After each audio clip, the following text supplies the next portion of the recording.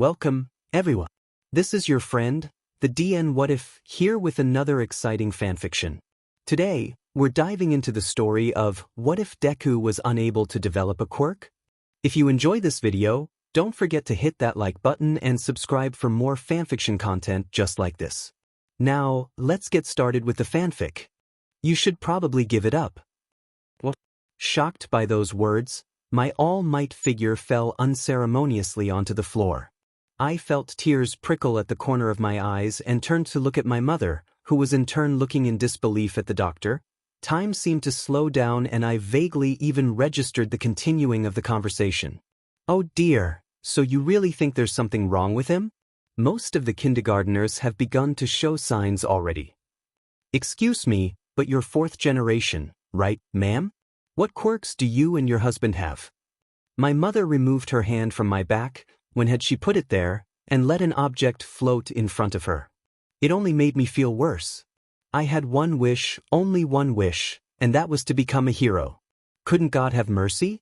Oh, nothing too special. I can float small objects towards me and my husband eats fire. They're useful enough, I think. The doctor sighed, casting a pitiful glance at Izuku before continuing. Izuku should have already manifested one of the quirks or a combination of the both, but after viewing his X-ray I don't think he's going to. You see, when superpowers first began appearing there were many research studies conducted and doctors discovered a link between the bones in a person's foot and their likelihood to develop a quirk. People with a quirk have only one joint in their pinky toes, their bodies having evolved into a more streamlined version of the human form. He pointed at the X-ray, which showed Izuku's foot. You can see here that Izuku has two joints in his pinky like roughly 20% of the population. Based on the research that's available, it's safe to say that your son isn't going to develop a quirk. Degree. I was sitting in my room at the desk, watching the same video I watched every evening, but I couldn't focus on anything. I distantly heard the rain falling outside and the thunder rumbling. I don't have a quirk. I am the only one in my kindergarten who doesn't have a quirk. My eyes were glistening with unshed tears, but it was nothing compared to the pain I was feeling in my chest. I was suffocating in despair and the video was making everything even more realistic, which made me even sadder. Fear not, citizens, hope has arrived. I looked up, just in time to see All Might flash one of his fearless smiles. Because I am here. I stopped breathing for a moment, my eyes widening as a sudden thought crossed my mind. Maybe if I worked hard enough, I could still become a hero, no matter if I have a quirk or not. See that, Mom? I started, turning to look at my mother, unsure of how to continue. There's always a smile on his face, no matter how bad things get. Even when things seem impossible, he never gives up. My eyes filled with tears again. Please, say yes. Tell me I can. Do you think I can be a hero too? As soon as the words left my mouth, the tears on my mother's eyes started rolling down her face. That's when I knew. She had given up on me. The hug she crushed me and felt like salt on a bleeding wound as I cried silently in her hold, my world crumbling before me. That's not what I wanted to hear, couldn't you see? After what seemed like a little eternity, my mother let me go and ushered me to go get ready to bed that I felt nothing. Her words registered somewhere in the back of my mind and I went to the bathroom, hearing the front door open before I closed the door. Dad is home. I went to bed without any hugs or goodnight kisses. Shouts were echoing through the house, followed by even more shouting. I plopped down lifelessly onto my bed and closed my eyes, drifting off into an uneasy sleep. I was a happy child with a happy life. I didn't think it would all fall apart so fast. Degree. Dad left us. Roughly 2 weeks after I was pronounced quirkless, Dad packed his things, saying he didn't want to be related to that disgrace of a son. It took a great toll on my mother. Father was always her strength pillar and with him gone, she wasn't the same. For the most part, she ignored me and started taking more night shifts. At the kindergarten, Kaken started bullying me. After I told him I was quirkless, at first nothing changed. I still followed and admired him. But after I tried to help Kaken when he fell into the river, his demeanor completely changed. The smiles turned into glares and the protective hands turned into heated fists. The one person I always felt safe with became the source of danger. After about 2 weeks, everyone started calling me Deku. You can read the characters for Izuku as Deku, you know. That's how it all started. At first I thought Kaken was just joking, but with time, I understood why he called me that. I really did. My father left my mother because of the failure I am. My mother was disappointed in me and hated me because of how useless I am. Kaken made fun of me because I am a quirkless weakling. Those thoughts occurred more and more, and I started believing everything everyone said. That I started talking less, because my voice was annoying. That I stopped fanboying over All Might. This might be a shocking statement, but I lost my excitement completely. Every day I woke up, everything I did seemed like such a hard thing to do. Even waking up. The posters and figures are partially gone, only a few of those standing on my desk. That I stopped watching that one video of All Might I always watched. It reminded me of how much of a failure I was. Not to mention that I smiled and ate less. But despite everything, I still had my wish to go to UA and become the #1 hero, even without a quirk. Degree. I got into elementary school. I thought that the bullying would finally stop, but everyone made fun of me. It's because Kaken head-on told everyone I was quirkless. I knew my life was in ruins the moment he told everyone. The other kids' faces practically gleamed with sadistic smiles. Even tough Kaken made my life hell. I couldn't bring myself to hate him. He was my first friend and I'll never forget that. Not to mention that I had a crush on him. Disgusting, right? Not only am I quirkless, but also a gay fgot and in love with my bully. That fact haunted me ever since I realized it, made me more depressed. But I couldn't help it. Kaken was amazing, because he was everything I was not. Strong, courageous, confident. He had a cool quirk. A quirk. Something I'll never have. Right to my prediction, everyone started making fun of me. At first, it were only mean names and a few shoves here and there. I was 9 years old when it got physical. Classmates started pushing me, pulling at my hair, or hitting me. It hurt. But what hurt more was the fact that my mother didn't care that I came home with bruises and cuts every day, sometimes even broken bones, but nobody cared. She didn't even look me in the eyes. 7 years passed and nothing changed. It got even worse if possible. My mother's sadness turned into fury and she would lash out on me if I even as much as casted a glance in her direction. Sometimes she would also hit me. Reminding me of how much of a failure I am is something my mother has also constantly been doing over the past few years. I wonder how much longer I could take. Sitting in my room, tears rolling down my face, I thought about tomorrow. It was my birthday, nothing too special. We didn't celebrate it anymore, after all. With a sigh, I turned on my back and blankly looked up at the ceiling, drowning in my thoughts. I fell asleep, not knowing that tomorrow something big would happen. Degree. Today was another day of school. Sure, it was my birthday, but for me it's not a day we celebrate anymore. Since my father left us, our home has been cold and empty. Just like my mother's eyes that weren't looking at me anymore. At school, nobody knew my birthday except for Kaken. But being who he is, he would just beat me up even more on that day. Wandering through the school's hallway, deep in thoughts, I didn't realize a presence behind me, grinning sadistically. Until that person clamped a hand over my mouth and dragged me away, that is. The person led me outside into the alley beside the school's building and threw me against the wall. My head hit the pavement as I fell onto the floor, followed by searing pain. Ow! I hesitantly looked up, instantly greeted by the smirking face of Kaken, who held his arms crossed over his chest in a smug way. My eyes widened in terror and I shrunk in on myself, willing to disappear. My eyes found their way to the floor, which suddenly became so much more interesting than anything else, and stayed like that. I decided to stay quiet, or instead of going home with a few broken bones and bruised, I wouldn't come home at all. Ah, is little worthless Deku afraid? Ha! You haven't even gotten your birthday present from me yet.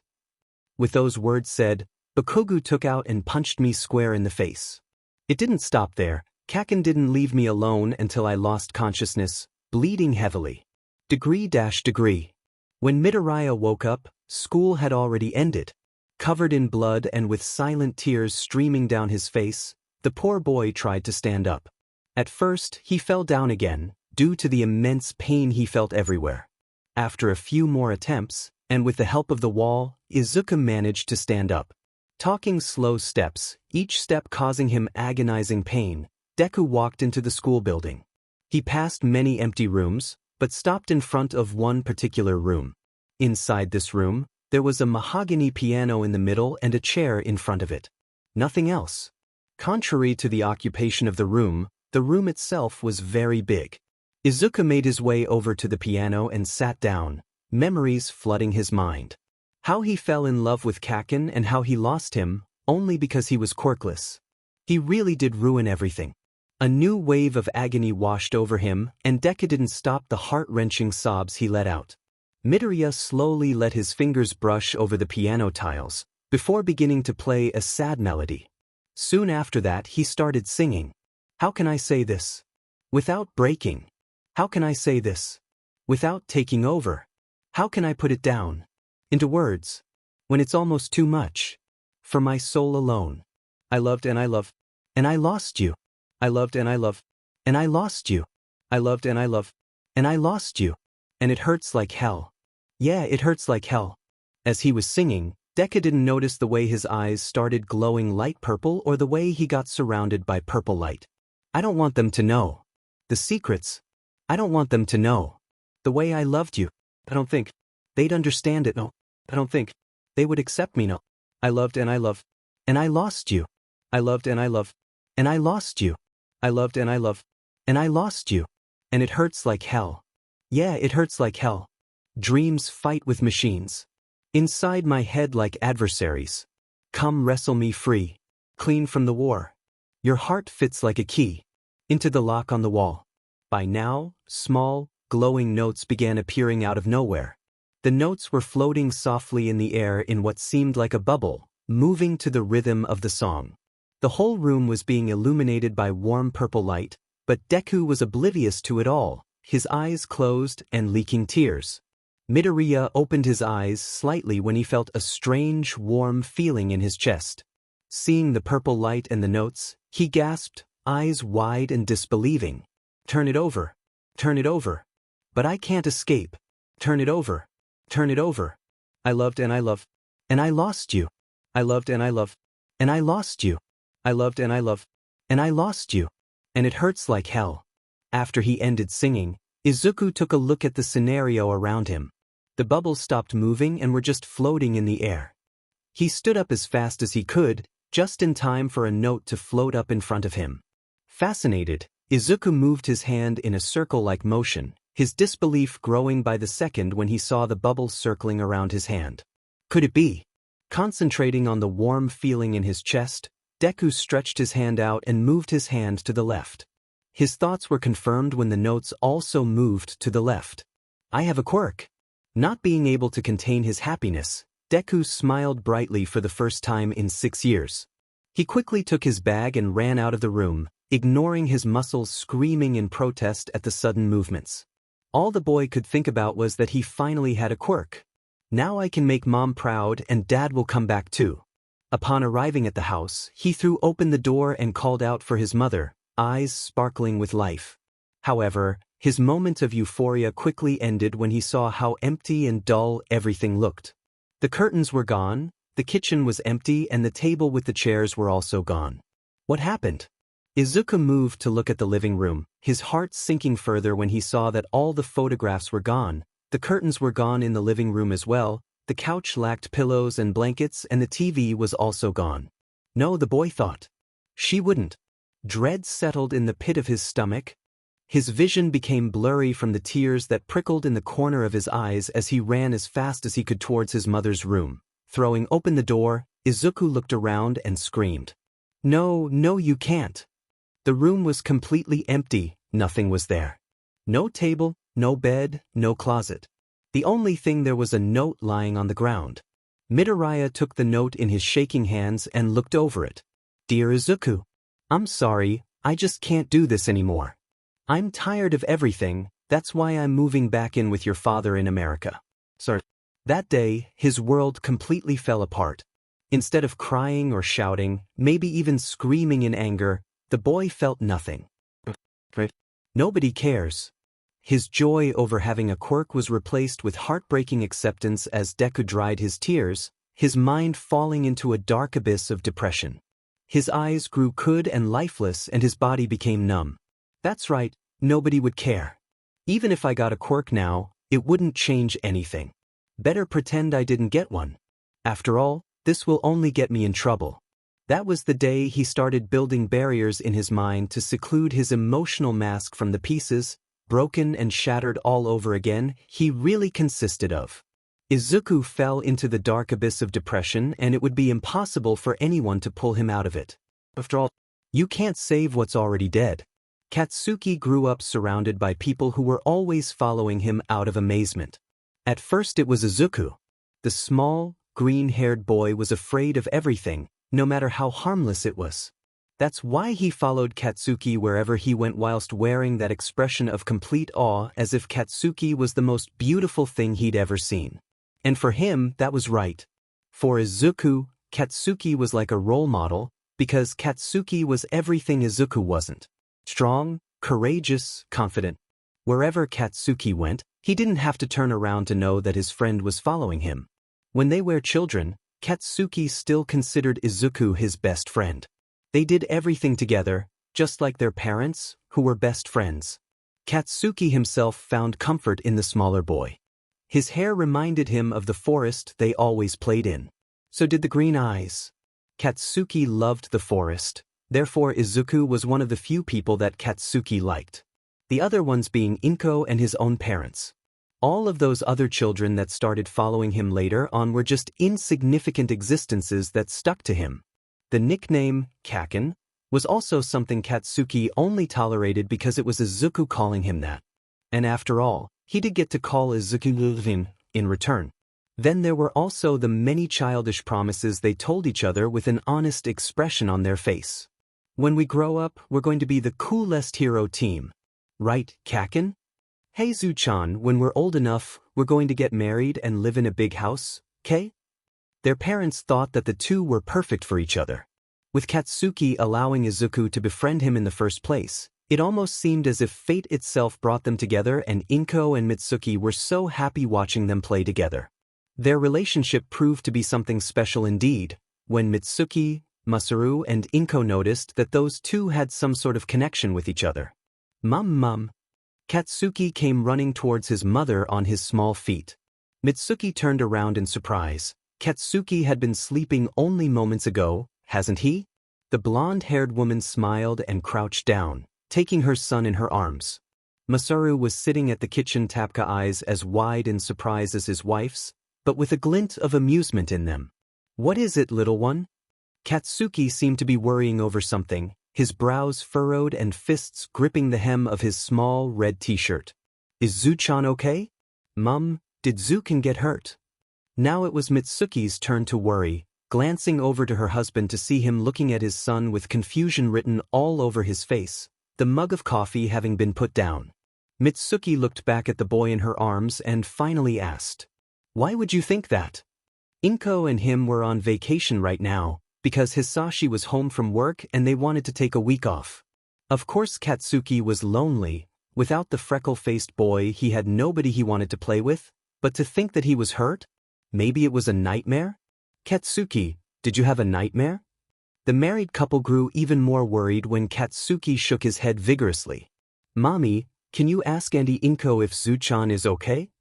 Mitsuki nodded mutely and turned around in search for her phone, sending a grateful look Masaru's way when he handed it to her with a loving smile. Searching through her contacts, she pressed call when she found Inko's number.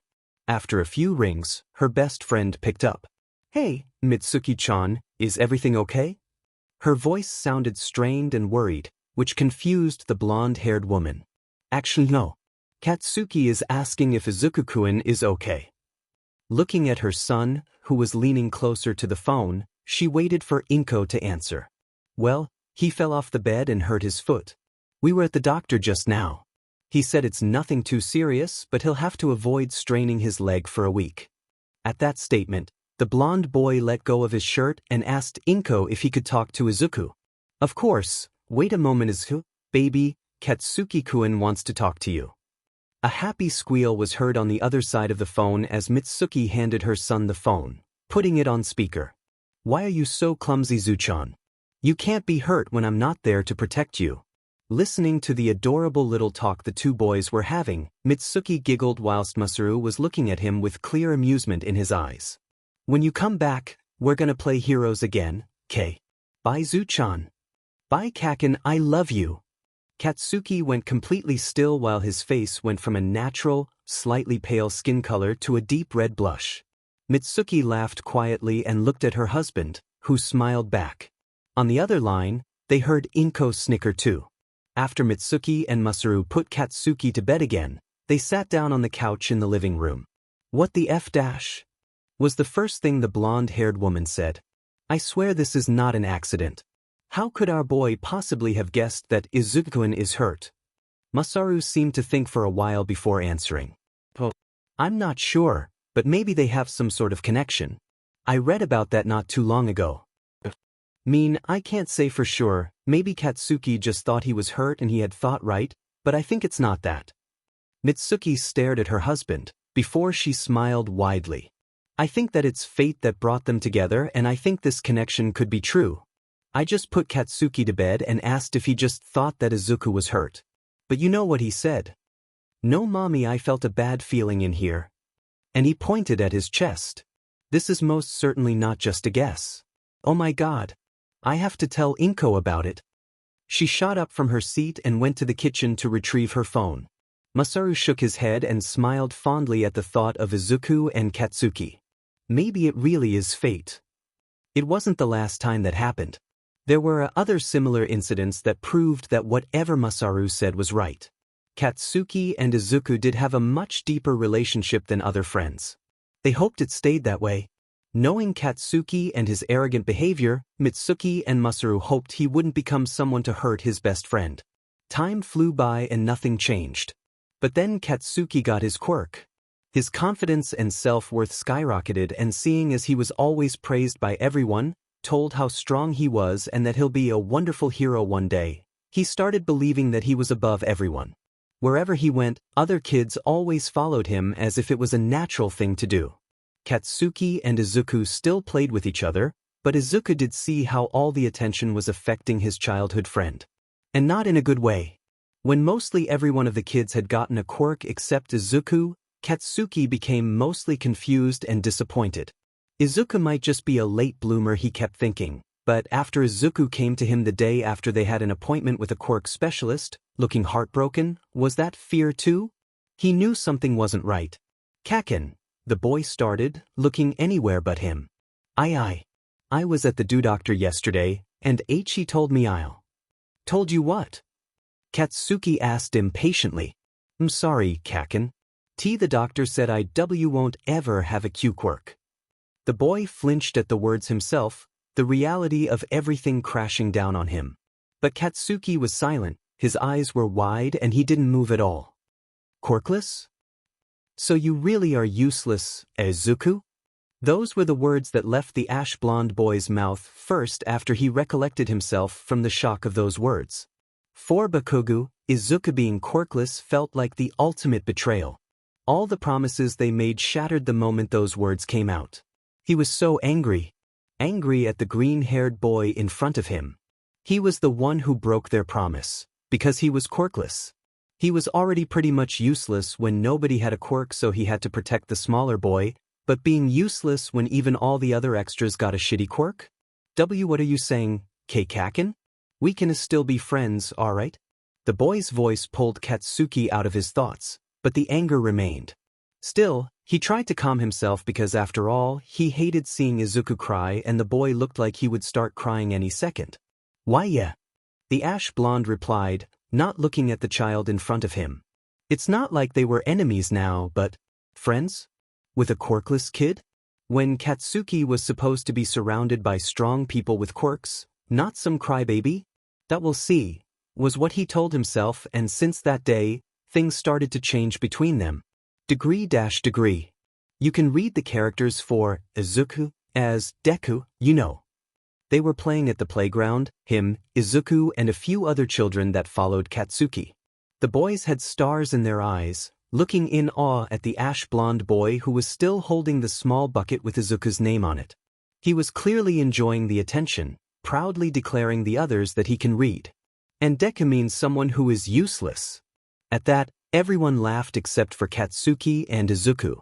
Katsuki had a smug grin on his face, looking at his childhood friend who had tears in his eyes. He ignored the sinking feeling in his stomach he got when looking at the freckled-faced boy. He is useless, Katsuki told himself. You don't care about weak people. Since then, it was a normal thing for Katsuki to call Izuku Deku. The cute childhood name he made for the boy became only a bittersweet memory, as well as all the promises that were left broken and forgotten. Izuku still followed him and watched him from a distance, but since Katsuki started calling him Deku, the boy distanced himself from the ash blonde, seeing how he was changing for the worse. At the kindergarten, Katsuki was showered with praise at his amazing quirk and looked upon in awe and with stars in everyone's eyes. If that wasn't a boost to an already inflated ego. Izuku, however, was reprimanded for his lack thereof, making Katsuki think that his childhood friend should only follow him around like those other kids and not dare play with him. After all, Katsuki was strong and courageous, whereas Izuku, no, Deku was a useless crybaby. Everything escalated on that one day. Katsuki fell from the tree trunk he was walking on just seconds ago. Landing in the water, the ash-blonde boy quickly recollected himself and was just about to come out of the river when he saw a hand being stretched out towards him. Are you okay, Kaken? Nobody of the boys who had followed him had dared to move and ask if he was okay. Nobody but Deku. Kaken's expression darkened and he slapped the other boy's hand away. Who does he think he is? He was okay. Katsuki didn't need anyone's help, especially from a quirkless loser like Deku. He was stronger than any of them, but apparently that DMN green-haired boy thought of himself so highly that he dared to look down on him. Someone who had a strong quirk and wasn't pathetic and afraid of everything. After that day, the feeling of Deku looking down on him only increased. Everything the boy did, no matter if it got something to do with Katsuki or not, set the boy off. Especially his hair and eyes. That shitty green color reminded him of the forest, at the place where Katsuki's hate for Deku started. Katsuki started doing everything so Deku remembered his place. Below everyone. But when Deku still wanted to be a hero and kept on dreaming, Katsuki exploded. He wanted to do anything so that smaller boy would give up. He was too weak and useless, not to mention the lack of his quirk, to be a hero. That coward would get himself killed on the entrance exam. Got into elementary school, the first thing Katsuki did when he saw a few extras trying to make friends with Deku was telling everyone about that BSTRD's disease. Hey, what's your name? Katsuki had watched from a distance how two boys approached Deku and tried to start a conversation. It set him off to no end. Dekus don't have friends and he would make sure it stayed that way. Katsuki just had to wait for the right moment. What's your quirk, Izuku? Perfect. A devious smirk stretched across his face and he called out for the whole class to hear. Don't even bother to ask, that loser is quirkless, you know. The reactions were even better than the boy had hoped them to be. Oh, I should go. Why yeah, me too. A quirkless boy? What if he is gonna infect us with his quirklessness? Isn't it some kind of disease? My mom told me to stay away from them. Katsuki looked at his ex-childhood friend in amusement. His face was a dark shade of red, a clear sign of humiliation and shame. Katsuki looked at the boy, smirking brightly. Now you understand, right? A quirkless nobody-like could never have friends. He knew that with those words he had yelled out, the green-haired boy's life was in ruins. Deku clenched his fists tightly and refused to cry, blinking his eyes repeatedly. But it didn't help, because one by one, they started to slide down his face, leaving bitter tear tracks carved on his cheeks. It left a pang in Katsuki's chest, which he tried to ignore, because he was better than anyone else and shouldn't care about a failure like the freckled boy. The feeling of guilt never really went away, seeing how everyone started making fun of him. Even the teachers. Would it have been another kid that would have been bullied, someone with a quirk? the teachers would have intervened immediately. But with Izuku, the teacher said that bullying was not tolerated in their school and that he had no proof he was being bullied. At first, Katsuki and the class only bullied him by calling him names and a few shoves here and there. And Katsuki was planning to keep it at that. He didn't plan on doing anything else. At home, Mitsuki started wondering why Izuku never visited them anymore. "We kinda grew apart and he has other friends now," was what Katsuki told his parents, not looking them in the eyes. After Izuku was pronounced quirkless, he remembered Mitsuki and Masaru telling him that he shouldn't make fun of Deku, because apparently his father had left him and it was really hard for both the boy and his mother. They really liked Izuku, and if someone found out what he did to him, well, he would be in deep shit. Then things started getting physical. Katsuki was not a heartless bastard and knew that it was wrong. Not to mention that if someone found out about it, he would be rejected from UA High School because of their intolerance to bullies. But at the time, he was an aggressive a-hole, thought that he would still be accepted in that school, and on top of that, the green-haired boy really set him off. "What do you think you're doing?" Katsuki shouted, annoyed when he saw a few extras beating Deku up, while the latter was curled up on himself, whimpering slightly. One of the extras, seemingly the leader whose name Katsuki didn't even bother to remember, scoffed and turned to look at the ash blonde. "Yo Bakugu, you defending that disgrace or what? Aren't you doing the same we do?" Now it was Bakugu's turn to scoff. "Listen here, you dipshit. If he tells the teachers we're dead." Katsuki was fuming with anger at seeing how beaten up that worthless Deku was. That bastard was so weak he couldn't even defend himself. And he still wants to be a hero. The three boys that were towering over Izuku laughed. Katsuki only glared at them and tried to remember if they were in his class or not. Then the leader spoke up again. "You think that abomination will tell someone? He isn't fighting against us, so he clearly enjoys it, isn't that right?" Kicking the boy as hard as he could in the manhood, the boy let out a small, suppressed scream of pain. Katsuki took the time to look at Deku. His hair was bloody and dirty, the green color faded to a grayer shade of its original color. His face was also covered in blood and he had a big bruise on his left eye. Blood was still trickling down the side of his face down to his chin. The once white button-up shirt was covered in big red stains. Overall, the messy boy was shaking hard and would not look up from the floor. When he heard Katsuki's voice, he visibly flinched but did nothing to get away from the beating. His books were scattered across the floor with his yellow backbag, now dirty and battered, lying not so far away from them. "This reminds me. Bakugu, you're one of his main bullies, aren't you?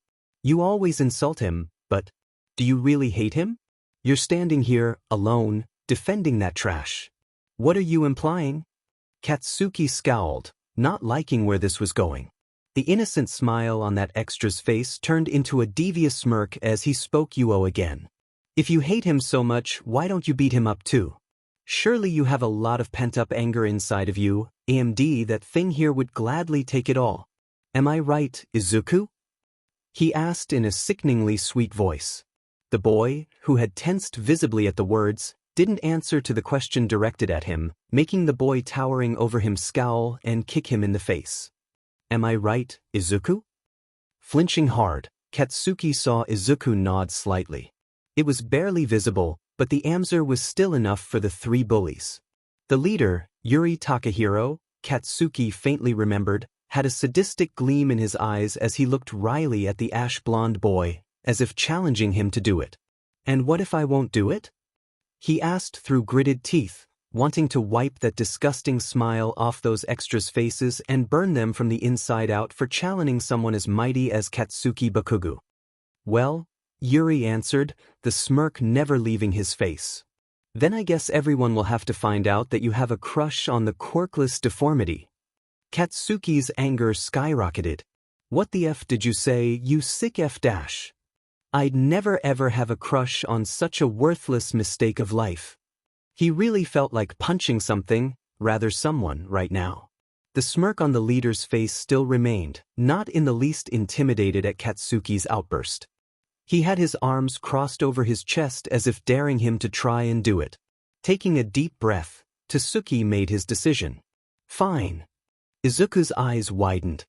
And he began trembling even more than before, curling in on himself. That's right. I knew you were a real man. Walking up to the trio, Katsuki took out. For a fleeting moment, an expression somewhat resembling guilt crossed the blonde's face, disappearing as quickly as it came. The fist made contact with Izuku's already bruised cheek, followed by many more. When everyone left, Katsuki didn't even turn around to look at his unconscious ex-childhood friend, blood pooling underneath him. That was how the physical abuse started, Izuku becoming Katsuki's punching bag for every little occasion. Degree. It was Izuku's birthday. The day a worthless abomination had been born into the world. And Katsuki planned to remind Izuku of where he exactly stood in society. Seeing Izuku wander through the school's hallway, deep in thoughts, Katsuki hid behind a locker, waiting for the opportunity to drag Deku away. The boy was alone, which was no surprise, and there were no teachers and students in sight. Not that anyone would have cared. When he felt it was the right moment, the ash blonde clamped a hand over Izuku's mouth and made his way to the alleyway beside the school. Throwing him against the wall, Katsuki grinned sadistically as Izuku's head hit the pavement as he fell onto the floor. The green-haired boy hesitantly looked up, instantly greeted by the smirking face of Kaken, who held his arms crossed over his chest in a smug way. Katsuki saw Deku's eyes widen in terror as he shrunk in on himself, willing to disappear. It made Bakugo even more thrilled. The freckle-faced boy decided to stay quiet and continued looking at the floor, which aggravated Katsuki only more than he already was. Ah, is little worthless Deku afraid? Ha! You haven't even gotten your birthday present from me yet. With those words said, Bakugo took out and punched him square in the face. It didn't stop there. Katsuki didn't leave his ex-childhood friend alone until he lost consciousness, bleeding heavily. Chi, weakling. Katsuki didn't even spare the boy a second glance. He simply took his own school bag and walked away to clean his hands from the blood. After he washed his hands in the bathroom, actually feeling calmer after taking all his anger out, Katsuki made his way home. Passing by all the houses in his neighborhood, he saw a big car, clearly made to transport furniture, beside that Deku's house. His brows furrowed when he saw Inko's bed being loaded into the car. Are they moving or what? Was what Katsuki thought, but shook his head. If they would move, his mother would have known and that bsrd Deku would also have said something. Scoffing, Katsuki resumed his way home. Why did he even care about that fucker? It wasn't his family, therefore it weren't his problems what happened in their household. Degree. I saw Izuku-kun today. Katsuki stopped eating his ramen to look at his mother, who had a frown on her face. Masaru looked at her in surprise. Yeah? Did you talk to him? How is he? Katsuki continued eating and tried to look like he didn't care, but he was secretly listening to the conversation. After all, if his parents found out what he did, they would put him up for adoption right away. His mother sighed and looked at Masaru. He seemed really bad. We talked a little bit and he smiled and all, but he seemed so off. Well, obviously something happened because he had a black eye and was covered in blood. Either he got into a fight or was being bullied. But his eyes are what seem so off. They just seem so lifeless and dull. Masaru thought for a moment, looking at Katsuki, before he turned at Mitsuki again. Come to think of it, we haven't seen Inko in quite a while. I'm sure it was hard for both of them since Hisashi just left. I just hope everything's going well with them. Inko is still like a sister to us and Izuku and Katsuki were always together when they were children. Mitsuki nodded and stared at Katsuki. At first, he tried to ignore it, but the stares were annoying him to no end. What is it, old hag? The woman gave her son a slap on his head before turning serious once more. Oi brat, is Izuku being bullied at school? Without thinking, Katsuki shook his head and denied it, the lie slipping easily from his tongue. The married couple exchanged looks before Masaru spoke up. Son, there isn't anything happening between Izuku and you, right? You're still nice to him? The one question he didn't want to be asked. What the hell does that mean? Are you doubting me? I said there is nothing going on between us, we just don't talk anymore. Mitsuki, who wasn't fazed by Katsuki's outburst at all, smiled with a relieved look on her face. It's okay, brat. We believe you. You are a good kid, despite your personality. I just worry for Izuku-kun's well-being, that's all. Those words felt like a punch in the face. Despite his attitude, he still loved his parents and he wanted to be a hero to make them proud. But if they were to find out, they would never be proud of him. After they finished eating dinner, Katsuki went upstairs and threw himself on his bed. The feeling of guilt at having lied to his parents just wouldn't get away. Sheet! In his state of anger, the boy threw a pillow against the wall and screamed into his blanket. After a while, the ash blonde had calmed down and was staring at the ceiling. Suddenly, he felt a pang in his chest and tears slid down his cheeks. He wiped confused at them, only for new ones to roll down. What the F dash? He tried to calm down and took out a bottle of water to drink a bit. Then the pain abruptly disappeared. Confused, Katsuki stared out of the window, a sudden person coming into his mind. Deku? What the hell happened? You can't become a hero. I was looking in shock at my mother, her sadistic smile and flaring eyes piercing my soul. Standing in my room that was filled with All Might figures and posters, tears were falling down my eyes as I watched my mother laugh cruelly at me. Then she turned her back at me and walked towards a white blinding light, disappearing and leaving me in the darkness. No, mum. The scene changed to my father. I couldn't see him clearly, but the scoff and disgust written across his face was unmistakable. You are a disgrace to this family, you'd be better off dead. Father turned his back on me too, leaving me behind. Just like my mother. No, wait, father. But nobody listened. I was left behind again and again. The room turned pitch black, I only saw red, glowing eyes and deviously smirking mouths laughing at me. Stop. Stop. I tried to hide from those stares, but they were everywhere. On the floor, on the walls, on the ceiling. I couldn't escape. I was suffocating. Help, someone please stop this. Then suddenly, everything stopped. The laughter stopped, the faces disappeared and I was left alone in a completely white room. I heard a little child laugh. Kakin, you're so cool. I stiffened at those words and slowly turned around. The white room turned into the forest me and Kakin were always playing in when we were children. I was greeted by the sight of Kakin and my smaller self playing hide and seek. When we grow up, we're going to be the coolest heroes. Right, Kakin? The ash blonde bobbed his head in agreement, eyes sparkling with excitement. We're gonna be better than All Might, we're gonna be the #1 team and kill all of those villains. But Kakin, I heard myself say, I'm not strong enough and I don't want to kill anyone. Ka-chan flashed one of his beautiful smiles at me. The smiles I fell in love with. My eyes were tearing up again, knowing what I was going to say. I wished this moment would never end. I wished that at this moment, time would stop forever. Don't worry, Izuku. I'm gonna protect you from everyone until you're strong enough to kick buttes yourself. An involuntary sob escaped my throat. I remember those times well enough. Kakin telling me he would protect me until I got stronger. I remember we even promised each other to get married once we're older. All of a sudden, I was thrown to the ground, my eyes closing shut.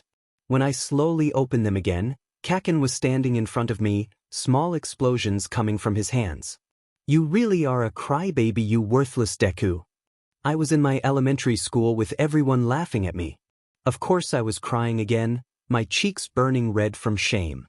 Oh God, please let me disappear from here. But the voices didn't stop. They only got louder. And all at once, I saw my father again, leaving me behind. Then my mother. And then Kakin. The only difference was that Kakin held his fist out and hit me square in the face. Please stop. Kakin, stop. What was that, you worthless piece of shit? Black hands were grabbing me and squeezing my throat and pulling me into a dark abyss, simultaneously suffocating me. No. Stop. Help me. Please, Sumiyomi, help. Help.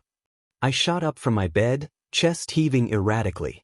I repeatedly blinked my eyelids, trying to adapt to the dark room I was in.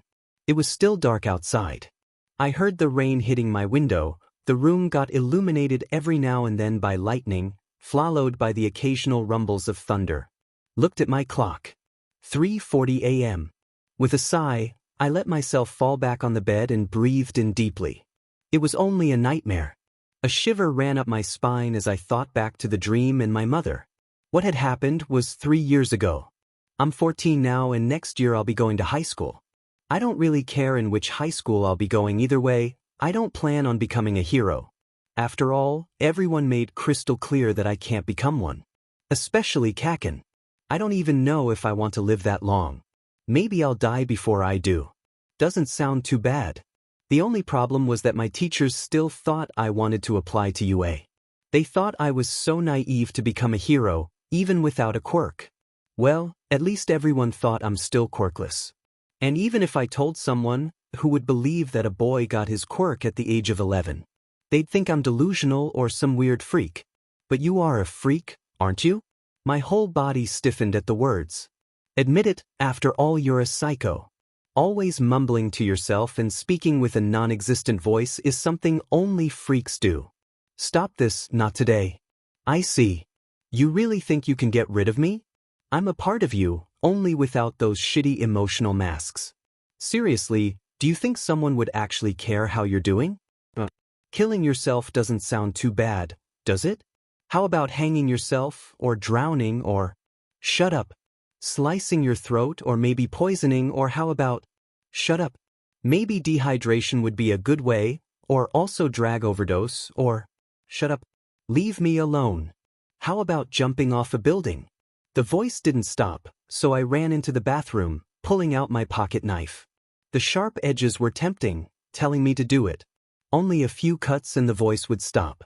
Temporary. I put the knife on my wrist and made the first cut. Degree.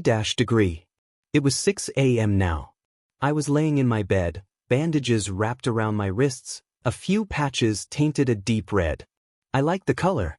It reminded me that I was still alive and not 6 feet under. The voice also stopped. I could lay in silence, if only for a little moment. I knew I needed to see a doctor and get medication. I knew I had schizophrenia. If I hadn't put on a mask, the changes would be clear. I had become like a doll. Lifeless and fake. But I didn't really care, after all, nobody else did. Ever since my mother left, she would send me barely enough money to hang on for a month. I only got enough of it to pay for food and for the house. Due to the house being so old, it's not like it was overly expensive or something. And I didn't really eat anything. For 5 times a week, I lost my appetite after everything that happened. Sometimes I could afford a few pieces of clothes. All of that all-might merchandise certainly helped get me a bit more money. I got rid of every single piece of the merchandise. It certainly left a hole in my heart. I still admired him, but somehow I also had to live. But that's already it. I couldn't pay for the electricity costs, for the heating costs, or even warm water. Everything was cold and dull. How ironic. Cold and dull, just like my life. Beep beep beep. The sound of my alarm clock pulled me out of my thoughts. With a sigh, I dragged my body down to the bathroom. I closed the door and turned to look at my reflection in the mirror. Well, good to know that I looked as ugly as ever. My unbrushed hair stood in all directions, and the color was just a faded tone of the once healthy forest green hair color. My eyes were almost gray. I wondered how nobody noticed the dead look in them. Guess I was that good of an actor. Dark, purple eye bags decorated my skin, and even my skin was as pale as snow-white sheet. I took out my concealer and applied it to my eye bags with skill, which pointed out that it was not my first time doing this. After I was finished, I put on my school uniform, which was crumpled. Taking my house keys, I closed the door and made my way to hell. Degree. If you want a quirk that badly, pray you'll get one in your next life and take a swan dive off the roof. Izuku froze at the words, his mind blank. He knew Kakin could be cruel, but he never thought his childhood friend hated him that much. Guess he was wrong. Izuku felt tears well up in his eyes again, afraid to turn around and say something. He refused to cry either, or else his concealer would wash off. However, he managed to turn to look at his ex-childhood friend with a hateful glare, to which the blonde countered by making small explosions in his hand, a silent threat to close his mouth shut, or else. Something wrong. The demonstration played its role, seeing as all the anger and hate quickly left the green-haired boy, replaced by fear and sadness. With a laugh, Kakin and his two extras left the room, leaving Izuku alone. With all the noise gone, his mind was completely at the voice's mercy which returned not too long ago. Didn't I tell you? Killing yourself is such a good idea, isn't it? Stop it. Oh, but where would be the fun in stopping? Just imagine the happy look in dearest Kakin's face. Shut up. Like always, the voice didn't stop, but he wasn't really listening. Kakin's words were ringing in his ears, feeling like a stab in the heart.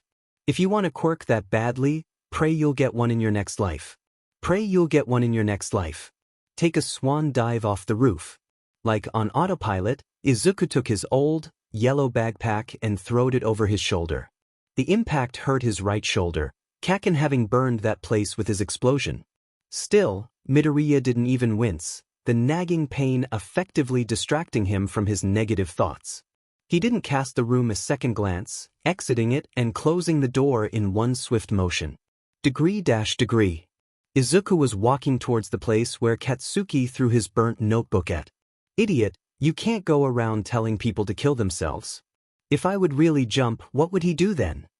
Well, it certainly wouldn't be giving two sheets about you and asking for forgiveness. After all, you're definitely not worth it, haha. Shut up. I passed by the small, old pond near our school and saw my book being nibbled at by 3 red and white-colored koi fishes. My dreams turned into fish food. Quite literally. Haven't they always been fish food? Izuku clenched his fists as a new wave of anger overcame him.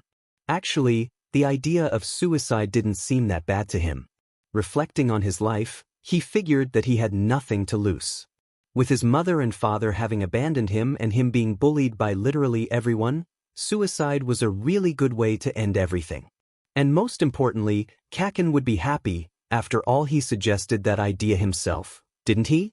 Izuku shook his head quickly and tried to get his notebook back before people would deem him weird for standing in front of a pond without any reason whatsoever. Society was a cruel place, full of prejudices. Do something that seems weird in public, people would judge them, instead of trying to find out why they're doing it. That's enough, give it back. Midoriya yanked his burnt book out of the fish's mouths and looked carefully at it. Sadness and depression consumed him as a whole, his eyebrows furrowed together and lips trembling. Stupid JJK. Wow, look at this, I'm crying again. Oh, you're such a crybaby. Kakin is right, isn't he? Go take a swan dive off the roof and it would all end. You would get rid of me too. Shut up. Izuku carefully packed away his hero analysis book and slowly made his way home. At the underpass, where the words, "Watch your head," were written in bold letters, Deku stopped for a moment, looking at the ground. For what seemed like the 100th time that day, Deku sighed wistfully and resumed to trudging home. Halfway through the underpass, Midoriya heard a strange noise behind him. Shifting to get a better look at what's behind him, the boy shrieked in fright at what he saw. A monstrous-sized green sludge villain was towering over him for just a moment, before attacking him. The slime around his body felt disgusting, but Izuku didn't struggle as the villain spoke up. Don't worry, I'm just taking over your body, it'll be over soon. He most likely would die by suffocating due to the slime being stuffed in his mouth. It hurt, that was a fact, but to be honest, if he'd die from this then it was worth it. You're finally getting what you wanted, isn't that right? Izuku ignored the voice for now, too caught up in the moment to care. He was getting weaker by the second, his body struggling for air. Black dots appeared in his vision and the last thing he heard before going unconscious was the sound of the manhole cover being thrown open. Then everything went black. This is the end. Finally. The disappointment was big when Izuku woke up to someone repeatedly slapping his left cheek. Hey, wake up, Kay. Is that? Deku slowly opened his eyes and blinked several times before fully comprehending what was going on. The muscular man with blonde hair smiled at him. Thought we lost you there. Izuku scrambled away, not believing his eyes. He wasn't that much of a fanboy anymore, but still, it was his favorite hero of all times and still was. To see him right in front of his eyes was a big honor. Besides, Izuku had one question he wanted to ask the #1 hero personally. Everyone may have given up on him, even he himself, but maybe All Might could give him hope again. You really think that? Wow, I knew you were dense, but this is just too much. Leave me alone then if you think I'm dumb. Ah, you know I won't. And the voice disappeared. Izuku sighed in relief. He could get a few minutes without the voice reminding him of how much of a failure he was. He knew that well enough. Well, looks like you're moving around all right. Sorry about that back there, I didn't mean to get you caught up in my work. Usually I pay more attention to keeping bystanders safe, but turns out this city's system is difficult to navigate. At the end of the speech, All Might flashed him his signature smile, bringing Deku out of his shock. Scrambling around, Izuku tried to find his notebook to get a signature of the man standing before him. If I already met him, an autograph would be nice. It would be the only evidence that I still admired him, crushed dreams or not. When he found the notebook laying not too far away from him, Deku quickly opened a new page, only to find that All Might already signed it. Ah, thank you so much, thank you, thank you, thank you. Izuku bowed his head, thanking his idol profusely. The other male laughed it off and prepared to leave, catching Izuku off guard. You're already leaving? The unspoken words of wait, I want to ask you something, hung in the air. Stand back, I'm taking off. Izuku, however, didn't listen to the instruction, latching onto All Might's leg before he jumped off. All Might noticed a sudden weight on his leg and turned around, only to see Izuku holding tightly onto it. Hey, what do you think you're doing? Let go, I love my fans, but this is too much. If I let go now, I'll die. With those words, All Might stopped struggling, as if he only now realized that they were flying in the air. I still have something I wanted to ask you. Okay, I get it. Just keep your eyes and mouth closed. Izuku pressed his face into All Might's leg to shield himself from the wind, allowing himself to relax just slightly. He had shown so much emotion in 10 minutes than he had in 10 years. And the one person that triggered this was his childhood hero. Well, I guess no matter how much I wanted to forget my obsession, it always finds a way back. Meanwhile, All Might was holding the green-haired boy's back to secure him so he wouldn't fall down. As they landed on the roof, Midoriya, shaking like a leaf, had to take a deep breath to steady his heartbeat after experiencing something like that. Am I whole while life just flashed before my eyes? While Izuku was trying to calm himself, the hero turned around and walked towards the edge of the building. Not a very smart move. Bang on the door for a while, someone will let you in. Now I have to go. Izuku quickly collected himself and turned to look at his idol. Wait, not yet, 1 second. But All Might wouldn't listen. He was ready to take off again, leaving the boy alone. Abandoned. It all felt like some sort of sick déjà vu. His father left him like that. His mother left him like that. Kaken left him like that. And now All Might. He couldn't let that happen. One answer was all he wanted. One answer to know if he could. Sorry kid, it's not going to happen. I'm sorry Izuku, I'm sorry. You are a disgrace to this family, you'd be better off dead. Take a swan dive off the roof. You think you can become a hero, worthless Deku? Is it possible to become a hero even if I don't have a quirk? Degree. Izuku was standing on the roof, completely alone. It's good to have a dream, but you have to consider what's realistic, young man. His idol, the #1 hero in the world, told him he couldn't become a hero. But what did he expect? For him to smile at him and tell me that yes, of course you can become a hero, just work hard and you'll be like me? Life hated me, why would it give me such a luxury? In that split second, the edge of the roof seemed a lot more tempting. Come on, do it. Everyone will feel a lot better without you there to ruin it. Izuku took a small step towards the edge, but flinched and stopped when he heard the sound of an explosion. Maybe that's a villain's attack. I wonder what kind of heroes there would be. He forgot. After all, he didn't need to take notes if he wasn't going to become a hero. He didn't plan on doing that, but he suddenly got that pang of hope when he saw All Might. Well, now that this hope of yours is crushed, why don't we go home and find a way to kill ourselves? You wouldn't want to make a big commotion by jumping off that building, would you? You're right. Let's go. That's how Izuku found himself going home, alone, with his dreams crushed. And why? Because he was quirkless. And when he'll open his door and step into his house, he'll be greeted by loneliness and coldness, because his parents left him. Because it was quirkless. So you understand, right? Nobody gives it in about you or your foolish childhood dreams. Ha! Shut up. Shut up, I get it. I know I'm a weak coward who is depressed but too scared to die even if he knows that it would make everyone happy. I don't need you to remind me of it. Well, I'm gonna do it anyway, so have fun. Well, I'm gonna ignore you then, so have fun. Izuku continued his walk home, ignoring the voice in his head completely. The boy only stopped when he saw the cause of the explosion in front of him.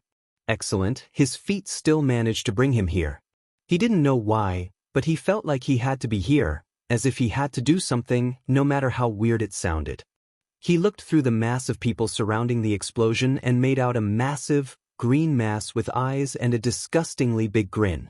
Isn't that the one who attacked me? Izuku thought about how he talked to All Might on the roof and remembered that no, the bottles weren't there anymore. Connecting the dots, Deku's face fell as he realized that the hero lost them when he grabbed onto that leg. Guilt and self-hatred were eating him alive and he felt himself tear up at the revelation. Distantly, he overheard two young men talk about what happened, his nerve-wracking train of thoughts stopping as he heard the words hostage. He tried to calm his nerves and look closely enough to see any indication that there could be a hostage that sludge villain was holding. Then he saw it. Spiky blonde hair struggling against the monster's fierce grip. That it can't be. The hostage opened his eyes and Izuku gasped quietly at the sight of ruby-red eyes, shining like brilliance in defiance, refusing to give in to that villain. And suddenly he was running. He was running, but not away from the scene. No, he was running towards the source of danger and what am I doing? He should stay out of this and stop running and turn around, but Kaken was in danger and he couldn't die. And he realized that this was the feeling he felt, some sort of weird connection to his childhood friend. They always had something like that, but nobody knew why. One time, Izuku got hurt during his vacation and suddenly his mother got a text from Mizuki, saying that Kaken was asking if Izuku was alright. But that didn't matter right now. Right now, he was saving his childhood friend turned into a bully. No matter how bad he was hurt by those same hands, he couldn't stop loving that young man, no matter how much he wanted to forget him. When Katsuki heard the shouts of the pro-heroes, he turned with much effort to look at what was causing those shouts. He froze when he saw a green mob of hair with freckles running towards him. Deku? Said green mob of hair flung his backbag with full force at the villain, effectively catching him off guard. Izuku started digging his hands into the green beast, desperately trying to save his friend bully. What the hell are you doing? Deku looked up at Kaken with tear-filled eyes and responded, I don't know, you just looked like you needed help. This simple statement made Katsuki's anger skyrocket. He made even more explosions to try and free himself from that BSRD. Why aren't the heroes doing anything? Izuku was dumbfounded when he saw that 5 pro-heroes were doing nothing to help them. What the hell were they waiting for? Suddenly, the villain threw Izuku to the ground and took out. The green-haired boy closed his eyes and waited for the impact that would, hopefully, end his life again. Only that it never came. I am here. Degree. Like always, it was me who got scolded by the pro-heroes. How could you be so reckless? You could have died. I know I could have died, but Kaken was my childhood friend and while the pro-heroes, may I empathize, pro-heroes, were doing absolutely nothing, which is ridiculous because there were 5 of them, I tried to save Kaken. And then they dare to scold me about being reckless. Someone should teach them about the values a great hero should have. I casted a glance at Kaken. Of course, the pro-heroes were fawning over him with stars in their eyes, telling him how strong and amazing he was, how powerful his quirk was, and how he was going to become a great hero. I knew that it was true, but it had still left a big hole in my heart. Why couldn't life be fair for once? When everyone was done telling me how stupid I am, I silently packed my things and left, eyes casted downwards. In the end, it was All Might who saved us, which caused him more trouble because he reached his limit of how long he could be in that strong form. And if I hadn't been there, it would have been so much more easier for everyone. How about we jump off that roof right now? There aren't many people around and it's still high enough to die on impact. I ignored the voice and continued my way home, thinking how I could apologize to All Might. I wanted to do it right there, but he got surrounded by dozens of reporters. Well, I'll leave him a message on his website. Deku! I turned around in surprise to see Kaken following me. I sighed inwardly. I could already tell that he was going to scream at me that I did nothing and I should have left him alone. Listen, I would never ask for a weakling like you to help me. Don't think you can look down on me. You hear that? I was fine by myself. You're just a quirkless failure who? I know. I am a quirkless failure, worthless, a disgrace to my family, better off dead, weak, a coward. I wasn't really listening anymore. He could have said kill yourself to me in the face instead of preparing that speech. I mean, he already told me that today. It wouldn't hurt to hear it a second time. I snapped out of my thoughts when I saw Kaken stomp into the opposite direction. Oh well, let's go home and die. I resumed to walking home, but stopped when I heard footsteps running towards me. I am here. I frantically looked up to see All Might standing in front of me. What the hell? He was surrounded by a bunch of reporters like 5 minutes ago. All Might, what are you doing here? How did you get rid of all the reporters? All Might laughed again. How can he laugh so carefree? He began praising himself about how strong and amazing he was, but stopped when he abruptly transformed into his weak form, coughing up blood. When he stopped coughing, there was a serious tension in the air. Young man, I came here with thanks, a correction and a suggestion. What is he saying? I was useless, I did absolutely nothing. If you hadn't been there, if you hadn't told me about your life, I would have turned into a guy with a bodysuit who was all talk. Thank you. Why was he telling me that I should be apologizing to him for causing him problems? That can't be. It was my fault in the first place that I got in your way, and I said all those impertinent things even though I'm quirkless. Saying this out loud made me realize just how much of a failure I really was. That's right. What? Because it was none other than the timid, quirkless you at the scene that I was able to act. No, that's not right. I was a burden and I did nothing, I didn't help anyone. Top heroes have stories from their school days. Most of their stories have one thing in common. Their bodies moved before they had a chance to think. What was he saying? How could he say something like that to me? Tears were forming in my eyes again. I was unable to believe the things my hero was saying to me. I'm sorry, Izuku.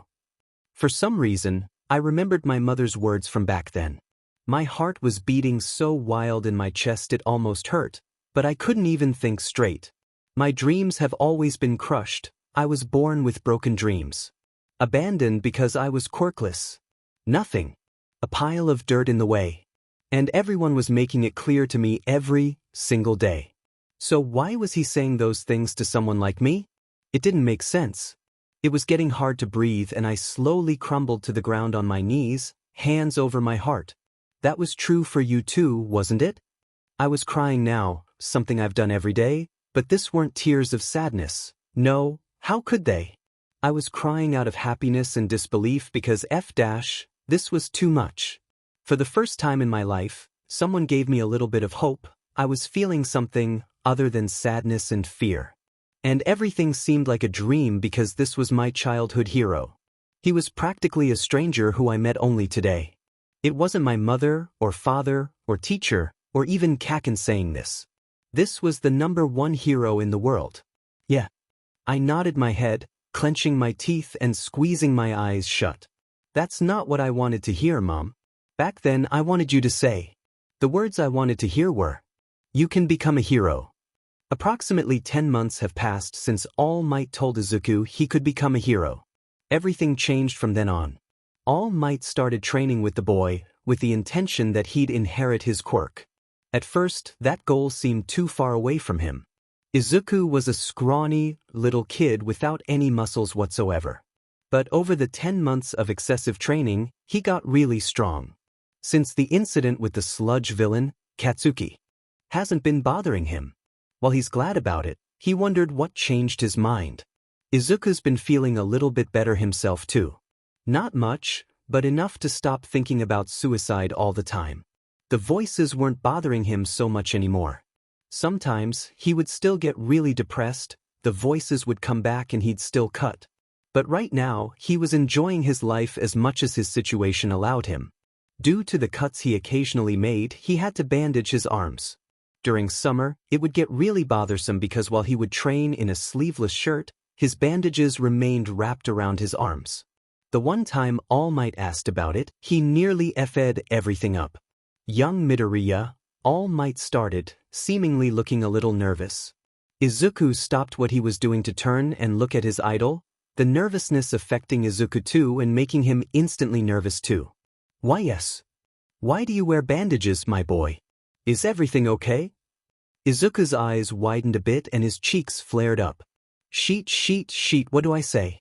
He was internally panicking to get out a decent excuse. It's like, FA fashion thing? All Might eyed him skeptically, a hint of worry still seen in his eyes. Are you sure? Midoriya shook his head vigorously. Why, you know, I saw Eraserhead on TV once and thought that the, bandages looked cool, so I thought I would try something like that too. Okay young Midoriya, you had me worrying about you for a bit. And the tension disappeared, Izuku laughing awkwardly beside All Might. He wanted to tell All Might he really did. But he would get disappointed again at the fact that All Might was just another adult who didn't care. After all, nobody had cared ever before. Why would someone care now? Right now, it's only been a day since the attack at USJ and Izuku felt like a complete failure. All that little self-confidence and self-worth he has built over the last 10 months vanished along with the villains. He was so stupid. After they had been attacked, he had to be saved twice because he tried to help. It made Izuku feel so ashamed of himself. He really did make a fool out of himself, no matter what All Might said about buying him time or sheet. And now the voice was back and he felt like a piece of garbage again. He didn't show it though, because now there were people who, for a change, weren't bullying him, which meant that he couldn't allow his mask to slip and let everyone see the real him. They would just leave you again, like our dearest Kaken, isn't that so? Leave me alone. You really need to listen to me sometimes. I already told you I won't, Izuku was trying his hardest to distract himself from the voice, but it just wouldn't stop. It kept talking and talking. Deku, are you okay? Izuku looked Yuo to see the worried faces of Lita and Uraraka. He didn't understand why they looked like that. Had he said something out loud? It wasn't until he looked at his hands did he understood their worry. He snapped his chopsticks in half while trying to eat the rice. Oh sheet. Yeah, don't worry, I'm alright. I've just been thinking about the attack yesterday. But, oh yeah, that was so scary. But Azui said you were really good out there. But, it is good to have someone like you in our class, Midoriya-kun. But, shut up. But I'm right, aren't I? Face it, they don't care about you at all, it's all fake. It's just pity for a worthless piece of sheet like you. Izuku abruptly stood up and bowed his head slightly, which confused Uraraka and Lita greatly. Deku, what are y-? I'm going to use the bathroom for a bit. Please don't wait for me, I'll see you later. Before anyone could say anything else, Midoriya was already gone.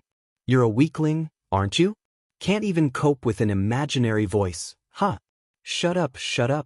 He ran through the hallway to the bathroom as fast as possible, the walls closing up on him, suffocating him. When he reached the bathroom door, he threw it hastily open and locked himself in one of the stalls. Breathing erratically, Izuku sank to the floor, choking due to the lack of air he was getting. His mind felt hazy and the voice in his head became louder and louder. You can kill yourself right now. Nobody would care. You are such a worthless piece of sheet, you know that? Kaken was right, go take a swan dive off the roof, Yubwold make everyone so happy. You are a disgrace to this family, you'd be better off dead. I'm sorry, I just can't do it anymore. Worthless Deku, can't do anything right, can you? Take swan dive off the roof. Silence. Izuku's mind cleared and his breathing finally slowed. His eyes, wet from tears, were closed and he tried taking deep breaths. The voice was finally gone. When Izuku had completely calmed down, he noticed a sting on his arms. He slowly opened his eyes and looked down. His bandages were ripped off and many new cuts littered his arms. The floor beneath his hands was red from all the blood, and he still held the razor in his hand. When did I take it out? He completely blacked out, something that has been happening more often recently. That was not good. If something like that were to happen during class or somewhere where he wasn't alone, well, the outcome would be horrible. He could already imagine those eyes, judging him, those smiles, laughing at him.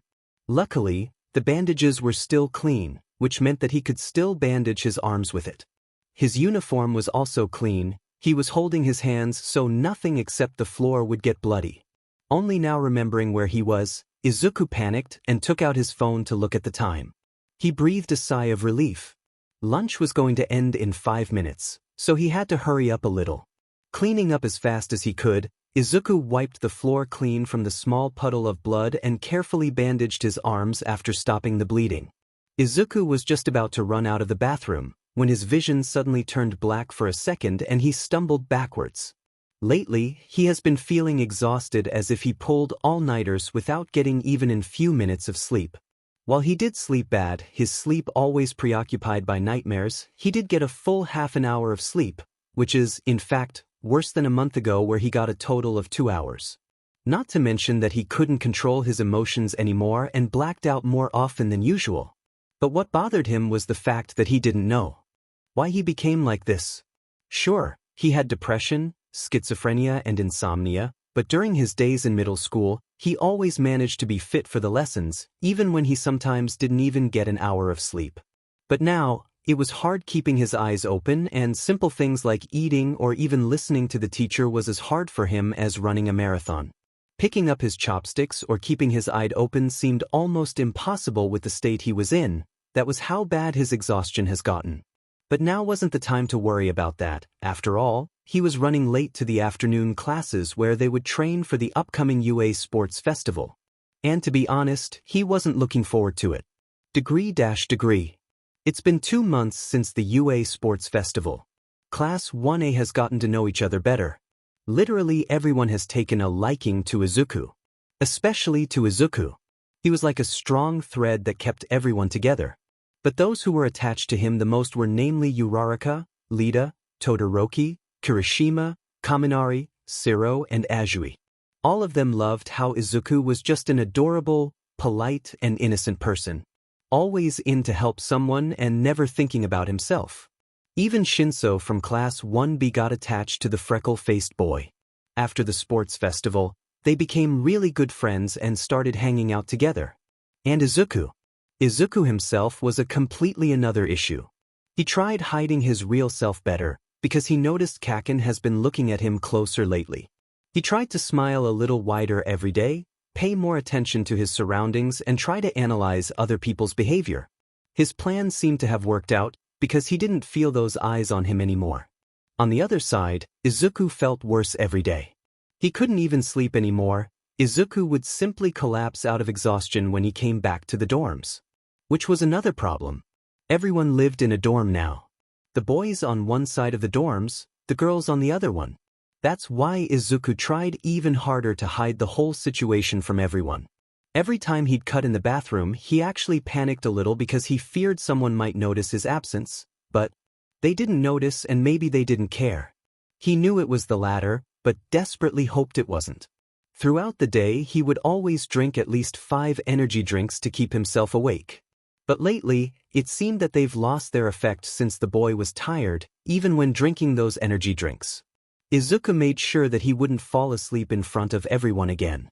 What happened 2 weeks ago was already enough for him. Finally, we're here. Ashido shouted, her muscles aching from the training they did. Yeah, let's watch a movie or something together. Izuku stayed silent the whole time, his body exhausted and aching. He already drank 6 energy drinks throughout the day and at this point, his body wouldn't react to them anymore. Yo Midoriya, you okay there? It was Kaminari who asked this, smiling but with a hint of worry in his eyes. Izuku couldn't finish his sentence as his eyes rolled to the back of his head and his body gave in. Just as he was about to crash onto the floor, a pair of warm hands caught him and carefully lowered the green-haired boy to the floor. Midoriya? It was Kirishima. His soft red eyes were looking worriedly at him, eyes checking for any unseen injuries. "Hey, Midoriya, buddy, open your eyes." Midoriya slowly blinked his eyelids before closing them. His breath evened out and he fell asleep. "Izuku?" Kirishima poked Izuku's cheek and watched the smaller boy's head loll to the side. At first, everyone started panicking because it looked like Izuku fainted, but once Kirishima heard the soft snores coming from the smaller boy, he snickered. "Hey Kirishima, what's so funny about it?" Uraraka asked with a glint of anger in her eyes. "Nothing, it's just. It seems like Midoriya fell asleep, haha." At that statement, the whole class burst into laughter. "This," Kaminari laughed, "is priceless. Man, he must have been very exhausted." "Hey guys," Hagakure shyly said, but was ignored because of how loud everyone was being. Guys. Guys. Guys." That got everyone's attention. In a calmer tone, Hagakure continued. "I think we should move Midoriya-kun to the couch so he could sleep a little more comfortable. We can watch a movie together too." "Seems like a plan. I'll take Midoriya, you guys take some food with you." Everyone agreed and left to go to the kitchen and living room. Kirishima gently swooped Izuku up, alarmed by how light he was. That wasn't even the right term, the boy was dead weight in his arms. What the hell? Ignoring that thought for now, Kirishima brought Izuku over to the couch and laid him down so that his head was laying on the armrest and covered him with a blanket. Kirishima sat down next to the sleeping boy, Kaminari, and, surprisingly, Katsuki beside him. Everyone else sat down too, and together they watched a movie.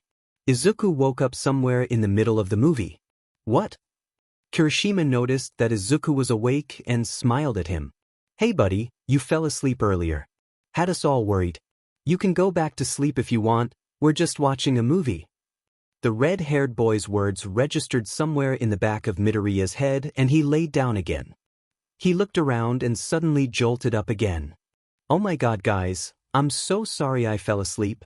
I seriously didn't think I was that tired, oh my god, I'm so sorry guys, seriously, I shouldn't have fell asleep like that, god I'm so stupid I worried you all and you brought me here, I'm so sorry I dash."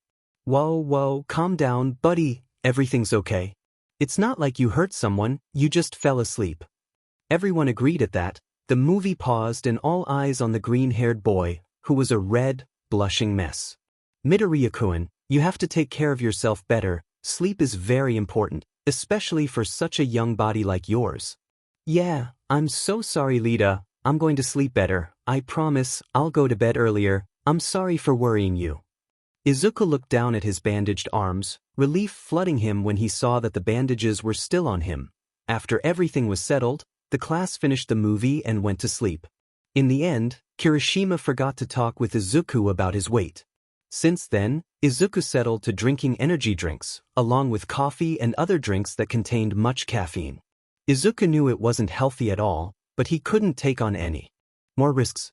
His thoughts became darker every day. Suicide actually seemed like a very good idea, no one would miss him after all. Right now, Izuku was sitting in the cafeteria, along with Uraraka, Lita, Kirishima, Kaminari, Shiro, Todoroki and Baku. Well, Kirishima forced Katsuki to come, that is. Despite Izuku's seemingly carefree attitude, he felt completely uncomfortable sitting there. He didn't have any appetite, again, and was staring into nothingness, eyes tiredly blinking. Yesterday had been another sleepless night, he couldn't close his eyes without suffocating in dark thoughts, which meant that he was up and cutting the whole time. His arms were already full of cuts, so he continued slitting his tights and stomach. It hurt, but the pain actually felt good. Izuku was so caught up in thoughts that he completely missed the suspicious looks he was getting from a certain blonde boy. Bakugo had trouble not thinking about his ex-childhood friend. Sometimes, he would wake up at night to get a glass of water or sheet and see that the lights in the bathroom were turned on and Deku's door slightly opened. It happened not one time, or he would have let that thought go, but since Katsuki woke up almost every night, he couldn't forget about it. And what was weird was that it was always Izuku who went to the bathroom.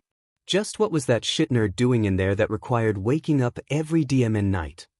Though Katsuki wouldn't admit, He was worried out of his mind and also furious over the fact that he couldn't find out what was going on with the nerd. His mind wandered back to when he followed Deku to the bathroom a few months ago.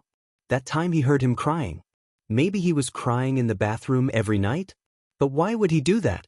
He was a ball of sunshine. Why would someone like him cry? And more importantly, over what? Guys, I'll be right back. I'm going to use the bathroom. Katsuki looked up with a frown, eyeing Izuku up and down. Again? He noticed how Izuku was slightly trembling, his left hand was gripping his right wrist tightly and his eyes seemed completely dead. Without waiting for answer, Izuku ran out of the cafeteria. Katsuki had enough. Slamming his hands onto the table, the ash-blonde boy followed Deku to the bathroom. Yo shit nerd, stop running. He heard the freckle-faced boy's breath hitch and he stopped running, frozen in place. Katsuki walked up to him. Turn around so I can see you, I'm not gonna talk to myself. Slowly, as if trying to buy himself time, Izuku turned around, eyes glued to the floor. With a sigh and a much calmer voice, Bakugo continued. What the hell is going on with you? You run into the bathroom every single. You think nobody noticed? Why did so? Care to explain? Izuku still had his head down, looking anywhere but the person in front of him. He couldn't believe someone noticed. More so, after he was especially careful to his surroundings. And nothing is wrong. Wrong thing to say. Katsuki grabbed his shoulders in a tight grip and shaked him slightly. Don't give me that bullshit. What's your problem, huh? You think you're so mighty that you don't have to tell me anything? You're always looking down on me, you fucker, so quit that crap and talk to me. It was as if something inside Izuku snapped, because he abruptly slapped Bakugo's hands away and glared at him with the most hateful glare he had ever seen on the small boy's face. The temperature seemed to have dropped several degrees, because suddenly, Katsuki felt coldness wrap around him. What does it matter to you? You never cared before, why care now? I don't know what to think of you anymore, Kakin. And just like that, he wasn't glaring at him anymore, instead looking at the floor again, a depressing aura surrounding him. First, you bully me, make it clear that I am unwanted in your presence, and then you suddenly ask me what's wrong with me? I'm telling you that nothing. You can go back now, I'm using the bathroom like any other human being. Stomping off, Izuku left Katsuki completely dumbfounded in the hallway. Katsuki sighed and pinched his nose. Way to go, Bakufa. God, how can I mess this up so bad? What the F were you doing just now, mouth? Bakugo ran a hand through his hair in distress, before huffing and turning around to go back to the cafeteria, but not before glancing back to the spot where Izuku disappeared. Degree. Izuku locked himself in one of the stalls and sank to the floor. He just snapped at Kakin. How could he let that happen? Way to go, you sick F-. Seriously, how can someone mess this up so bad? Now he'll definitely destroy you, ha. Shut up, I know that. His head felt like it would split in half at how bad it hurt. He already drank 4 energy drinks and 3 cups of coffee, but he was still tired as hell, something inside of him was constantly causing him pain, he had a massive migraine and that voice wasn't helping at all. Ah, nice of you to appreciate me like that. Wasn't helping at all. Technically, I am helping you find the best way to end your pain, but you wouldn't listen, what a shame. Can't you be quiet for now, please? Well, only since we don't want to be late for training, do we? He forgot. Today it was supposed to be a free afternoon, but everyone wanted to train at USJ and Aizawa-sensei said he and Namuri-sensei would watch over them. Ectoplasm would be there too to make some clones for them to train on. They even said they could turn on some music. Exiting the bathroom in a hurry, Izuku ran to his classroom, seeing Shinso on his way there. Hey Midoriya. The purple-haired boy greeted him. He even had a small smile on his face. Hey, Shinso-san. Deku greeted back, quickly putting on his tough facade. Didn't I tell you to just call me Shinso? Ah yes, sorry. Izuku rubbed the back of his head whilst smiling sheepishly. As if remembering something, the green-haired boy spoke up. Oh yeah, Shinso, do you want to go train with us at USJ? Said boy thought for a moment, before agreeing and following the smaller boy towards his class. Oh look at Shinso.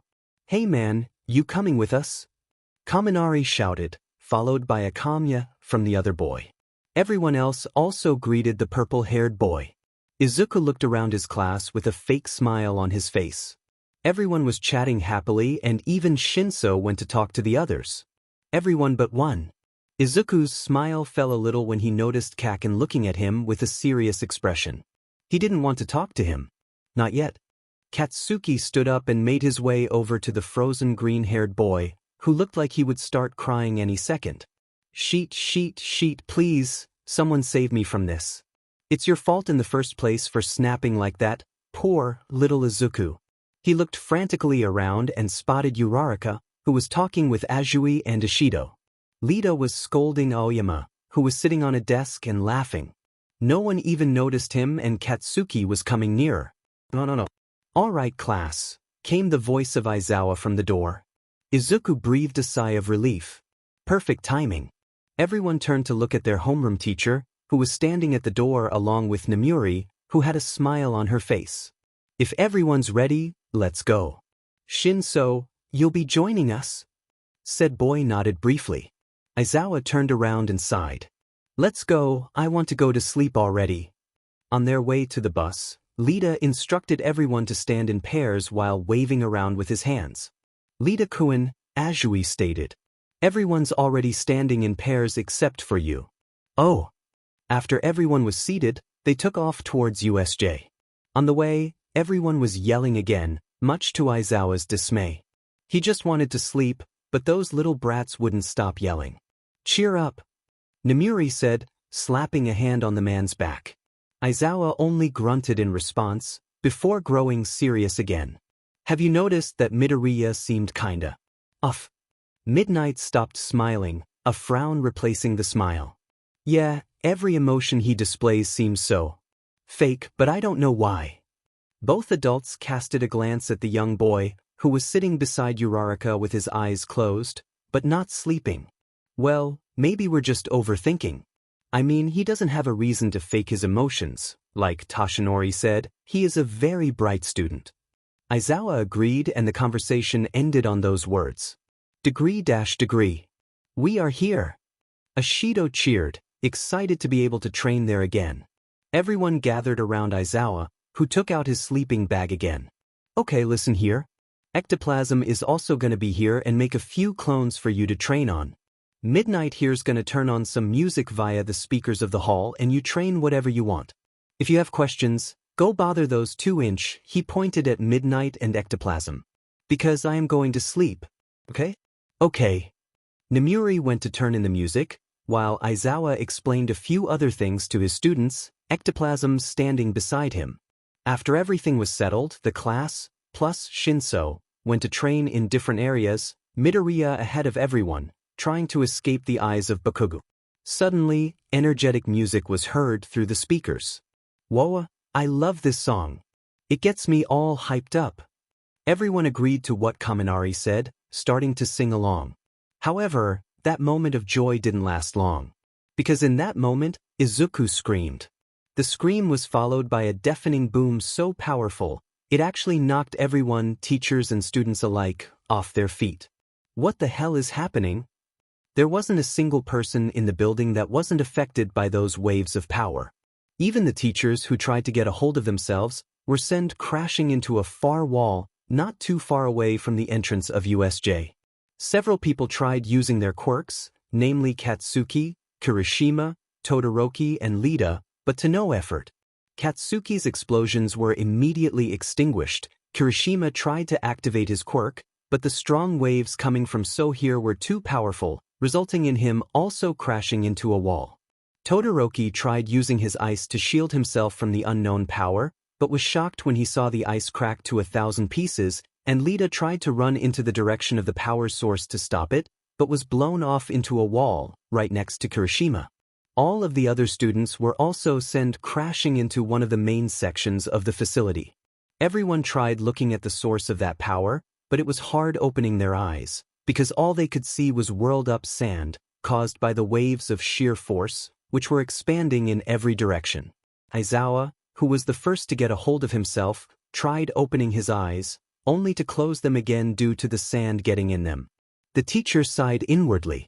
Why couldn't they have one peaceful trip to USJ without any incidents? What a drag.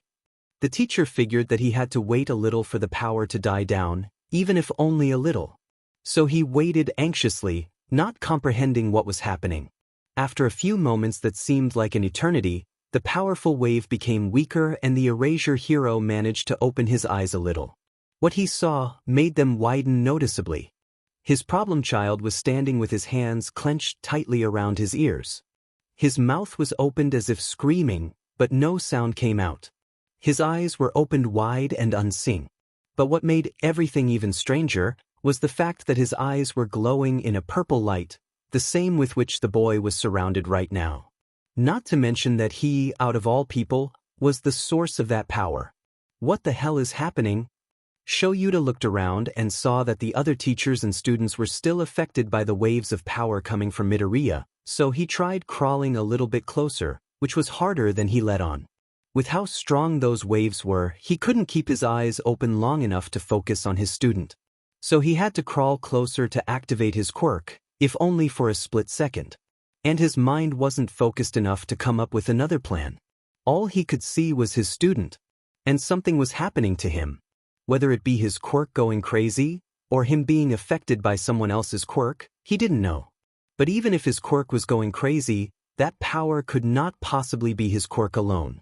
And why would his quirk even go crazy in the first place? So what? Eyes widening slightly, Aizawa felt like slapping himself in the face. He had to erase the quirk first and then access the damage. All the questions in his head weren't helping his colleagues and students.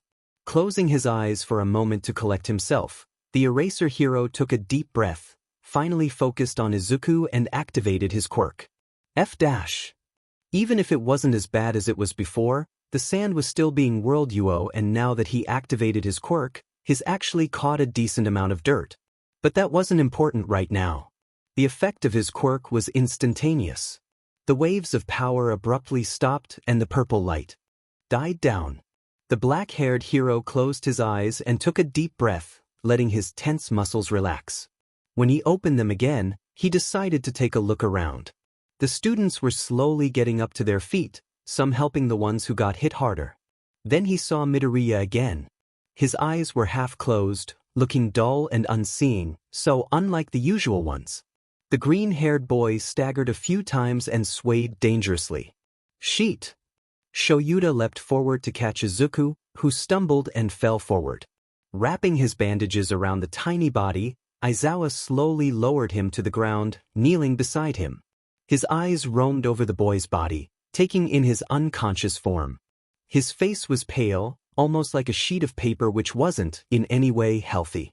His hair was a gray shade of its original color, looking unkempt and faded.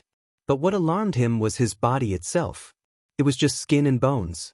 His problem child looked impossibly small and vulnerable, laying on the ground with closed eyes. Aizawa noted that he'd have to talk about that later with him. By now, the other students were slowly shuffling closer, still frightened about what happened. But upon seeing Izuku's still form, all signs of fright disappeared. Is he okay? What the hell happened? Shit, was that Midoriya? Aizawa-sensei, is he gonna be alright? Why did he faint? Was that his quirk? Silence. Everyone stopped talking and looked at their teacher, who still didn't take his eyes off his problem child. Kirishima, being the closest to his teacher and friend of all the students, crouched down beside Izuku and frowned. Behind him, Uraraka, Lida, Kaminari, Ashido, Shinso and Todoroki also crept closer until they were standing right behind their red-haired friend. Aizawa-sensei, Kirishima spoke up quietly, not taking his eyes off the freckle-faced boy. Was that his quirk? Carefully, Ijiro put his hand on the boy's forehead, cursing when he felt how hot it was. He also noticed how tired and dead their friend looked. How could they not have paid attention to that? Kirishima felt like garbage, guilt racking his mind as he closed his hand around the thin to small wrist. He remembered now wanting to talk to Midoriya about his weight after the boy collapsed in their dorm. And he forgot. How could he forget something this important? How hadn't we noticed before that something wasn't right? Yes, Aizawa answered after a while of quietness. I erased his quirk, but something is wrong. It couldn't be his quirk that did this. But, Uraraka chirped in. He's gonna be alright, right? Suppressing a tired sigh, the teacher finally looked up and locked eyes with everyone's worried gaze. That problem child's gonna be just fine. A little bit further away, he saw Nemuri and Ectoplasm looking at him. A silent conversation seemed to pass through the trio, before Nemuri nodded. Aizawa gave a nod of acknowledgement back and stood up. You brats will continue training with Midnight and Ectoplasm. I'm gonna bring Problem Child over here to the infirmary. With surprising gentleness, Aizawa took Izuku in his arms and took off, away from the protests of his students to let them come with him. Degree. The walk to Recovery Girl was long and it gave Aizawa plenty of time to think as to what could have happened and why. But not only that. He was also very concerned for Izuku's well-being, even if he didn't show it. First of all, he was shocked by how little Midoriya seemed to weight. He was as light as a feather in the man's arms, and while he knew that Izuku had a thin frame and was always scrawny-looking, this was clearly not normal with how tiny the boy looked. Secondly, he would have to have a talk with Midoriya about his well-being in general. Now that he thought about it, he cursed himself for failing to notice that something was wrong with his student from day one. He may only be the teacher of the boy, but he noticed so many things that had him questioning what had happened with the freckle-faced boy. And no doubt the others had noticed too. It were small things, really, may it be his personality, his habits, or his behavior, but they still noticed it. For example, there was the stuttering whenever he talked about something, looking so timid and unsure, but Aizawa didn't understand why. The boy talked as if he was afraid nobody would be willing to listen to him or just cut him off mid-sentence. Then it was the flinching. Whenever someone tried to hug him, Izuku would always flinch, stiffening immediately as if he expected to be hurt. Even when someone moved unexpectedly, for example if someone were to trip over something near Midoriya, or someone simply did something unexpected, the boy always flinched. The muttering was a habit similar to his stuttering. No doubt it had something to do with one another. Fear of not being listened to, but when they're listening, you want to say everything at once, because you think that they're going to change their mind. The boy's timid nature itself was also something to worry aside. Let's cast aside the flinching and stuttering for now. Over the time they spend together as teacher and students, Aizawa tried to make out their personality and everything related to that. But whenever he came back to the topic Izuku Midoriya, he was left clueless. Some worrying things he noticed for sure. For example, how he would always apologize for everything, even if it wasn't his fault. Everyone kept telling him to stop doing it because most of the time, he wasn't at fault at all, but the green-haired boy didn't listen. That his problem child had a too soft heart was clear after he first met him.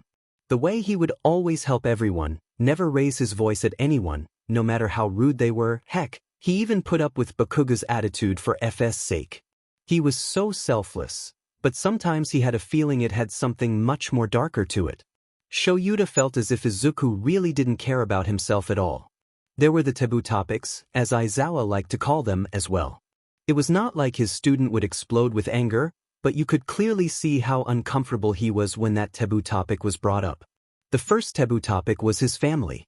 Whenever someone asked him about his mother or father, he would simply say, "My father works overseas, so me and my mother live alone." Shoyuta knew there was something to it, but they always dropped the topic. Midoriya was hardly uncomfortable with something, and when he was, they respected it. The other taboo topic was his past.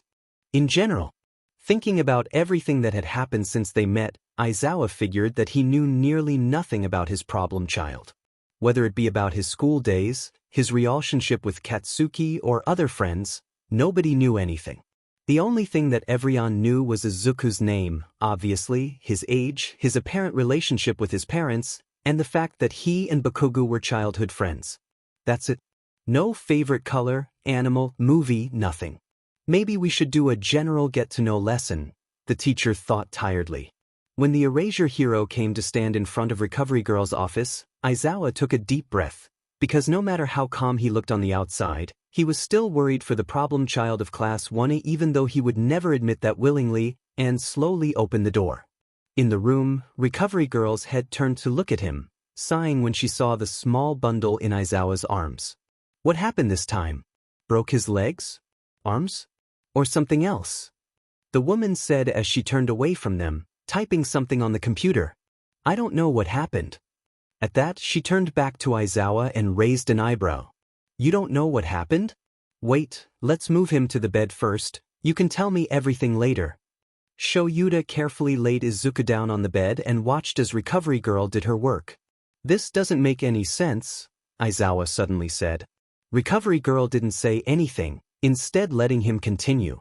There weren't any villains that could have used their quirk on him, and what happened definitely wasn't because of his quirk. What happened? While checking Izuku, Recovery Girl was at a loss of words. While the boy didn't have any injuries, he was extremely malnourished and sleep-deprived.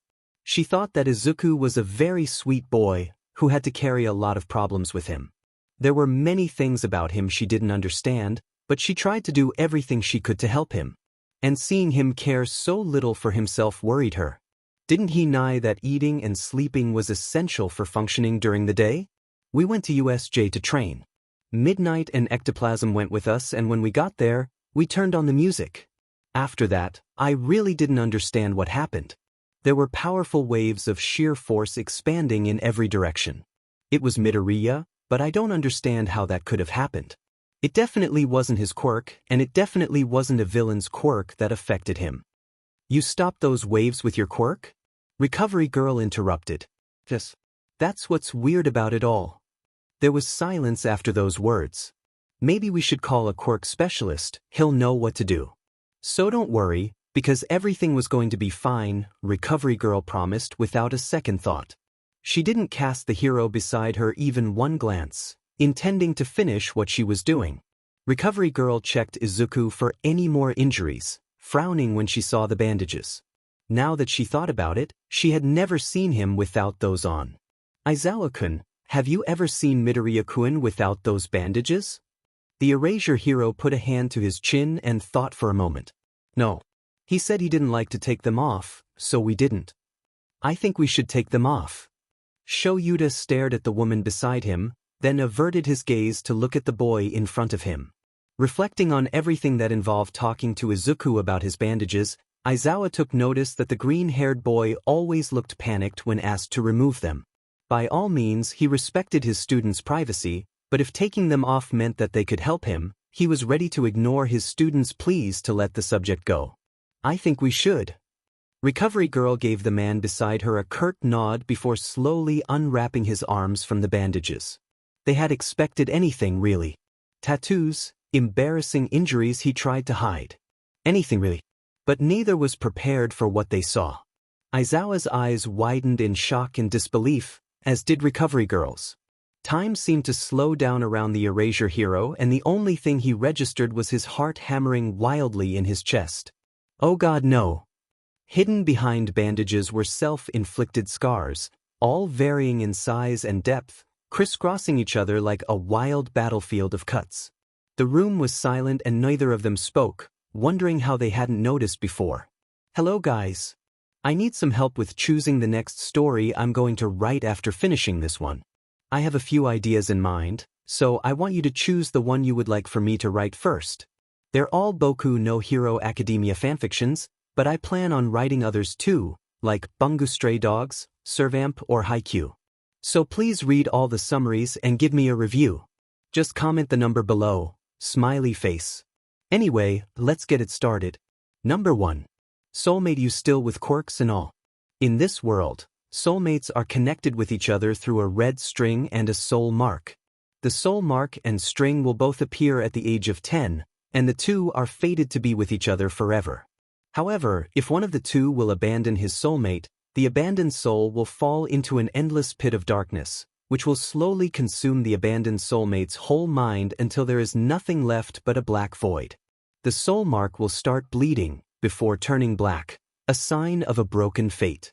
The red string will be cut off and the thin thread will slowly blacken, a sign of the abandoned soulmate dying, until the thread turns completely black and the person dies. The person who abandoned his soulmate will not feel any pain at first. He will see the cut-off string but not feel the same pain as his soulmate. Realizing his mistake and trying to fix it is going to be near impossible, the abandoned soul's mind being nothing but broken pieces and darkness. In most cases, the soulmate will die during his soulmate's attempt to fix him, fate trying to keep the two broken soulmates away from each other. In a world like this, Katsuki and Izuku happen to be soulmates. Both were childhood friends from a young age on. Both got a quirk at the age of 4 and dreamed to be the best hero team in the world. Izuku's quirk was exactly like his mother's. He could let, for example, objects float towards him or control the direction in which they're floating. In school, Izuku was bullied for his weaker nature and kind soul, but even with Bakugo helping him get rid of them, he didn't always know what was going on. Izuku became depressed and tried to kill himself after a student told him to take a swan dive off the roof. Katsuki was able to save him, but even with that help, Izuku fell into a coma. 10 months passed and Bakugo made it into UA. He often visited Izuku and watched over him. But then things started to change when he made new friends. He visited less and started to forget about his childhood friend. After a few months at UA, Izuku finally woke up. At first Bakugo visited him the whole time, Deku having to stay in the hospital until all his wounds are healed, but when he noticed that Izuku seemed fine, he started to forget about the boy. He came less and less until he stopped coming at all. At first, Izuku was confused and worried, which was why he immediately went to find him after he got released from the hospital. When they saw each other, Bakugo ignored him and turned back to talk with his new friends. Izuku couldn't believe it at first. He tried to reach him and talk to him, but was always disappointed. After coming to the conclusion that nobody needed him, he ran away. His mother had died a few days prior after a building collapsed. His trust in heroes failed completely when he saw that while there had been gunshots, hostages and bombs, there hadn't been any hero in sight. After a month, Bakugo realized that his childhood friend was missing. To his horror, the Ash Blonde started realizing just what he did to the boy, so he and every one of his friends started searching for him. But to no avail. 2 years later, a new villain called Deku appears with the League of Villains, who apparently hates heroes and is out to destroy them. When Bakugo realizes who Deku is, can he save him from everything and build up his trust in heroes again? More so, what will happen with the blackening red string of fate? What the hell? Why are you fighting with them? Why are you on their side? Well, hello. Long time no see, I guess. Stop pretending and tell me, you little sheet. I searched for you, I thought you were gone. Oh really now? You abandoned me, remember? You don't really care. Of course I care. We're what? Friends? Sorry, but I can't recall being friends with a self-centered a-hole. What happened to you? The friend I knew would never say that to me. What happened? You ask. Well, my eyes have been opened and my mind cleaned of all the bullshit people were telling. I finally realized who spoke the truth. So I changed. I stopped pretending to be someone I am not, and here we are. We are all there where we should be. You who believed all the lies society told you, are attending UA, and I, who learned the truth, is a villain. Number 2. Slight horror? I'm not really sure about that story idea. It's kinda weird. Class 1A is having a vacation. After everything that happened, Aizawa decided to take his class to Kyoto, to relax and get their minds off of all the fighting and stress. Not to mention that our favorite green-haired boy had, once again, broken his leg and needed a small break to recover from his injuries. Arriving in the city, they stayed in a normal-looking hotel. Everyone who was working there seemed pretty nice. But not everything is as it seems. After staying the night in the hotel, Class 1A was getting ready to go to the beach to spend a day there. Unbeknownst to them, they were the only guests in the hotel, the service being villains that were out to take the hero and heroes in training down. One of the villains had a quirk to make exact copies of people, cloning their appearances and quirks. Before leaving the hotel, a villain made a clone of Midoriya that left with the class. Meanwhile, Midoriya was still asleep and alone in the hotel. But not for too long, because the villain made clones of everyone who was on this trip. Their goal, break All Might's successor. Make him an emotionless puppet. And the villains the puppeteers. Midoriya wakes up long after the class is gone, and is faced with a game. A game of survival. 10 rooms. 19 friends. No way out of the hotel. Are you ready to play? Hello Midoriya Izuku. What an honor to have you here. We have a little surprise for you, a little game we think you will like. How about it, are you ready to play? The rules are simple. You have to get out of this hotel, but on your way there you have to pass 10 rooms. Each room will have 2 of your friends in there. One is dead, the other alive. There are 2 masks on each side of the bed. One red, the other blue. Put the red one on your friend and he'll instantly die. The blue mask is just a mask. You put it on the dead friend. However, if you put the blue mask over your friend that's alive, he'll attack you. Your goal, kill him and put both masks on your friends. And in case you try to run away, the whole building is filled with bombs that are waiting to blow off this whole place. Now, you wouldn't want innocent people getting hurt, do you? The first room is marked with a 1, the second room with a 2, and so on. Without further ado, let the games begin. Number 3. Shigaraki is Izuku's brother. 2 boys that have been born into a family of disaster. Midoriya Tenko and Midoriya Izuku. Since birth, everything was a catastrophe for the 2. Abusive father, abusive mother, and no one to turn to. Their family life has been a big secret since they were born, and Jui wanted nothing more but run away from that. But they couldn't, because their parents had connections everywhere. Not to mention that both of them were looking exactly like their parents. Tenko had the same black hair color and red eyes as his father, whilst Izuku looked like a replica of his mother. Both had curly hair, the only difference were their quirks. Whilst his father's quirk was all for one and his mother's quirk consisted of simply floating objects towards her, Tenko's quirk was called decay. Izuku, on the other side, became quirkless after his father stole his quirk. Tenko's quirk does not work on Izuku because they're brothers. Tenko was 6 years old when Izuku had been born, and when Izuku turned 8 years old, his father left to become the leader of the League of Villains. Tenko was forced to leave with him. 7 years later, the brothers meet at USJ, during the League of Villains' first attack. Can both of them keep their relation to each other a secret? When the time comes, they have to choose sides to fight against their enemies, but who exactly is their enemy? Izuku. Nissan? What's happening? Why are you here? I'm sorry I had no other choice. Stay away from Deku, villain. I have to go, I'm sorry, we'll meet again I promise. I have so many questions, you don't have to go now, I'll talk to them, I'll tell them not to attack you just. I'll explain later, Izuku, I'll explain lat dash. 7 years. S7Y years. Why you left me with her? You told me you'd come back. I'm sorry, goodbye. Wait. Number 4. Izuku is psychometric. Izuku admired all kind of quirks. Whether it be a strong quirk, or a weaker one, he admired all of them.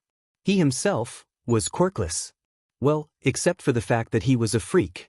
He had a normal life. His mother and him were living peacefully together, his father working abroad to earn money for the family. At school he was getting bullied for being weird and quirkless. Especially his childhood friend Katsuki. Or Kakin, how he would call him. He didn't have any friends, but he was okay with that. After all, he was a quiet kid that enjoyed peace and silence. But he hated himself. He hated his fake-looking blue-green eyes that had a tinge of pink in them. That's why he always wore green eye lenses. But most importantly, he hated his ability. It wasn't a quirk, but an abnormality only his mother and father knew about. Just by touching a person or an object with his bare skin, he could see the memories they held. He always wore gloves to stop things he didn't even want to see. Even after he met All Might and all his friends in UA, he didn't tell anyone, too afraid how the others would react to that. But when suddenly, people were starting to get murdered, the killers never leaving a trace, and the patterns seemingly completely random, Izuku has to step up and overcome his self-hatred and insecurities in order to help solve that big mystery. Shimura. Tenko? What the hell? How do you know? Oh, I didn't. How? No. I saw. Huh. I saw a woman calling your name. She had black hair and blue eyes. Impossible. How did you saw? Nobody knew, nobody was there. He contemplated for a moment, unsure of what to say. The man in front of him was his enemy and such information could get him in very big trouble. But he looked so sad right now. As if he saw something he wasn't supposed to see. Of course not. You're watching his memories, how can that be something you was supposed to see? He couldn't. He couldn't let anyone know his flaw. His abnormality. What made him a freak? Not now at least. Yeah, so those were the ideas I had in mind. Not all, but the ones I really thought about. Please comment the number you want below. I will be doing all of these fanfiction ideas, I'm just not really sure what to start of. Furthermore, I wanted to hear if you guys would like me to write a fanfiction of another anime. For example, Bungu Stray Dogs, Blue Exorcist, Quirk Nobis, or something like that. Please let me know. Thank you, and I'll be waiting for your comments. The bunch of students was silent. After Aizawa left with their friend, none of the remaining students moved. All of them were lost in their own thoughts, especially those who were really close to Midoriya. Uraraka was actually looking like she'd start crying any second, feeling helpless and scared about what happened. Ida was in a similar state, trying to analyze what just happened. Tokoyami, Mina, Ajui, Kaminari, Siro, Jiru and Todoroki were plainly confused. Aizawa said it couldn't have been his quirk, but what was it then?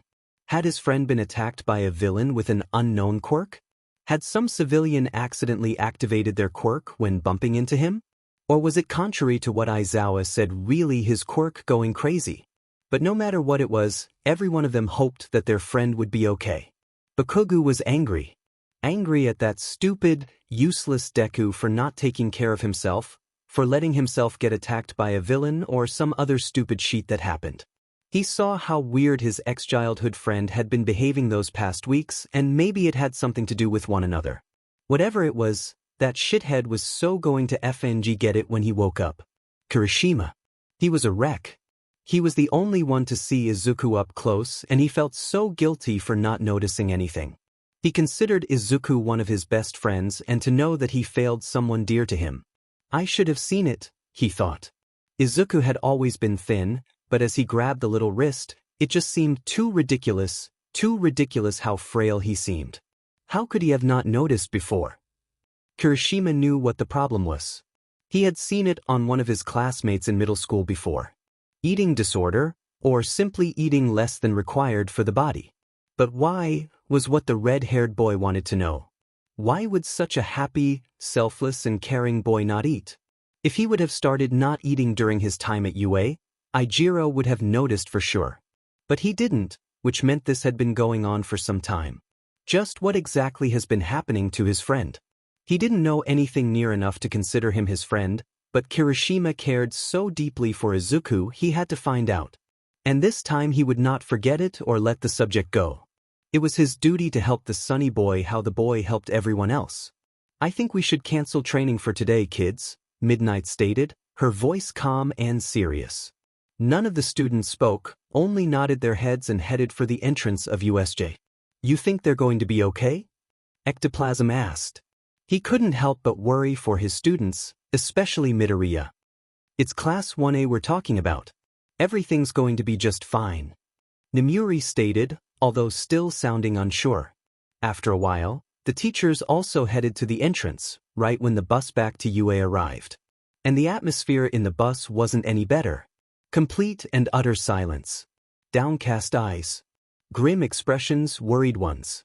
In the end, that's how everyone went back to the dorms, only one name in their mind.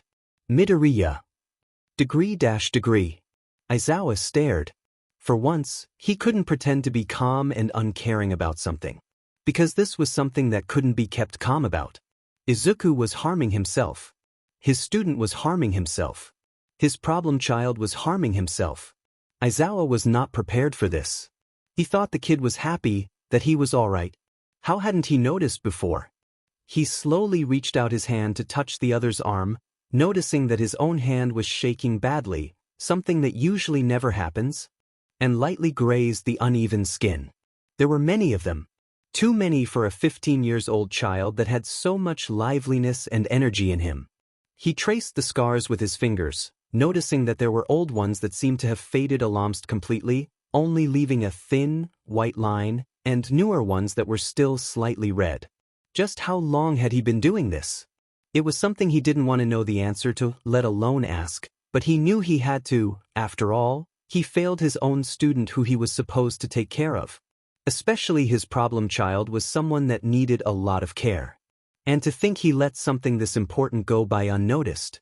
Recovery Girl was also at a complete loss of words.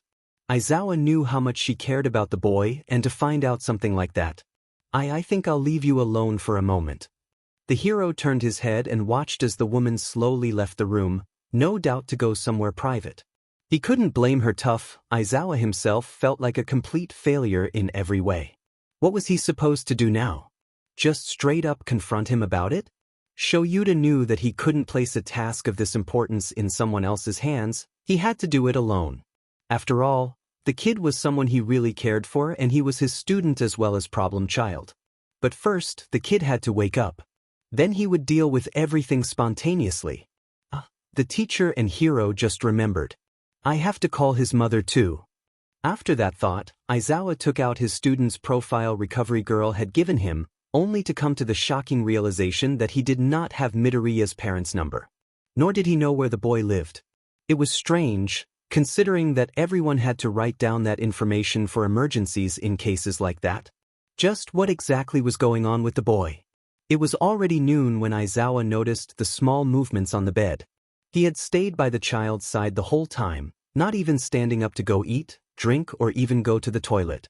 Aizawa wanted Izuku to wake up to him being there. The kid shouldn't be alone when he woke up. Who knows if that sheet that went down in USJ repeated itself in the medical room.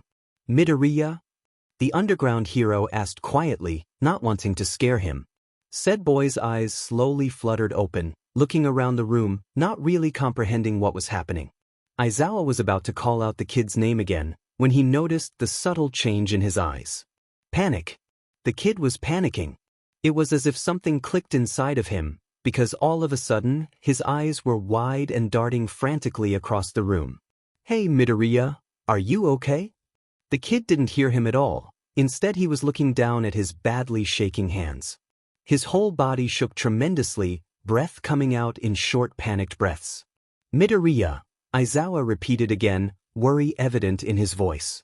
No response. The boy didn't even twitch, and that worried the underground hero greatly. Midoriya, he tried again, but it was still the same. The teacher took a deep breath and spoke again, louder. Izuku. A hitch of breath and the boy cried harder. Izuku, I need you to calm down. Everything's okay. The teacher contemplated about touching him, but with a panic attack like that, he feared the kid would only panic even more. So he first tried with words, and if that wouldn't help he'd have to find another solution. Izuku, you are okay, I am here. The green-haired boy shook his head frantically, his eyes clenched tightly shut. Izuku, you have to listen to me. We are in the medical room. We are alone, so you are okay. Through his panic, Izuku slowly opened his eyes and, through his blurred vision, spotted long dark hair, accompanied with bandages. The boy took a deep, still choked and strained breath, but he couldn't calm down. Aizawa started talking again. Izuku, I need you to calm down, but I will need to touch you. Is that okay? The teacher hadn't expected an answer, but was relieved when the boy gave him an almost unnoticeable, shaky nod. As if in slow motion, Shoyuta wrapped his arms around his student, careful not to startle him. The boy still flinched hardly. Pulling Midoriya towards his chest, the teacher tucked the small head under his chin and tightened his arms around the frail body. You're okay, you hear me? It's going to be okay. I'm not going to judge you for anything. It's okay, kid, I got you. Shoyuta noticed how tense the boy was in his arms, how he trembled a little, as if expecting to get hurt. It made the situation even more grave. They were going to have a talk. Just him and Izuku. And not only them, Aizawa will talk with his mother too to see what's going on. And if that didn't help, he'd have to find another way, but he was not going to let this go. Not after all that. A soft stutter brought him back into awareness. What did you say? The underground hero saw that his problem child was still shaking and crying. He had to calm the boy down. Sorry, I am sorry. Aizawa's eyes darkened in sorrow. He was doing it again, he was apologizing. Why was he apologizing all the time? It didn't fit his personality at all, but thinking back to what happened, what was real and what had been for show of his personality. Aizawa slowly laid his hand on top of the other's head and started caressing it.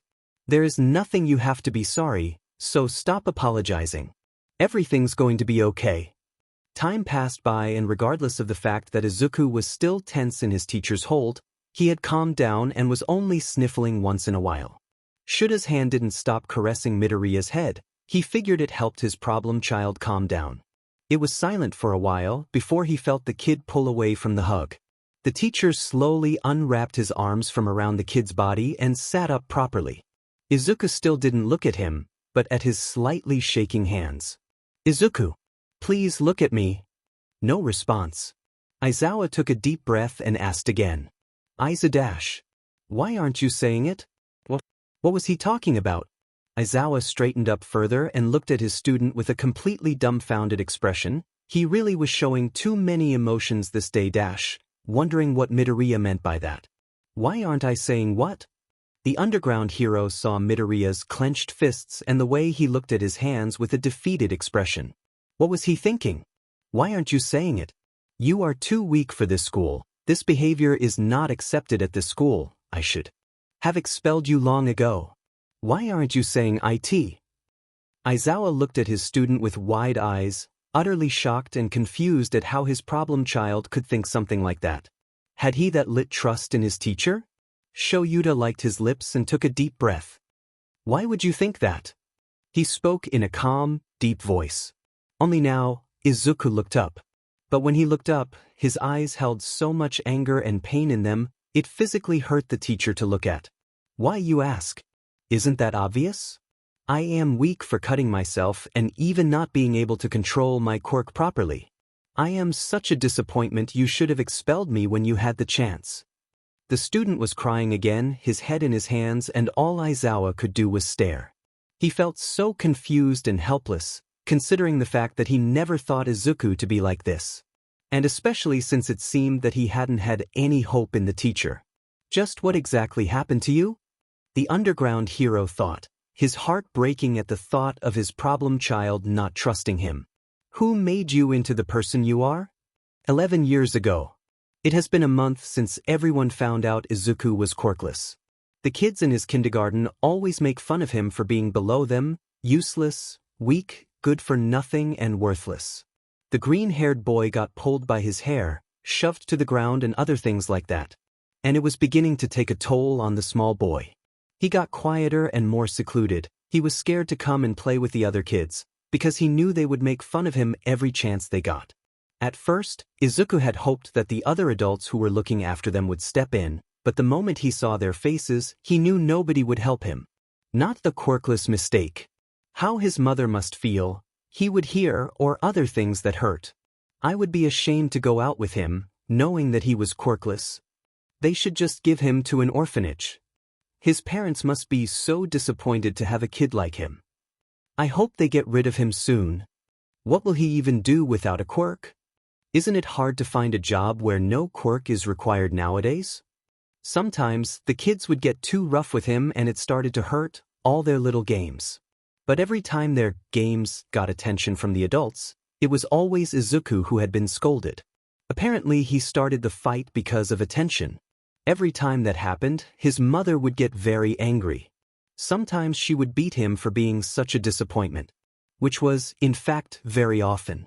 And after Kaken started hating him, it only got worse. He would come home with burn marks that would scar due to the lack of care they received. Izuku's mother simply didn't care about his injuries and Izuku didn't even know how to treat them. He was 4 for Christ's sake. That's right. The innocent, little boy was only 4 when his world started falling apart and his trust in humans disappeared. Degree. 9 years ago. Finally, Izuku thought as he made his way towards the school he'll be going from now on. The last 2 years in his kindergarten were horrible for him, so he desperately hoped it would get better from now on. Well, new school, new luck. The boy kept repeating inside his head, but to be honest, he was really scared of meeting his new classmates. Especially the teachers of the class. Making his way over to his class, he saw a few of the other kids looking at him with a smile. The smile. No frowns or disgusted glances, but actual smiles. He couldn't help the hope that started blossoming inside his chest. Maybe it will get better from here on. After everyone was settled in their classrooms, Izuku sighed in relief, his day having passed without any problems so far. Okay. I've been through 1.5 hours of the day after waking up and everything's still okay.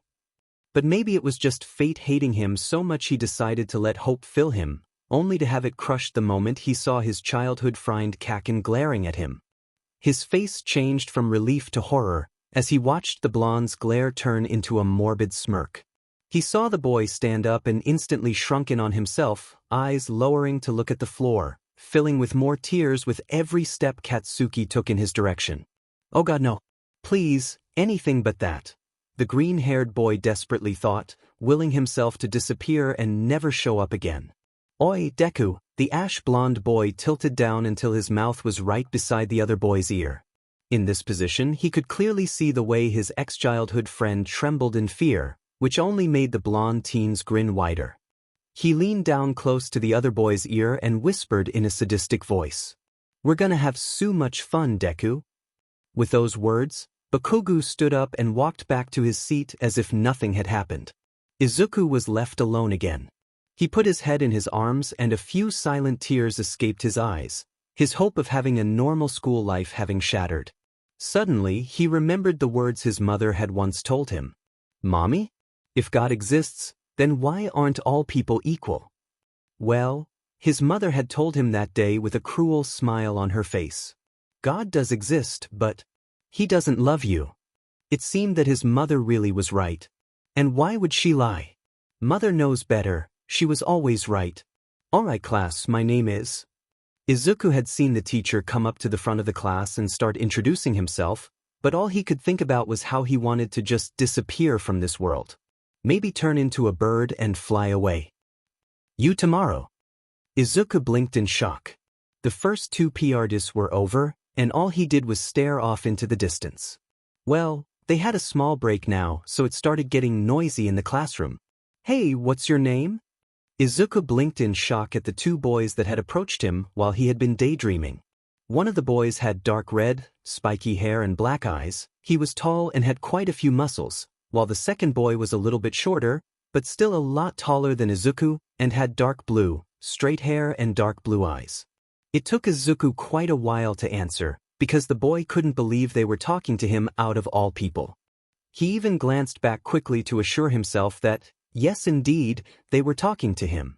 Ema midoriya izu Izuku. He quietly replied, cheeks flaring red in embarrassment at how he had stuttered.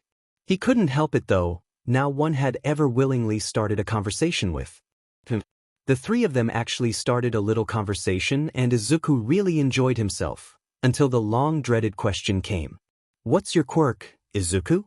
In one swift motion, the green-haired boy's eyes widened and he turned to look at Katsuki, a pleading look on his face. No, please. Don't tell them. But of course, the blonde didn't listen, because in an instant he leapt from his chair and exclaimed too joyfully, too loud, don't even bother to ask, that loser is quirkless, you know. The reactions were even better than the blonde boy had hoped them to be. Oh, then I should go. Why yeah, me too. A quirkless boy? What if he is gonna infect us with his quirklessness? Isn't it some kind of disease? My mom told me to stay away from them. That was it. Izuku slowly, ever so carefully sat down again, when had he stood up, and hung his head in shame. He could feel Kaken's eyes staring at him in amusement, which only made him hang his head lower.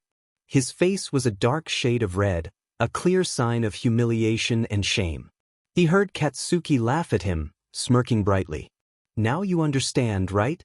A quirkless nobody-like could never have friends. And that was it, wasn't it? His life was in ruins. Because not only the students were looking at him in disgust, but also the teacher who came shortly after Bakugo's rather loud exclamation. Deku clenched his fists tightly and refused to cry, blinking his eyes repeatedly. But it didn't help, because one by one, they started to slide down his face, leaving bitter tear tracks carved on his cheeks. After that day, everyone started making fun of him.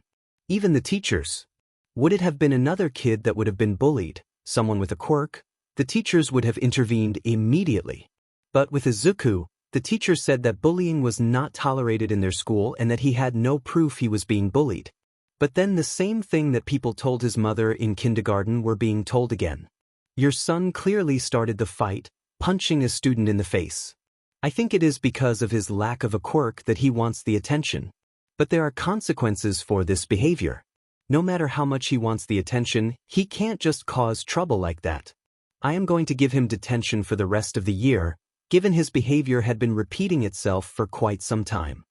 Oh, how he remembered the beating his mother gave him all too well. After all, he still had those scars on his back. At that time he had been 6.5, only half a year after entering the school. But at that time he already broke. He stopped talking to his classmates unless necessary. He stopped eating.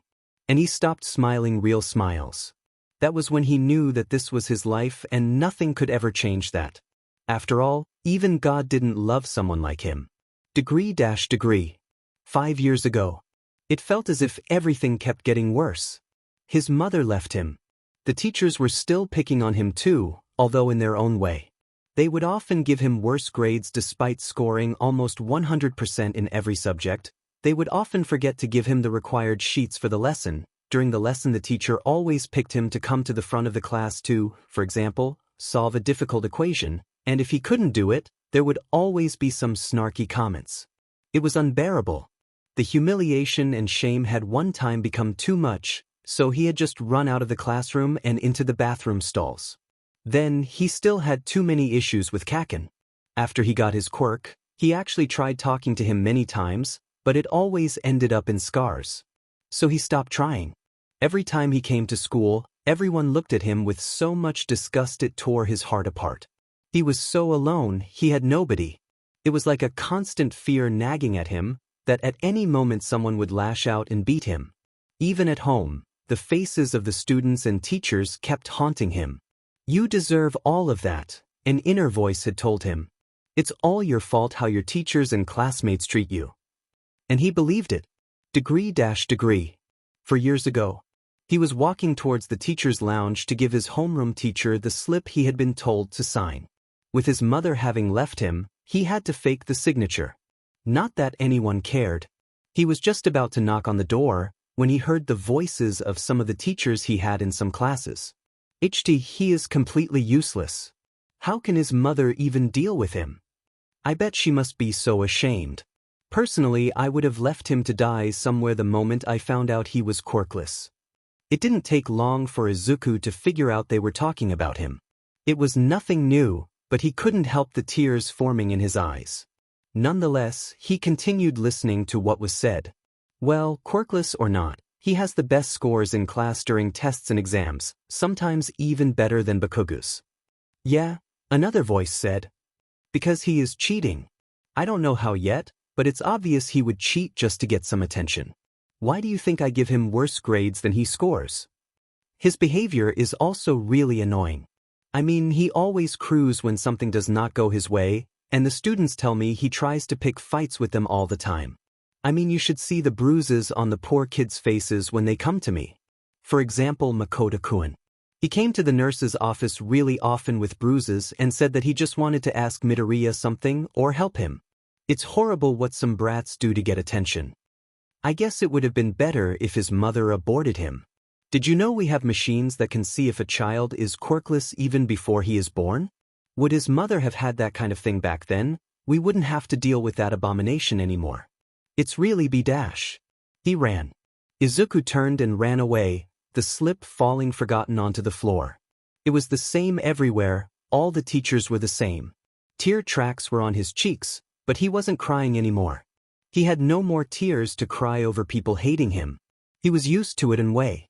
Degree. 1 year ago. If you want a quirk that badly, pray you'll get one in your next life and take a swan dive off the roof. I think Katsuki had been right, don't you think? Such a shame that one of my students was born quirkless. Izuku was staring in shock at his homeroom teacher, his eyes wide and filled with tears. Turned out, his teacher had heard what Katsuki said back then. Just started training with all might to become his successor and everything was somewhat alright. Sure, school was hell and home was cold and lifeless, but meeting All Might gave him a little bit of hope. And now, he couldn't believe it. His teacher heard Kakin saying those words and still didn't do anything. But oh well, why would he? Why would he protect someone like Deku? Izuku knew how teachers were. They are all the same. They are only stepping in for kids with quirks, something Izuku didn't have. Well, even if he told him he got one, who would believe him? His trust in teachers had faded long ago. Teachers were associated with three things: consequences, danger, and the most important rule: you listen to what they say. He doubted that would ever change. Degree. 3 months ago. After what happened today, Izuku was quietly sitting in his room devoid of any merchandise or other personal things. He held his hero analysis notebook in his lap, glaring half-heartedly at it. All the other notebooks were thrown into his mother's room, half destroyed. He remembered getting a rush of anger when he got scolded by the heroes for saving Kakin from the sludge monster and trying to destroy them when he got home. He had screamed that day until all the anger left him and he was crying. It had been the same day All Might told him he could become a hero, and he felt so hopeful when he entered his house. But upon seeing the notebook, it was as if something had possessed him. Right now though, Izuku was thinking about what happened today. He felt as if his sensei Aizawa hated him. He told him that Izuku's quirk was unfit to be a hero, and even after he passed the test, he felt as if his sensei was glaring at him constantly, judging him, analyzing him. He hated it. He felt as if he was at his old school again, getting stared at for being quirkless, and that feeling just wouldn't go away. After he found out he was quirkless, Izuku had started looking at the world of underground heroes. And Eraserhead was the closest person to a quirkless hero Izuku had found. He had become his favorite underground hero since then. And now he felt like a complete failure for making his favorite underground hero hate him. But what upset him the most were his eyes that watched him as if he would go and stab someone while he wasn't looking. It were the same eyes that were looking at him in middle school. Surely the teachers from the old school wrote something about his supposed behavior in the papers you need to have in order to get into UA. It just devastated him to know that his teacher was just like any other teacher he has ever met. With those cold, narrowed eyes and judging gaze, the boy had hunched in on himself and dashed back to his house after the lessons we'd over, locked himself in his room and sat there. God really can't give me a break, can he? The boy chuckled softly, completely out of place with the sad look on his face. Then, the tears started rolling down his cheeks and the boy let himself cry once again. The attack on USJ had happened only hours ago. Izuku was sitting on a bridge not too far away from his house. He was looking at the clear water with a dead look in his eyes, his face showing no emotion whatsoever. How can I be such a useless piece of shit? The green-haired boy was, once again, beating himself up over what happened. It just felt as if everything was his fault. His sensei got hurt, his friends almost got hurt, but most importantly, All Might got hurt. And it was all his fault. Everything. Maybe if he weren't there, none of it would have happened, maybe everyone would still be okay, or maybe in a better shape. After all Might got hurt saving him. He was such a useless piece of shit, he couldn't even help. It's as if he was back at level. All the self-confidence he built over the time spent training with All Might was shattered completely.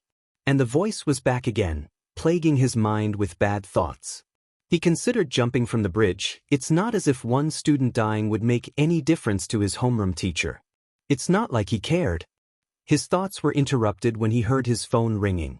Picking it up, he heard Uraraka's cheerful voice through the speaker. "Hey Deku. Our class is having a meet-up in an hour to get to know each other better. Do you want to come?" A meet-up, Izuku thought. He looked down at the clear water under him and considered saying no. But it would be selfish to do so, wouldn't it? Uraraka had actually made the effort to call him. It would be rude to say no.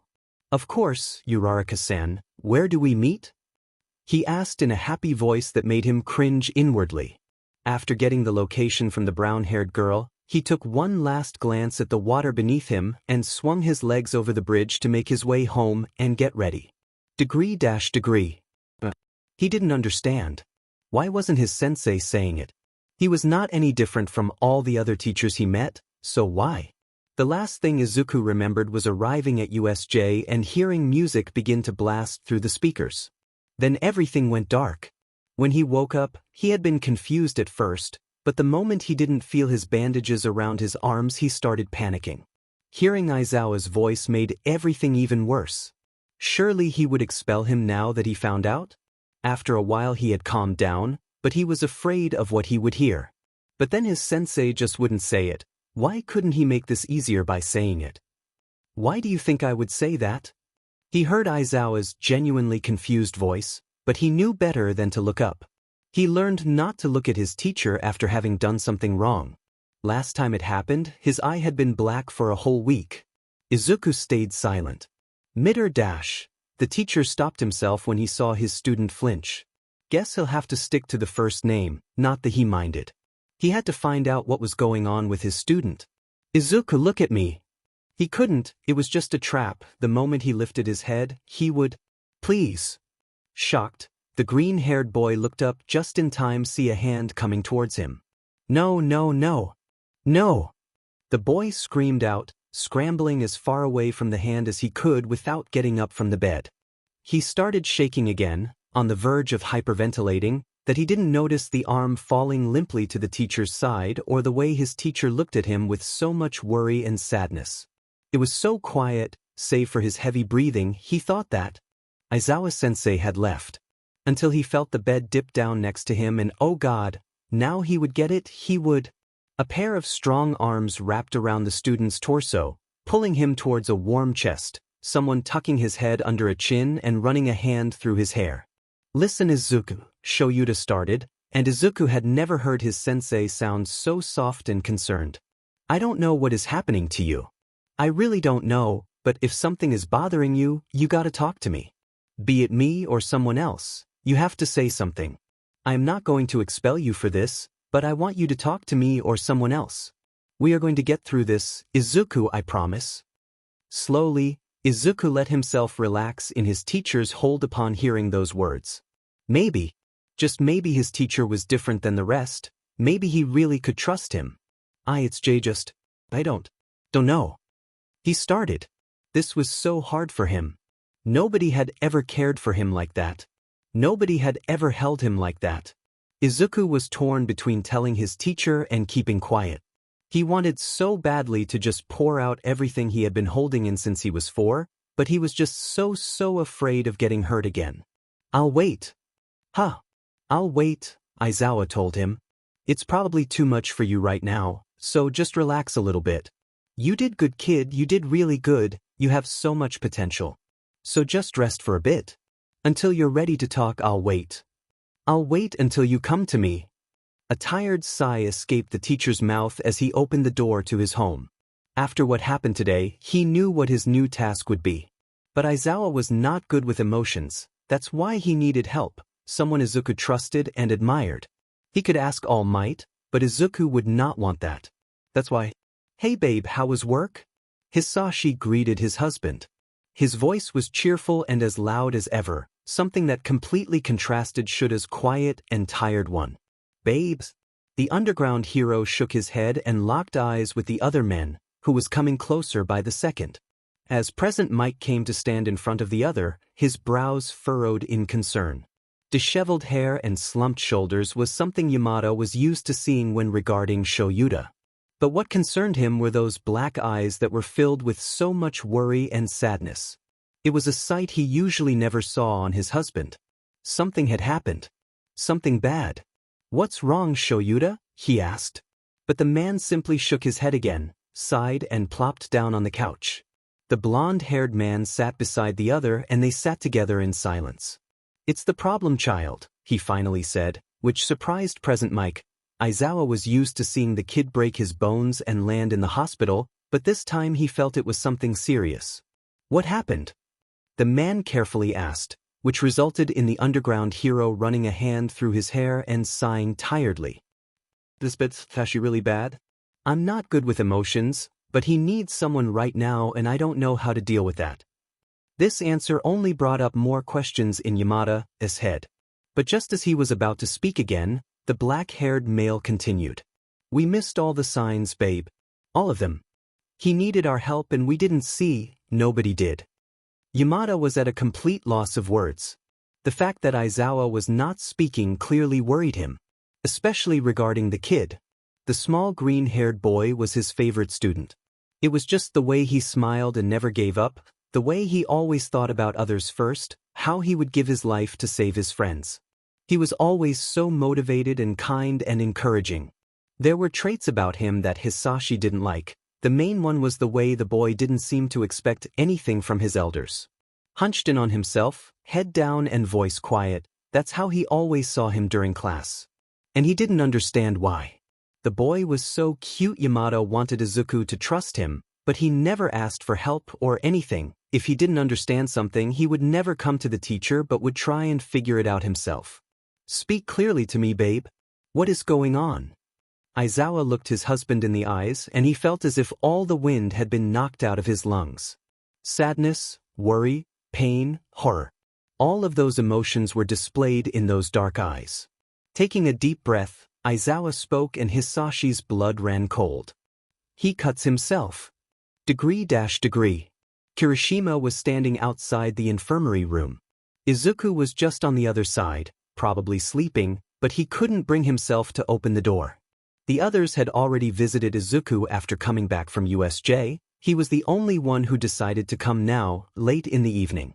What was he supposed to do? What was he supposed to say? Was there even something he could say? How could he help his friend?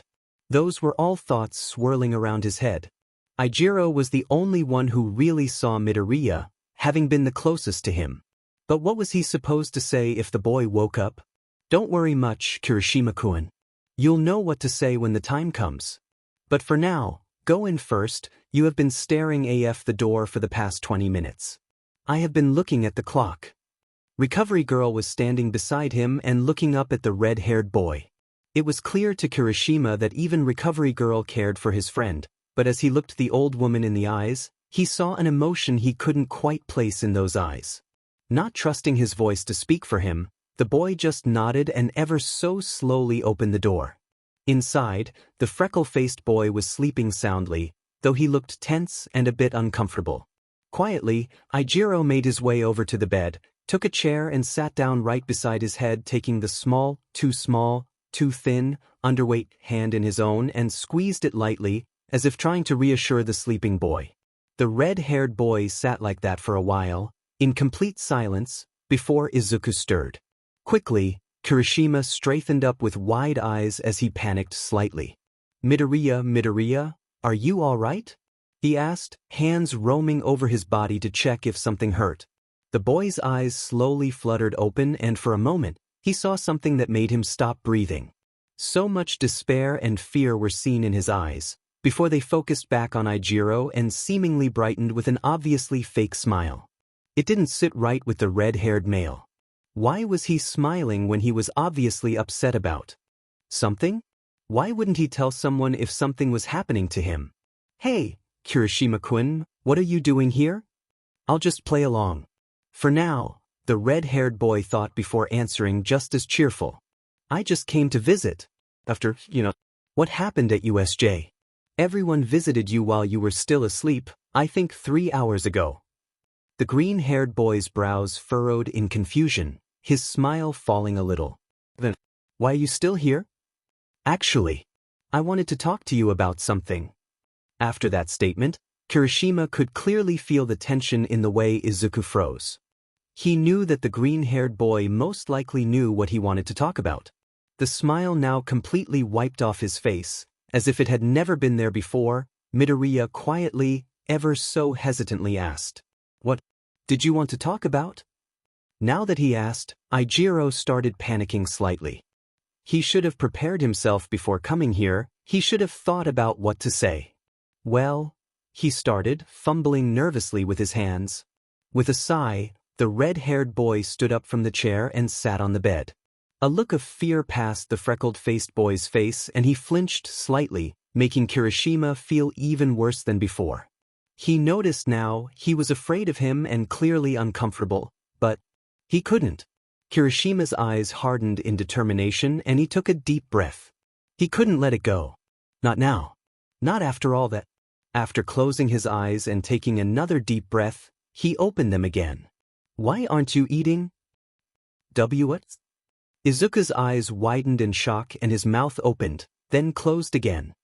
He sat like a gaping fish for a while, before he slumped in the bed and averted his eyes to look at his hands. But he didn't answer. That only confirmed Ijiro's suspicion. Something serious was happening. Please, Midorizu. The boy quickly changed the way he referred to Izuku upon seeing him flinch slightly again. Please, Izuku. I'm your friend, why won't you talk to me? Desperately, Kirishima reached out to place both hands on the other's shoulder, but froze midway, his hands still in the air.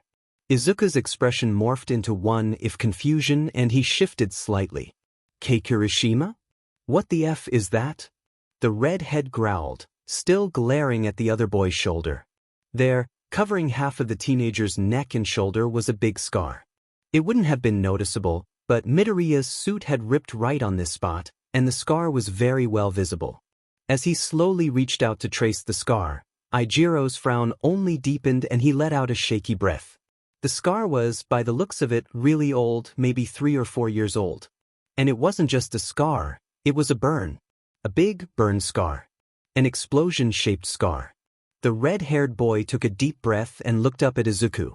Said boy's eyes widened at what he saw. Ijiro's eyes were shining so bright with fury he almost flinched away, but they also held so much pain and confusion. A dark, murderous aura seemed to surround him as he slowly pressed his next words out through gritted teeth. "Oh, the F dash. Did this?" Afraid to move, the green-haired boy stared at his friend, not comprehending why looking at his shoulder caused that reaction. And then realization hit him. Sheet, the scar. Getting nervous all of a sudden, he dropped his gaze and fumbled with his hands, feeling like the boy in front of him was going to drown him with that look. It's nothing. Nothing at all. That seemed to snap Kirishima out of his trance as he scowled and exclaimed, "Do not come at me with that sheet. This is a burn mark, an explosion-shaped burn mark." At that statement, Kirishima grabbed both of his shoulders and shook him slightly, his expression melting to a pained one. How did that happen? Who did this? As the red-haired teenager seemed to think about his words, a million possibilities ran through his mind and stopped at one in particular. A burn mark. An explosion-shaped burn mark. Letting out a small gasp, he spoke. Don't tell me." Desperately trying to wriggle out of the other boy's grasp, Midoriya shook his head, tears gathering in his eyes. No. This happened. At training." "That's not true," Kirishima shouted, his own eyes glistening with tears. When he saw how hard he held Midoriya's shoulders, he let his friend go as if burned. Instead he gripped the bed sheets so hard his knuckles were turning white. "That mark is too old to be from training, and I know exactly someone who can create explosions with his hands." He didn't want to believe it, he wanted Izuku to look at him and say he's wrong, but the signs were all there, laid out in front of him. And when Izuku started crying he knew.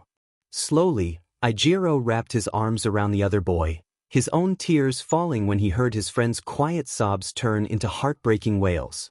The original purpose of coming to visit has been left forgotten as Kirishima watched his friend break down completely. They sat like that for at least an hour before Midoriya's cries turned into soft hiccups once in a while. His head was buried in Kirishima's chest, and he was clinging to him in anguish as all the walls he built around himself had been shattered. And why? Because of a single question. A question that held a horrifying truth. Not wanting to scare him, the red-haired boy carefully pulled away a bit and wiped his friend's tears with his hands. He closed his eyes for a moment to collect his thoughts, and when he did, he opened his eyes that held a determined glint in them. "Please tell me. Did Bakugo do this to you? You went to school together, didn't you?" The silence he received was all he needed as an answer. His expression shifted and an angry expression crossed his face. "But why? I know he doesn't like you, but what happened to cause this scar?" As the freckle-faced boy looked up, a silent plea was etched into his expression. "Please don't ask any more." And DMN his soft heart for giving in, but he understood. It was probably too much for one day.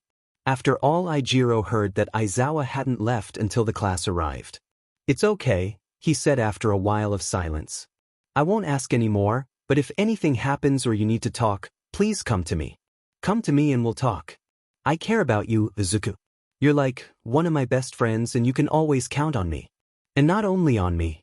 Kaminari, Shiro, Mina, Uraraka, Lita, Shinso, Todoroki. The whole class cares about you. I bet even Aizawa-sensei and present Mike and all the other teachers do. So please, talk to someone if not me. He laid his hand on top of the other's head, amazed at how soft his hair was. He definitely had to remember this for some other purpose, and carted his hand through the fluffy green curls. Relief washed over him in waves as he saw the boy hesitantly nod and smiled. They sat like that for a while until Izuku's eyes began closing, so Kirishima laid him down on the bed and tucked him in. Also, he quietly added before softly closing the door, we still are going to talk about that eating habit of yours. And with a smile, he was gone. Izuku was left alone, but that didn't bother him too much at the moment. He quietly stared at the stars outside the window and closed his eyes.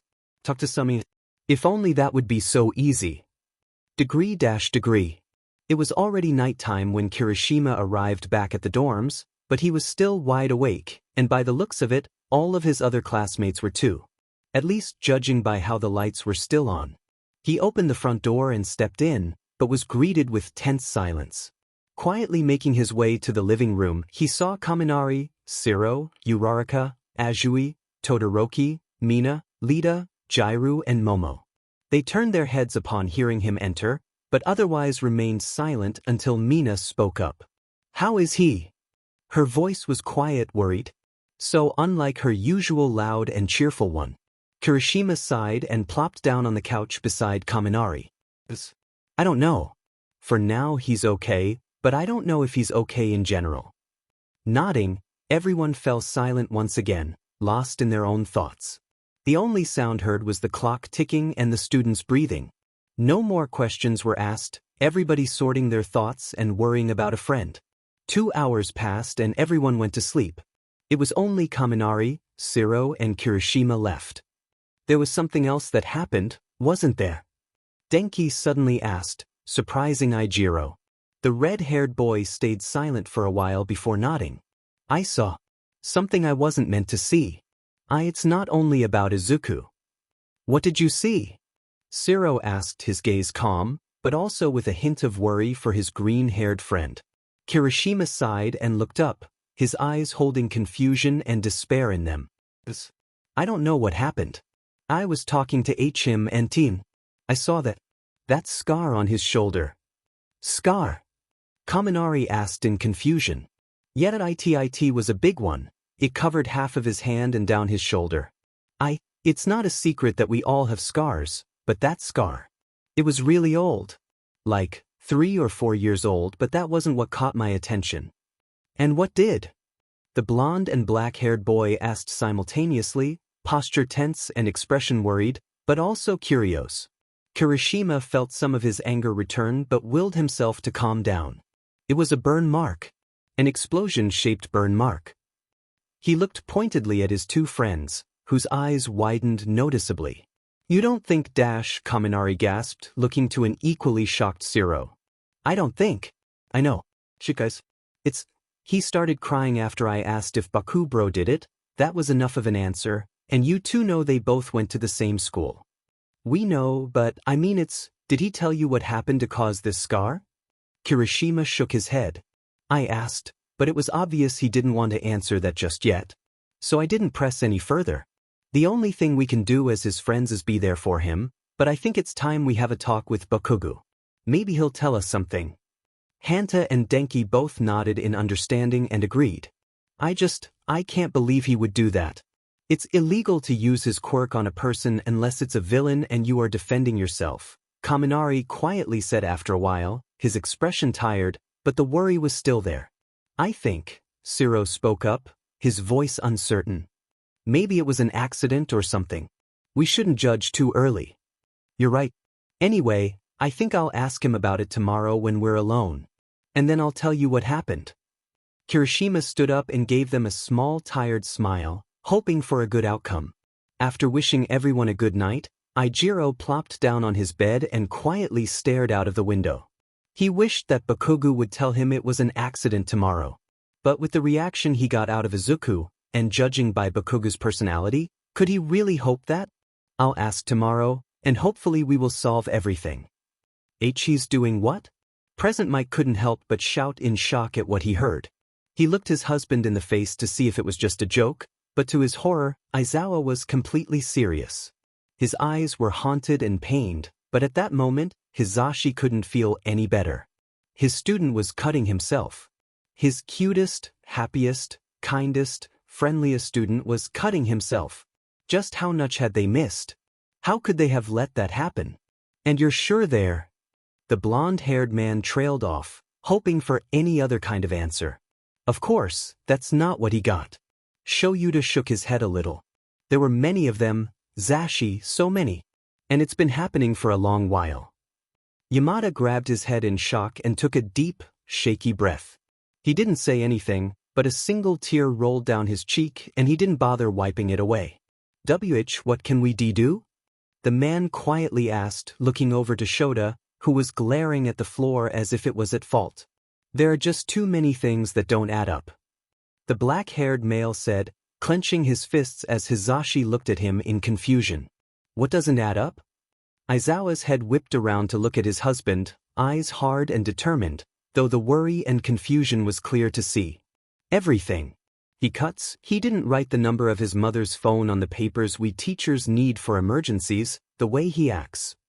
Suddenly, the man jumped up and looked at Yamada. The other man couldn't do anything except for listen to what the underground hero had to say, for he had never seen his husband act the way he did now. We are going to talk to All Might first. Maybe he knows something. Then we go to Nedzu. And I also want to talk to Izuku's mother. Present Mike nodded and stood up too, murmuring under his breath. Since when does he call him by his first name? And then he called out a little louder to Shota, who was already walking out of the door. Can I call him Izuku too? Degree. Todoroki was making his way towards the medical room. Izuku was in fast strides. His expression was calm, but everyone who crossed his way covered in fear, because in the depths of those heterochromatic eyes lingered a beast that was waiting to kill its prey. Innerly, the boy felt like skinning a certain blonde alive, then stabbing him with a big, sharp kitchen knife, then burn his face with boiling water and then rip out his organs. Usually, those thoughts wouldn't cross his mind, but after what he overheard, he was beyond furious.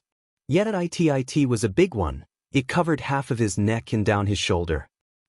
It's not a secret that we all have scars, but that scar. It was really old. Like 3 or 4 years old, but that wasn't what caught my attention. Todoroki stopped as he overheard those words, knowing that they were talking about the green-haired boy Kirishima had visited. His brows furrowed and he leaned onto the wall to secretly listen what they were talking about. And what did? He was actually curious too. After all, Izuku became one of the closest persons to him he knew. It was a burn mark. An explosion-shaped burn mark. You don't think dash. Shudo's eyes widened as he realized what Kaminari was implying. He clenched his fists as he remembered that Izuku had once told them he and Bakugo were childhood friends and went to the same school. I don't think. I know. Shikais. He started crying after I asked if Bakubro did it. That was enough of an answer, and you two know they both went to the same school. That was enough of an answer he needed. He quietly made his way upstairs and set his alarm clock on 7 a.m. He definitely was going to be the first one to talk to Izuku the next morning. And he was going to get an answer, no matter what. He knew exactly what that burn meant, but he needed confirmation from Midoriya. His childhood hadn't been the best and he had dealt with pain before, but if what Shudo was thinking about Izuku was true, then everything was a lot worse than he imagined. As he came to stand before the door with the name tag, Izuku Midoriya, on it, he paused. A look of determination crossed his face and he pushed open the door. Inside, he saw his friend staring quietly out of the window. He didn't seem to acknowledge Todoroki, even as he came closer. The red and white-haired teen cleared his throat. The freckle-faced boy flinched hard and whipped his head around to look at the intruder. As he saw Shudo, he relaxed visibly. Oh, Todoroki-kun. What brings you here? He noticed how off the slightly taller male seemed. His eyes were hard and seemingly staring at his shoulder, right where his burn mark was located. But he couldn't know, right? We need to talk. Even his voice was cold, which started to scare Izuku. But he tried not to show anything. About what? He nervously asked. He had an idea about what, but everything seemed so unreal. First Aizawa-sensei, then Kirishima, and now Todoroki. He couldn't understand anything, and that was weighing him down. He didn't get any sleep because his brain had been trying to comprehend why everyone was so nice, but he couldn't come up with any reasons at all. Let's start about how Bakugo was abusing you. His eyes widened. How had he found out? Did someone tell him? But that's impossible. Maybe he could lie to him and convince him that everything was all right. Altoug knowing Todoroki, that would be impossible. But it wouldn't hurt to try, would it? What are why you talking abo dash? Don't lie to me. Todoroki slammed his hands onto the bed, right beside the other teen. Scared by the sudden outburst, Izuku yelped in terror as a sudden memory crossed his mind. He fell off the bed and pressed himself as close to the wall as possible, in the corner farthest away from Todoroki. The tears trickled down his face subconsciously as he started shaking, his mind recalling various occasions of the kids, the teachers, and even his own mother shouting at him like that. Shudo only held his mouth in shock. He hadn't meant to shout, but he also didn't expect that kind of reaction. Even he himself, who knows what childhood trauma is, had never lost control of himself like that. His eyes darkened in sorrow as he thought about what was happening. He definitely was going to find out. Slowly, holding his hands up in what he hoped was a harmless position, and crept closer. The boy on the floor didn't move, but then again, he wasn't even looking at him anymore. As he came to stand in front of his friend, his eyes noted just how badly he was shaking. Worry flooded his mind as he thought about how to calm him down. Midoriya. The boy spoke, hands hovering over the trembling bundle. Shakily, he heard the green-haired boy mutter something. Sorry. Shudo's brows knitted in confusion and painful understanding. He must have been right. Izuku had been abused by someone, most likely Bakugo, but he couldn't blame anyone without finding out first. He reached out and gently touched his friend's shoulder, ignoring his flinch, and pulled the boy towards himself. Todoroki wrapped his arms around the shaking teen in a secure hold and softly began drawing circles on his back. He lightly rocked back and forth, hoping to calm Midoriya down. I'm sorry for scaring you, Midor-dash. Izuku, please call me. He heard a soft voice whisper and nodded. His shirt was getting soaked by the tears the boy was sheeting on his chest, but he didn't care in the least. His eyes were wide, still shocked at how Izuku reacted, and his hold on his friend only tightened by the second. Protect him, protect him, protect him, was what his mind was telling him to do. Like a mantra. The half-hot half-cold Quirk user concluded that Bakugo was not the only thing that's been happening to the green-haired boy in his arms. It was a lot more than that. Are you okay now? He heard himself say as he noted how Midoriya quieted down and his breath slowly evened out. The boy in his arms nodded shakily and pulled away to wipe his tears. Thank you, Todoroki-kun. Don't mention it, he immediately answered, standing up and pulling Izuku up with him. With great effort, the freckle-faced boy was now sitting back on the bed, the other teen sitting on the edge of it. So, Izuku slowly mumbled out, not sure how to continue. I swear that I will not tell anyone about anything that happens in this room. But I also don't want you to lie to me. You don't have to answer verbally, just nod for a yes, and shake your head for a no. If I make you uncomfortable in any way, tell me. Got it? As Izuku nodded, Todoroki took a deep breath and started. Has Bakugo been abusing you before you came to Yue? A nod. Has the abuse been verbal and physical? A hesitant nod. Shudo's eyes grew colder with each question. Has only Bakugo been abusing you? He saw the boy tense slightly. Then a small, almost unnoticeable nod. He sighed. Asking Izuku, who had also been doing it, was impossible. He wouldn't get any answers out of him. Not now, when he was in this situation. I won't ask any more. But know this, Todoroki told his friend, who was looking at him with big, relieved eyes. I won't let him anywhere near you, or else I'll see that BSTRD's face smashed against a wall after I burnt him until he would be unrecognizable. Understood? The shock on the smaller boy's face was understandable. Todoroki himself would have never thought to use such words, or feel the way he did now. But it was all legitimate. Izuku was his friend, thanks to whom he could use both his quirks now and not just the half-cold one. But Todoroki-kun, isn't that a bit T2? You heard me, and I'm not gonna change my mind, Shuto retorted immediately. I don't know what happened to you, but now, you have friends to help you get through this. Izuku had tears in his eyes. Todoroki's words were just so surreal and he didn't want to believe him, because he didn't want to get disappointed again. He didn't want to get hurt again. Also, the boy with heterochromatic added, I won't ask now, but don't think I won't find out everything you have kept us in the dark about. You helped me, so now we will help you too. And after that he was gone. Midoriya was left to think about what happened once again. The tears he tried to hold in escaped his eyes and left tear tracks carved on his cheeks. For a long while he just sat there with red eyes, trying to figure out why someone like Kirishima, Todoroki, or even Aizawa-sensei would want to help someone as disgusting as him. Why is this happening to me? He whispered, and covering his face with his arms, he dissolved into tears once more. Degree. Bakubro. Wait up. Kirishima called out to the blonde-haired man in front of him who was grumbling something about him. The F you want shitty hair? Ignoring the insult, Kirishima organized his thoughts and took a deep breath. We need to talk.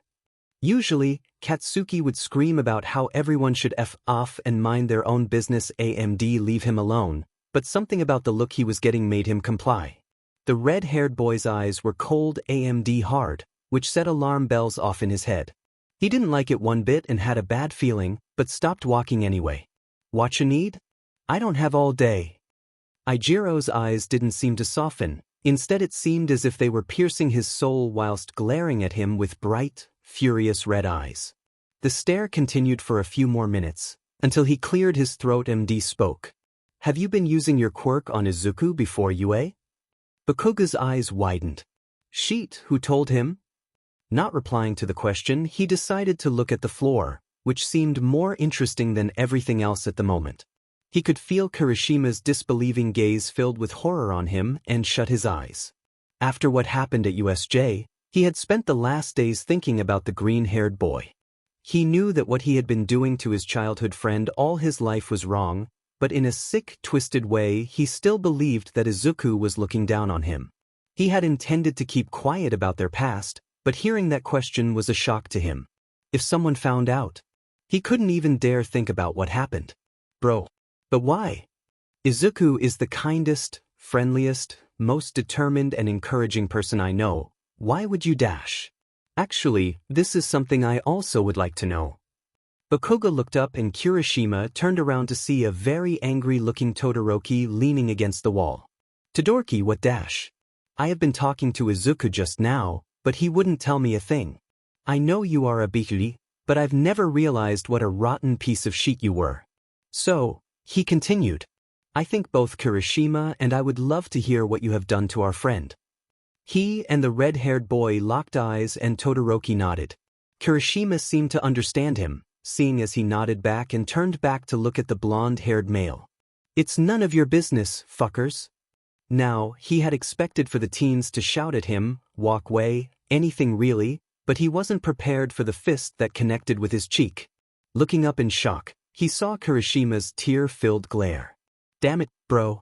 How can you say that? He is one of my best bros and I can't stand to see him hurt. Of course it's our business. His hand helplessly fell to his side and the red-haired boy's eyes grew pained. You're my bro, Bakugu, and you're really manly and cool and shit, but if what me and Todoroki think is true, I won't just stand aside and do nothing. Eijiro clenched his fists and gave his coldest glare he could muster. We won't let you anywhere near him, we are going to protect him from now on. And if you even hurt him again, I will personally skin you alive, then burn you with my quirk, freeze your intestines with my quirk, and after I cook them I'm going to feed them to the dogs on the street. Todoroki ignored the look he was getting from Kirishima and turned around to walk out of the dorm. Looking back at Katsuki for one last time, Kirishima hurried out of the front door to get to the classroom. Bakugo was left alone in the dorm, the others having already left. Sliding down the wall, he touched the cheek where the red-haired boy had hit him. An image of a young Izuku holding his hand out and asking if he was okay crossed his mind, and for the first time in a while, he let his emotions out, feeling the regret eat him alive. Wasting no time, Bakugo walked out of the door with his head down and slammed the door shut behind him. Degree. Aizawa and Hisashi were walking down the floor towards the teacher's lounge, where they knew All Might would be. Hello Aizawa, Yamada. Various teachers greeted the pair, both nodding in acknowledgement but otherwise scanning the area to find a certain blonde-haired man sitting on a couch whilst drinking tea and chatting with another teacher. All Might, Aizawa said. Said man looked up and smiled. Hello Aizawa, Yamada, how can I help you? The underground hero pointed to the door. One word.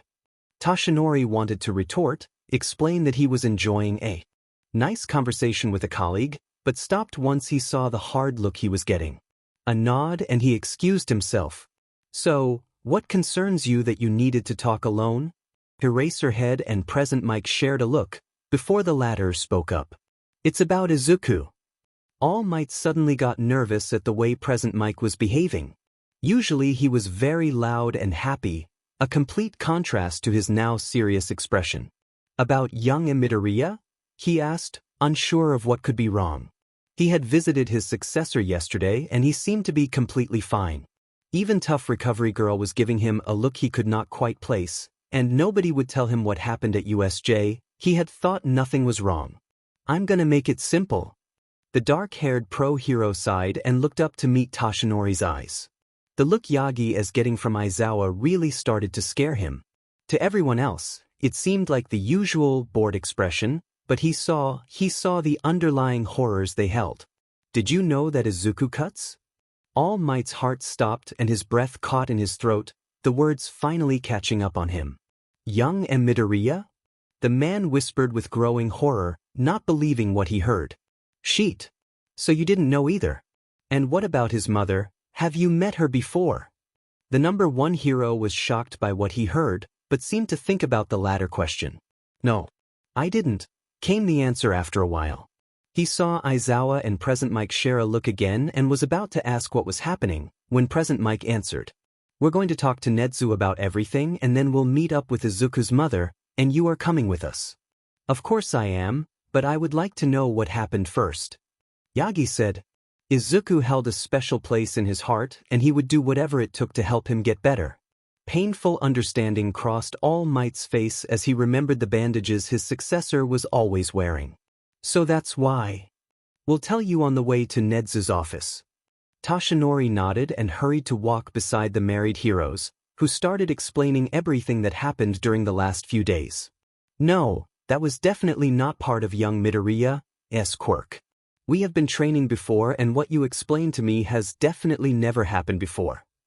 All Might tried to recall any occasions like those, maybe where his student had told him something about it, but couldn't come up with anything.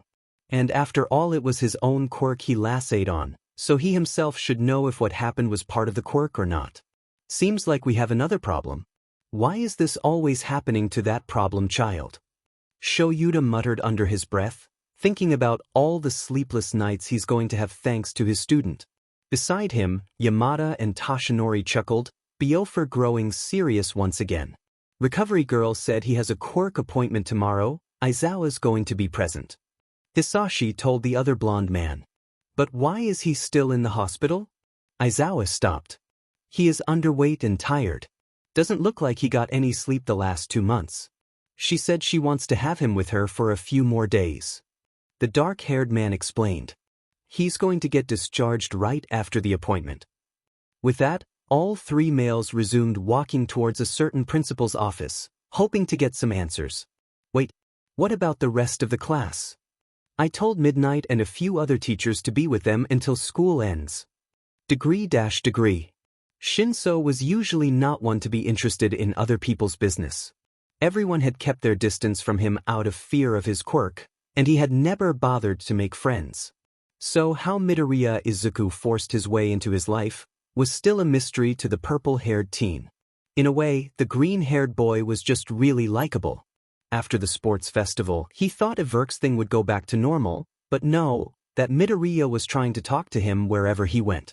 Before school, during school, after school, during lunch break, when they saw each other on weekends. At first, it was horrible for Hitoshi. Having a personal stalker was kind of creepy, but slowly he had started to warm up to the freckle-faced boy.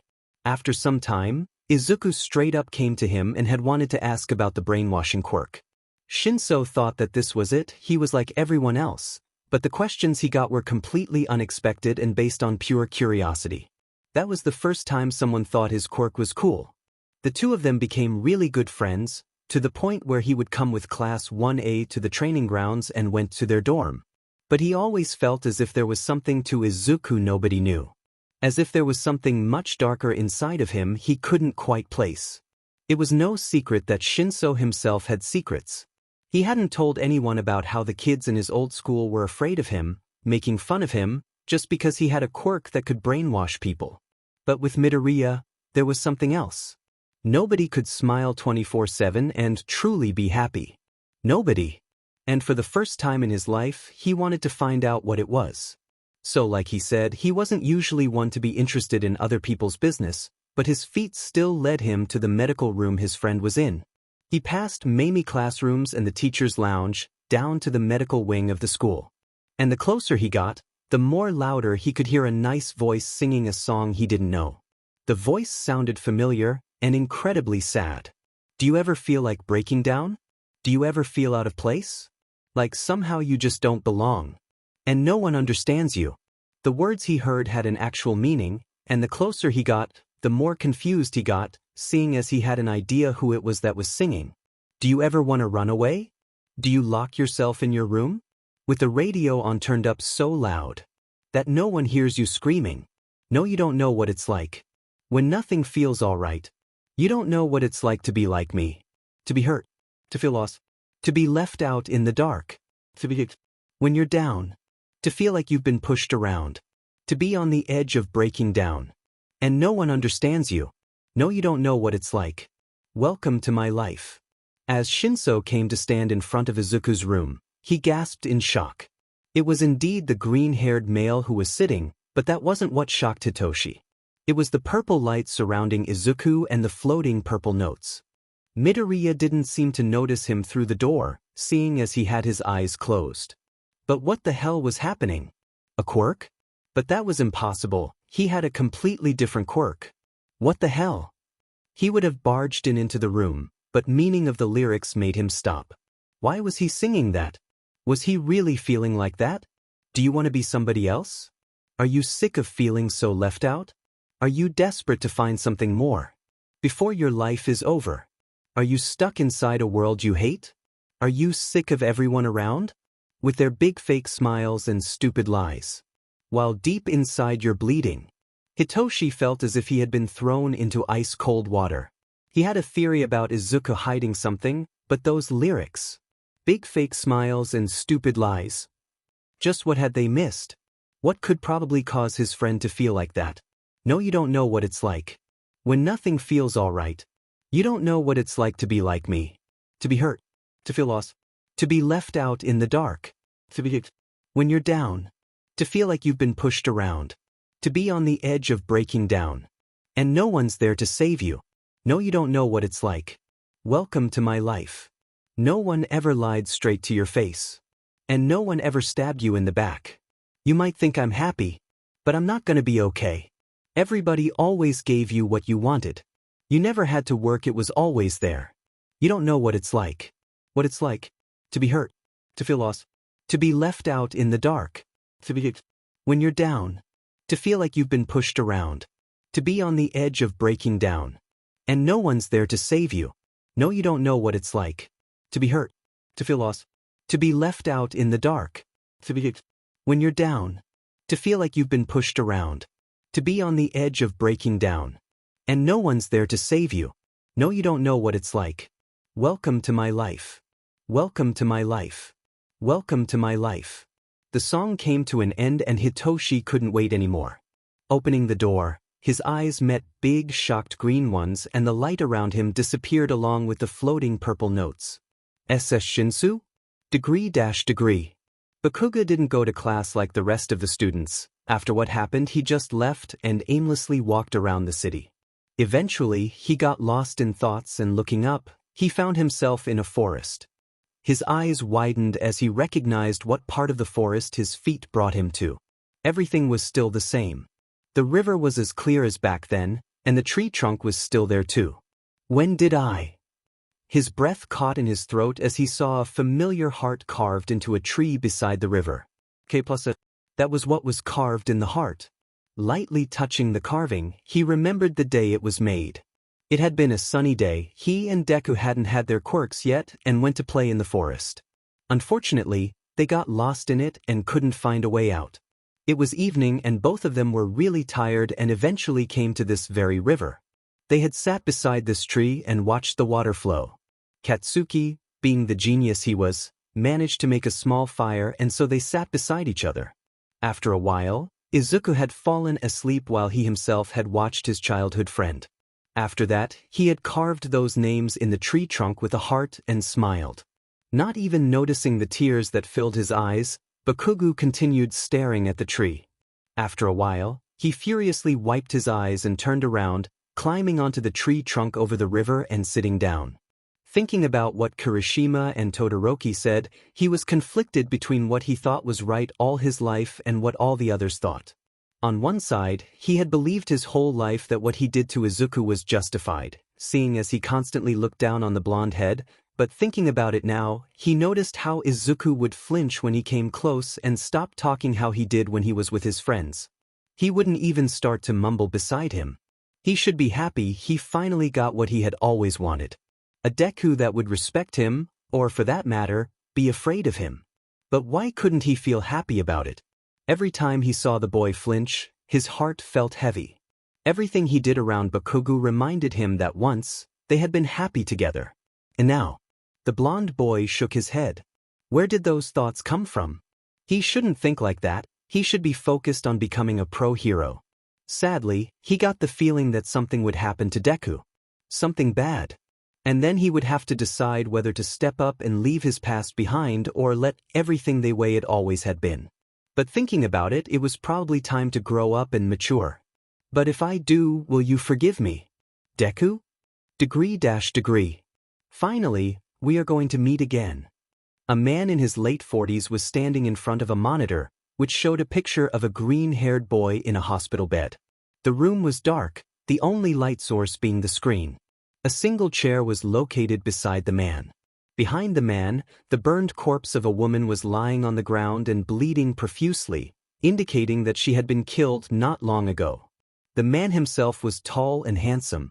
He had curly black hair and scars on his face, the most prominent one being the one that went from just above his right eyebrow down to his right cheek. His eyes were a cold, vibrant red color which were crazily glaring at the screen, and he had a devious, sly grin on his face whilst laughing maniacally. I'm going to get you soon. Midoriya Izuku. Shinsu? The green-haired boy stuttered out, eyes wide open in shock. Said boy was looking at his friend with equally big eyes, not really comprehending what he just saw. What the F dash? The purple-haired boy shouted out in frustration. He saw Izuku start to panic, so he willed himself to calm down and take deep breaths. It's nothing. I dash. This didn't look like nothing to me. Hitoshi cut him off, staring at his friend with narrowed eyes. He had never seen anything like this and he didn't think something like this was part of Izuku's quirk. That something had been making Midoriya glow purple? Not that it looked bad, the color really suited him, and those notes. Just what the F dash? I want to go home, he internally screamed, feeling the urge to just forget what happened, go home and sleep. But of course he couldn't do that, because the moment he stepped through the door, Izuku's secret became his business too. Izuku, the other hand, was mentally slapping himself in the face. How could he start singing so carelessly? He couldn't even control that strange quirk and totally forgot that purple light and the notes would appear. Well, aren't you a completely red dead F dash? Shut up. I think you know me well enough to know that I won't. All of your dumb mistakes that could have been avoided if you had killed yourself are so entertaining. Someone bring the popcorn. Haha. Please. Just stop. I still wonder why you didn't kill yourself though. It's not like anyone cares about you. But Kirishima does, and Aizawa-sensei and Todoro. You really think that? Face it, they only cared because if something happened to you, it would be bad for you.'s reputation. You can deny as long as you want, but you know I'm right. Who in the world would care about useless, quirkless Deku? A filthy liar who drove his family apart. Ria. The moment everyone learns the truth about you, they will all be disgusted by you. Why you're wrong?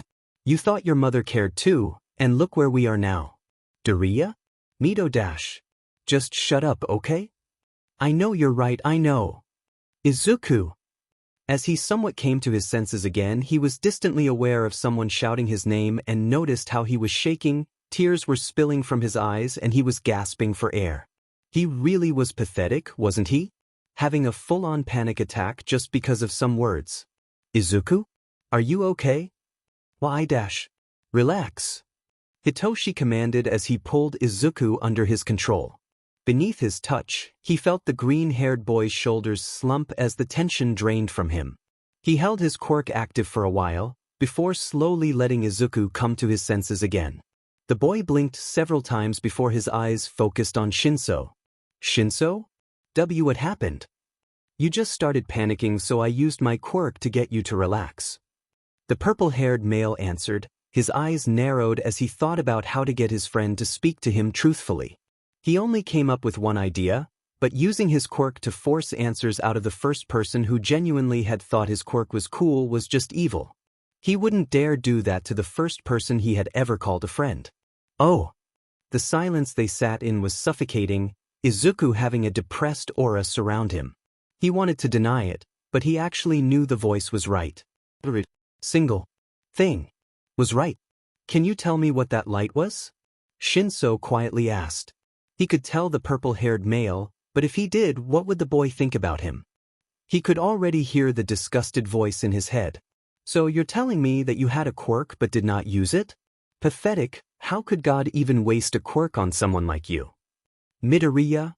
Shinso asked and Izuku could start crying again. Lately, he hadn't felt comfortable with anyone calling him Midoriya. His mother used to call him Izuku to calm him down, but after what happened with his father, she started calling him various names, but never his own. So hearing his classmates and sensei calling him that helped him get his emotions under control again. Shinsu, could why you, if you don't me mind, call me maybe I Izuku? I mean, why don't have to and I just thought, actually. Forget it I dash. He was cut off by a hand on his head. Well, people sure like to touch me these days. The green-haired boy looked up and was met with a pair of tired, violet eyes, though they were shining a little with curiosity and worry. It's okay, Izuku. Oh. He whispered quietly, trying to relax under his friend's touch. Shinso was a really nice friend and he really liked hanging out with the purple-haired boy, but the way he acted reminded him of Aizawa-sensei, whom he really was ashamed to admit, was afraid of. In Midoriya's opinion, his teacher was just like any other teacher he had, and the fact that he called him problem child proved that he was right. Oh my, what a problem child. That child is always making problems. Why can't the principal just expel him? Stop starting fights with other students. Gosh, why must you be such a problem child? And Aizawa would be no exception, no matter what he had told him. Izuku. Sheet, he spaced out again. Why yeah, I'm alright. He answered and put on the most convincing smile he could muster. But it slowly started fading under the glare he received. Don't say you're alright when you're not. Shinso held the gaze for a few more minutes, then sighed and looked away. Listen, I know that you don't want to talk about it, but you leave me no choice. Either you tell me yourself or I'll use my quirk on you. Midoriya's eyes widened in shock. He really would. No, he couldn't tell him. What if someone else found out? But the quirk specialist would find out tomorrow anyway, and he could trust Hitoshi, right? And what did he have to lose anyway? It's not like he didn't count with someone expelling him at one point. A dream could only last that long after all. Well, Izuku began and Hitoshi's head snapped back into the other boy's direction. Part of him wanted to go back to bed and sleep forever, but Izuku was different. He was there for Shinso, so now he was going to be there for his friend. It's actually my Quirk, he stuttered out and looked down at his lap, awaiting some kind of reaction. When there wasn't any after a few minutes, Midoriya looked back up again and met Shinso's eyes. The expression on his face was calm and understanding, no trace of disgust or anger evident. It was different than all of the looks he had gotten from the teachers and kids at his old school. Even when making small mistakes, the teachers would point it out to the whole class immediately. Every day, his gaze would stay glued to his desk when someone would talk to him. It was already bad enough he felt those burning, mischievously glinting eyes on him as he clenched his own shut to try and blend out the shame he was feeling. Close your eyes. Take a deep breath. Hide all of your emotions. Open them again. That's what he had done his whole life. That's how nobody found out. And after all that happened, it seemed as if he was stuck in some sort of book, where everyone suddenly cared for him and he'd get the happy ending he had given up on. But looking in Hitoshi's eyes, it was one emotion that shocked him. Or better said, lack thereof. Pity. Even on Kirishima and Todoroki, he had seen a glimpse of that emotion, but not on Shinso. He hated pity. After he failed to get his quirk, all he ever got were looks of pity of those who were not that prejudiced against quirkless people. Or well, less prejudiced than most people. It was clear that they pitied him, especially since he sometimes heard what they were talking about. Oh my, it's going to be difficult for him, that poor child.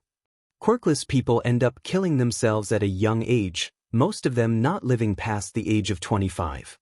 And it's almost impossible to find a job when you don't have a quirk. Then they would glance at him every few seconds with that look on their faces. Even Todoroki and Kirishima had that look on their faces, as if they wanted to say, what a poor thing, quirkless people are so vulnerable. He hated it. But what could he do? It's not as if they were wrong. If he had a quirk, he wouldn't have been bullied and most certainly wouldn't have been afraid of them. Izuku? Shinso slowly asked and Izuku's head cleared again. Sorry, my mind has been running away from me. Izuku stuttered out, face flushing in embarrassment. He should stop thinking about anything, or else Shinso would really leave him alone and go away. Maybe sleep. Clearly that was more important than him. And where was it running away? The purple-haired boy asked with a small smile, in hopes of getting his friend to further open up to him. He noticed that many people were intimidated by him, so it had been a shock to him to see that Izuku had came up to him after their match and asked about his quirk with no malicious intent whatsoever. And now he wanted to return that favor. A sigh of relief escaped his mouth when he heard the low chuckle coming from Izuku. That was a good start. Anyways, I got this quirk when I was 11. But, given the circumstances What circumstances? Shinso's eyes widened. 11 years, that's goddamn late. And if he hid this quirk, then what was up with the quirk he used now? Hitoshi was no idiot, he was by far one of the smartest kids in school, so of course he already had an idea where Midoriya got the quirk from.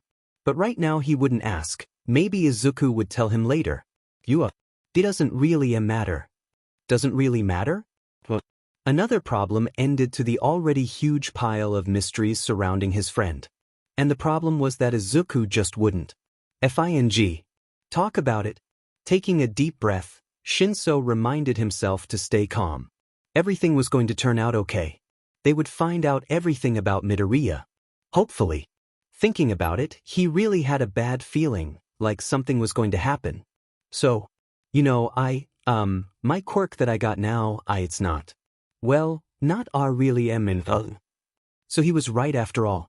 Smiling softly, the purple-haired male laid a hand on Izuku's shoulder, not missing the slight flinch and look of distrust send in his direction. Ignoring the lump that settled in his throat, he spoke up. You got it from All Might, didn't you? The look on his face would have been hilarious if not for the severity of the situation. Izuku looked at him as if he had grown a second head and Shinso was sure his eyes would pop out soon if he didn't stop looking at him like that. How do you? The boy sputtered, all color draining from his face. Had it really been that obvious?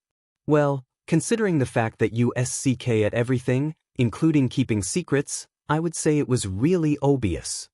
Shut up.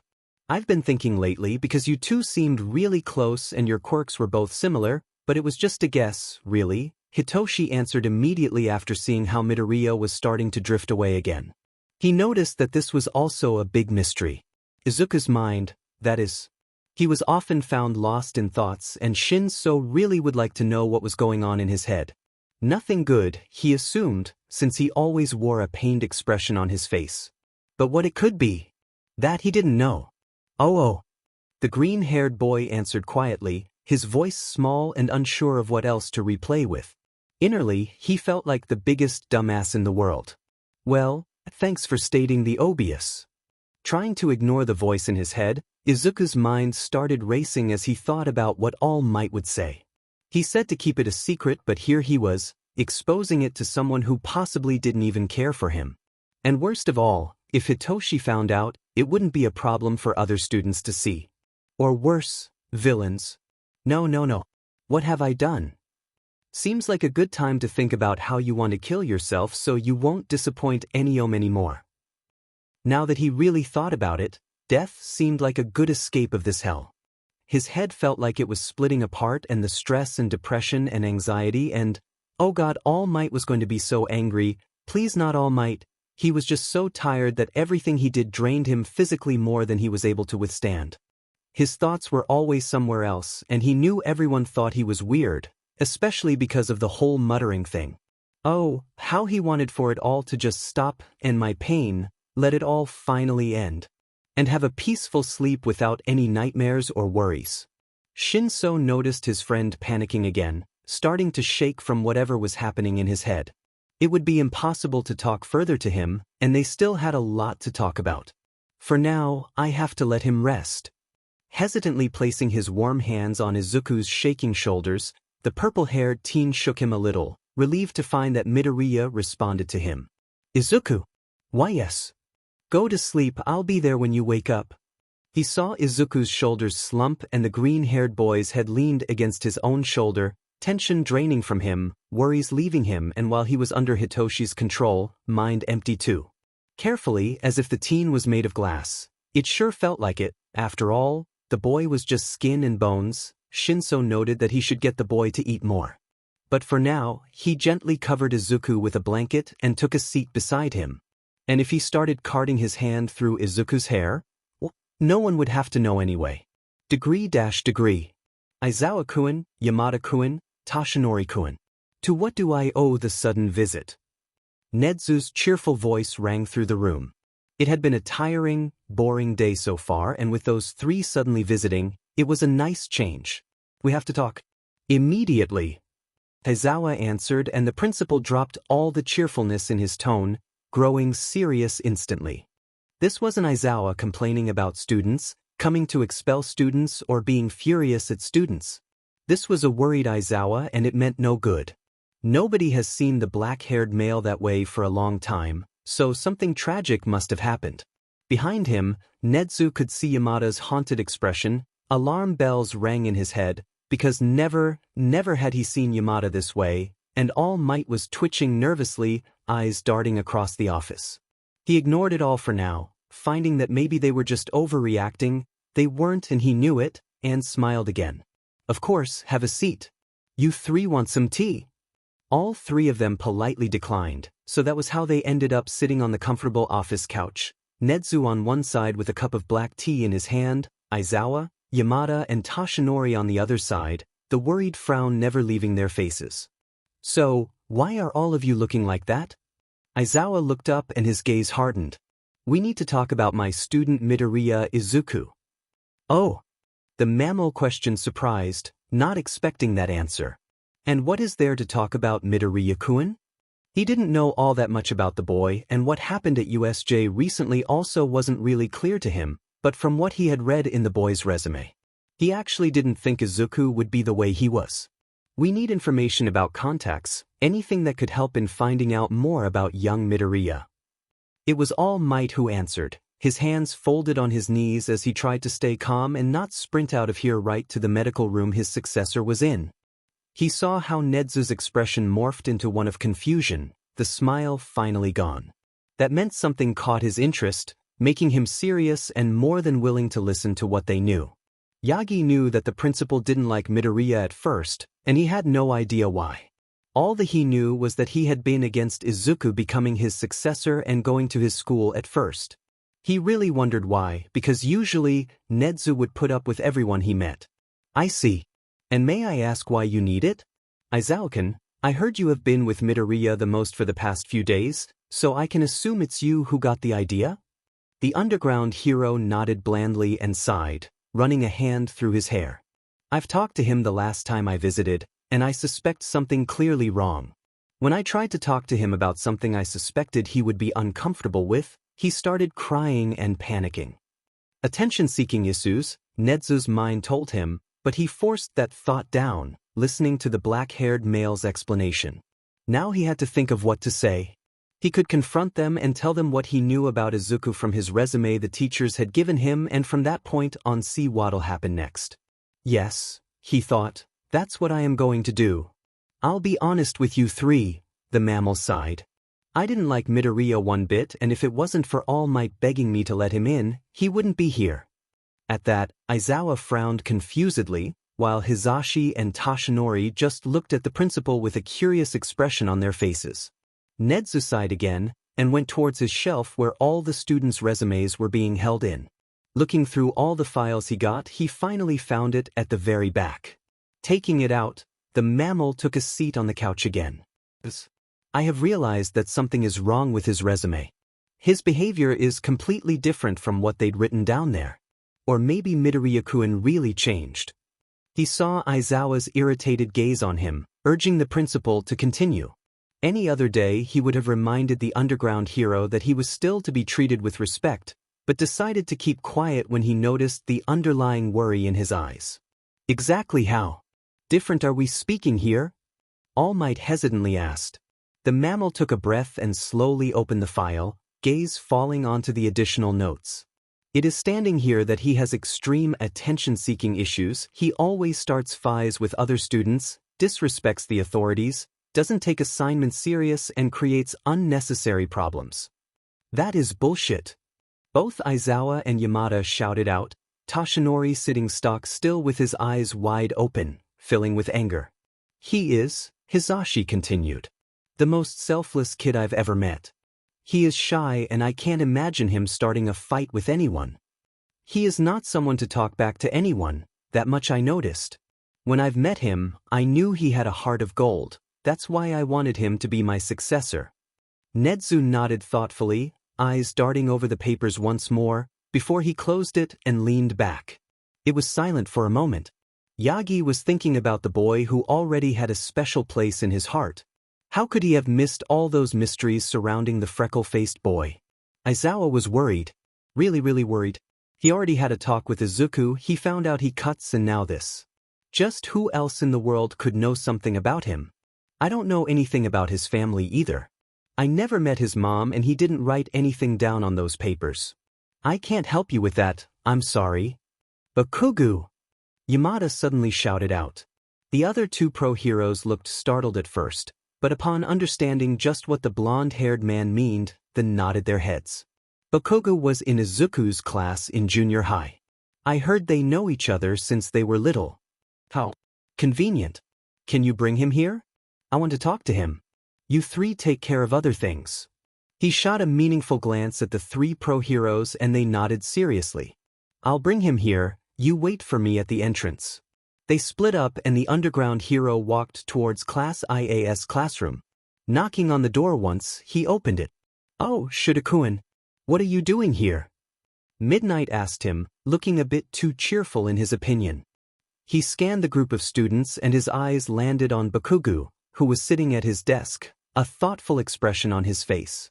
When the blonde-haired boy felt a hard gaze on him and turned to look at the source of it, he shrank back a little in his seat. His homeroom teacher's eyes were boring holes into him and he looked away.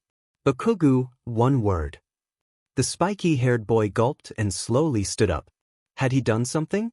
He didn't think he did, but Aizawa's expression didn't give anything away. They left the classroom and walked away from it in silence. It was suffocating. Bakugo had been thinking about his childhood friend and what was going on the whole day, reflecting back on his own behavior as well, so he wasn't really aware of what was going on.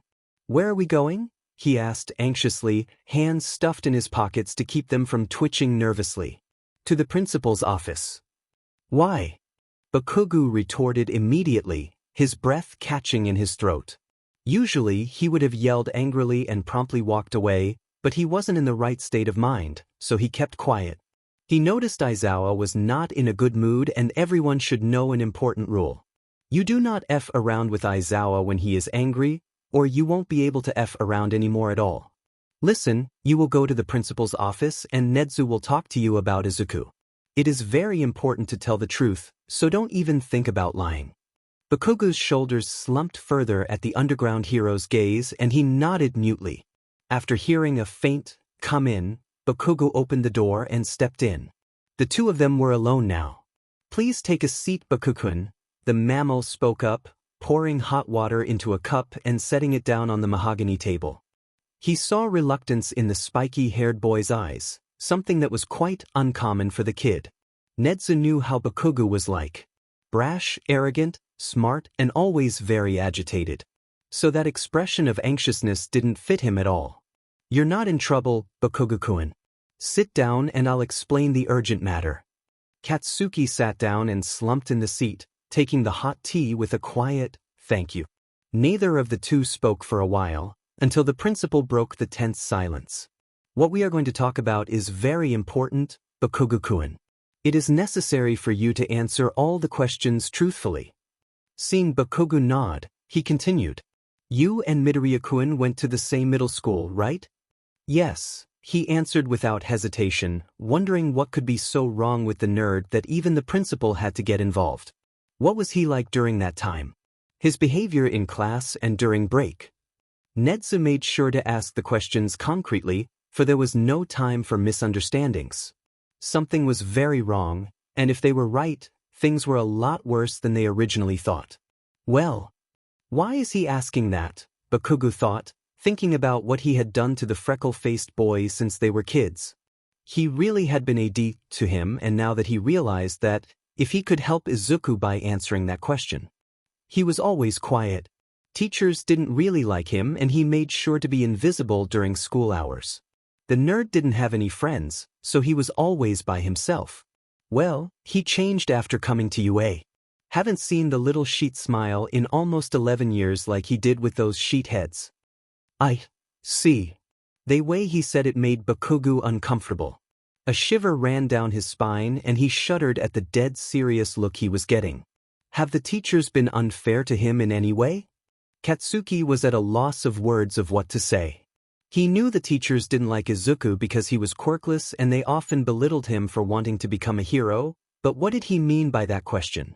Did he find out how the green-haired boy had been treated? He squirmed a little in his seat under the look he was getting.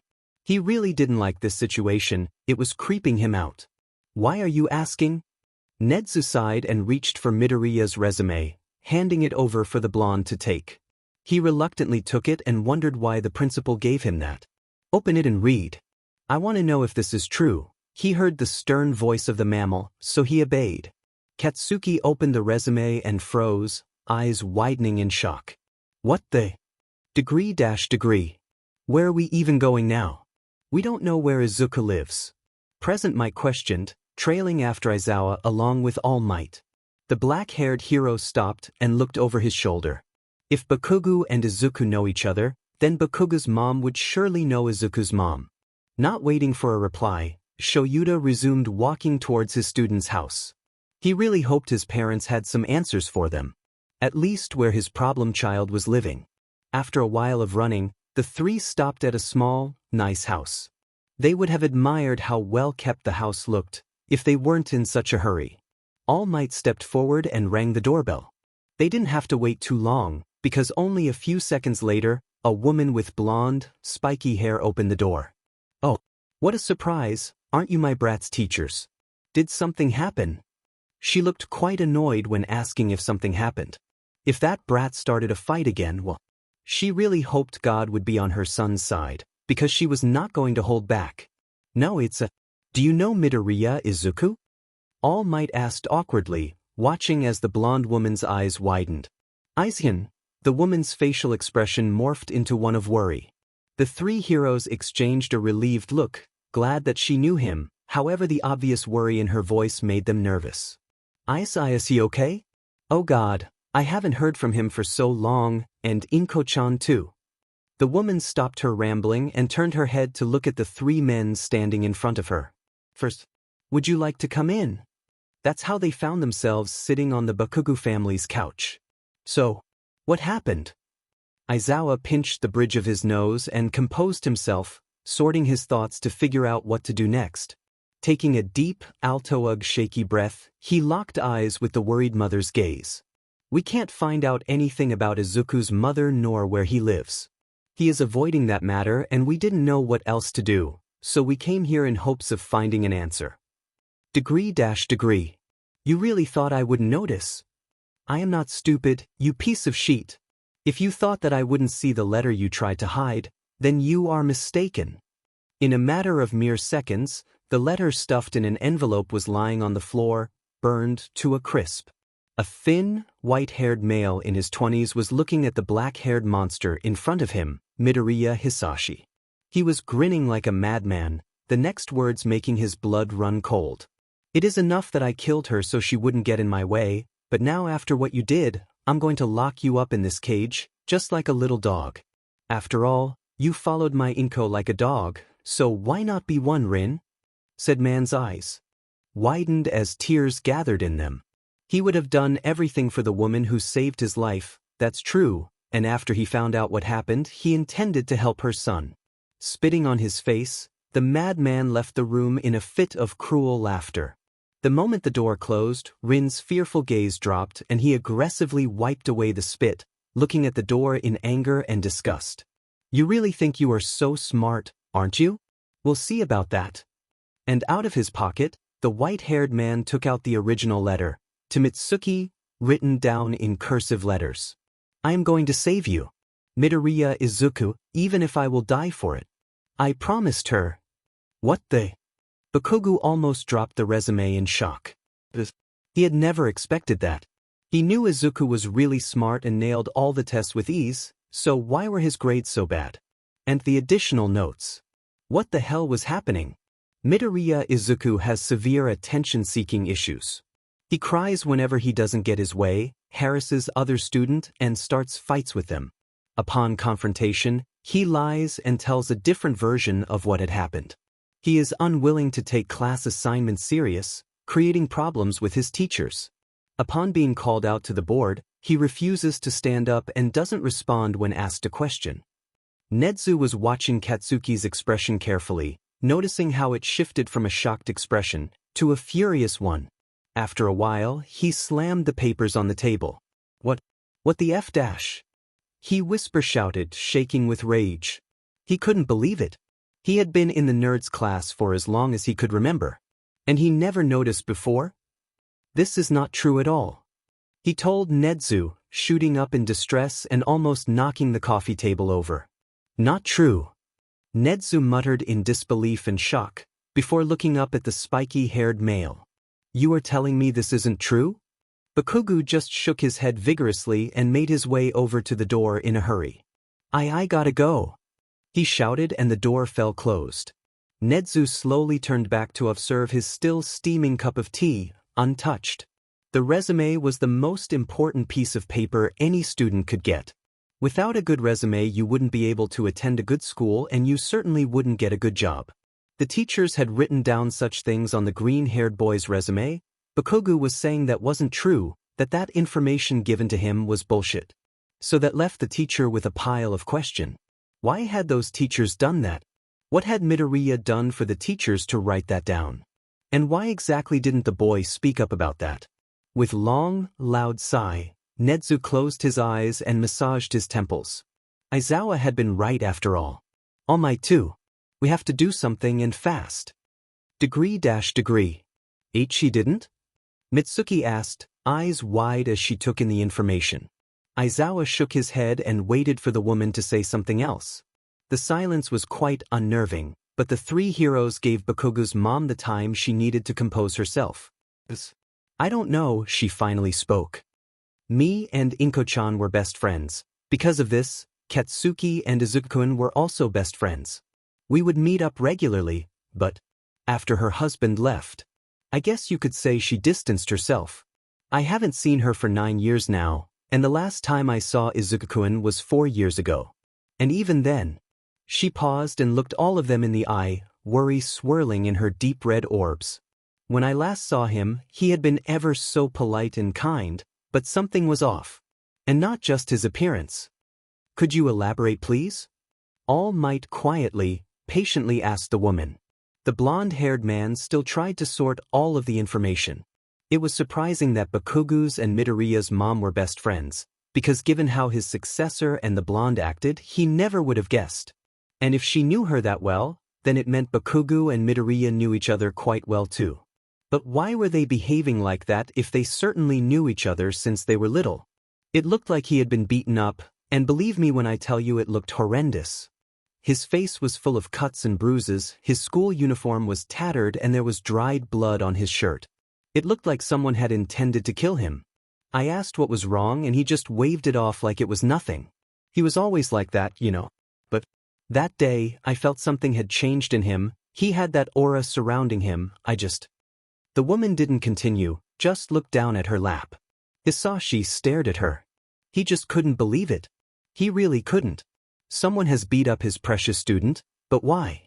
There were so many parts of the story there were missing, pieces to complete the big puzzle only Izuku had. Unfortunately, he hid those pieces well and locked them up.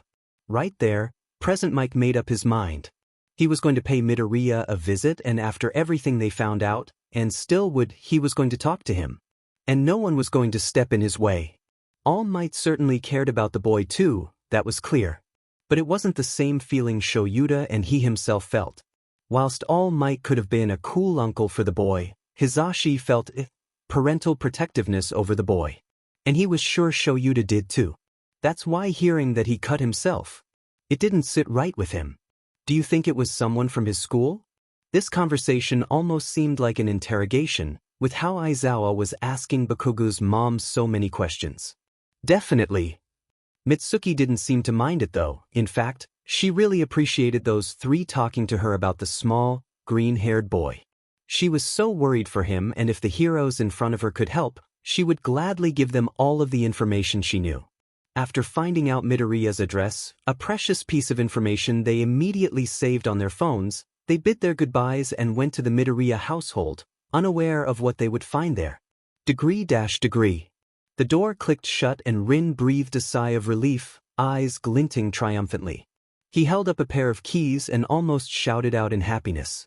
Those keys were Hisashi's most treasured belonging, for those were the keys to all of the rooms in this building, and the ones in Japan, where that evil monster planned to bring Izuku to. He didn't know where that place was, but it would certainly help those heroes if he got those keys. It was midnight when Rin decided to put his plan in action. Hisashi Midoriya was already away, gone to kidnap his own son. The white-haired male fumbled with the key lock, trying to keep as quiet as possible. When the cage opened, he sneaked out of the room and passed through the hallway, arriving at the main hall. He's already at the airport, his flight is scheduled in half an hour. He heard a man dressed all in black grumble. Another one spoke up. The group is already in position. They are waiting for boss arrival. Rin's eyes widened at that. They're fast. He sneaked past the main hall and out of the building, activating his quirk. He could calculate the fastest route to the airplane and to his final destination. Not a very useful quirk, but good enough right now. Calling a taxi, he opened the cab door. Degree. It was already getting dark outside, but Bakuga's priority was talk to Deku ASAP. He had to know if what he thought was true, and if it was, it would mean that what had happened on school grounds wasn't only bullying by pairs, but neglect and abuse of a student. He didn't even talk about the fact what he and the others had done, that all This was about a teacher breaking the school rules of staying neutral to whatever sheep people talked about a kid and helping a student with problems, not making matters even worse. Bakugu-kun. The blonde teen stopped dead in his tracks when he heard a feminine voice behind him. He slowly turned around, meeting the gaze of Recovery Girl. He didn't know what to say to her, looking like a deer caught in the headlights. He stayed silent, waiting for the elder woman to refuse letting him visit the nerd, but to his surprise, she didn't. His room is right down the hall, you'll see the name tag under the room number, was all she said before turning around. Katsuki gulped, not quite believing that she let him pass this easily, considering how he behaved around Izuku. He turned around as well, slowly, cautious of anything that indicated this was a trap or something, and froze when he heard Chiyo's voice. Please don't blow up this place. Something is going on with Midoriya-kun, and I assume despite how bad you act around him, your intentions for coming here are good. It would certainly be pleasant to see you two get along. He whipped around and just stared at the back of the woman's head, disbelief crossing his face, before settling on a determined expression and walking off with a quiet hi. Chiyo glanced back to the disappearing head of the blonde, sighing in contentment as she thought about the email Nedzu had sent her moments ago. Dear Cho-san, as you may have heard, there are a few problems surrounding Midoriya-kun, which are worrying me. I just had a talk with Bakugo-kun and surprisingly, even he seemed worried about him. When you see him, I ask of you not to stop him from visiting the boy. It seems that with how the recent events keep turning out, we may have the chance to get those two to get along. It certainly would better Aizawa-kun class mood. Greetings? Well, Chiyo thought. It definitely would be better for everyone if those two got along. Degree. That would be $25, sir. The taxi driver told Rin as he held out his hand. The white-haired man handed the money over and got out of the taxi, bidding his goodbye and entering the big airport of Boston. He didn't stop and kept walking, eyeing the mass of people through his round sunglasses which matched his black turtleneck sweater and leather jacket perfectly. He was also dressed in black ripped jeans and white Converse. He hadn't left Hisashi's building for 3 months, and he didn't want to look like a homeless person from a ditch, so he quickly went home and changed his clothes. It's not like anyone had been worried about him anyway, not that his parents didn't care about him, they just weren't home much because they worked in different places. And he himself was already 20 years old, he could tend to himself in cases if emergencies. Well okay, that was partly a lie because if he cooked, he wouldn't have been forced to work for a man who killed his wife and planned on torturing his own son. The flight A295 to Tokyo, Japan is scheduled in 45 minutes. Please remember that Gate 1 will close in 25 minutes. Good, so he still had time. He passed the border control, pulling out his fight ticket, the one Inko had secretly bought him and his ID card, because yes, he wasn't one of those gangster types who faked different ID cards and documents. Excuse me, can I see your passport really quick? A woman in her 30s asked. She had blonde hair and wicker glasses, her eyes a warm brown color. Her hair was into a loose ponytail and a few strands were framing her face. She wore a white blouse and black skirt. Oh, of course. Rin smiled charmingly, pulling out his card. He gave it to her, embarrassed by the picture that was taken for it. That was 3 years ago, but he really changed during that time.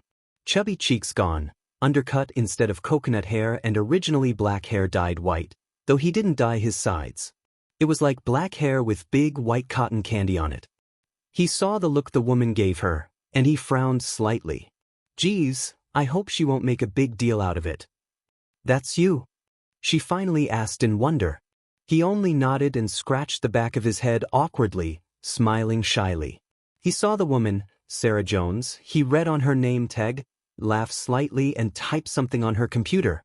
You can pass, she said and gave Rin back the passport. Rin thanked her and continued his walk in fast strides until he was at the terminal. 10 minutes left, that's good. The white-haired male bought himself a cup of coffee and sat down to wait until he could finally go on the airplane. When he caught a glance of the doors to his flight opening, he shot up and was the first to get on the plane. He adjusted his seat and leaned against it, plugging in his earphones. Just so you wait, Hisashi. You'll definitely get what you deserve. Degree. Aizawa knocked on the door. I don't think they're home, All Might nervously told him, looking around for the woman he saw on one of Mitsuki's photographs. Maybe they left a spare key under the doormat, Hizashi suggested, already kneeling down to look under it. Taking the key, he inserted it into the hole and opened the door. As the three heroes stepped in, the cold atmosphere gave them the chills. They moved around slowly, shocked by how empty the house was. There wasn't a couch in the living room, nor was there a television. The bookshelf looked broken and was devoid of any books or statues. Are you sure we got the right house? Present Mike asked, his hands twitching as he fiddled with them. The underground hero nodded dumbfounded and moved to the stairs, the other two heroes following him mutely. They came to stand in front of closed door, a broken All Might sign with the name Izuku hanging from a rusty pin. Nobody wanted to open that door, a fraud of what they would find there, but Toshinori moved forward and clasped his hand around the handle. He pushed open the door. The room was almost empty, the only furniture occupying it being the bed, small closet, and desk with a chair. The three pro-heroes had thought that their student would have an unholy amount of hero merch in his room, so seeing it like that was quite the shock. And not to mention that it was incredibly cold in the house. No scratch that it was freezing.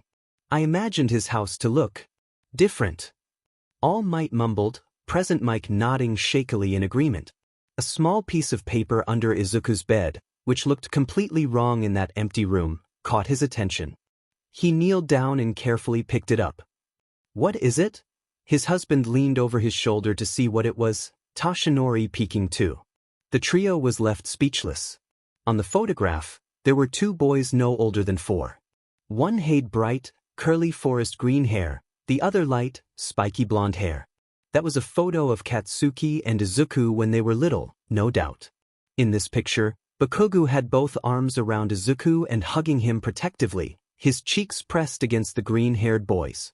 His expression was challenging, daring whoever took the photo to take his friend away from him. Still, he was smiling.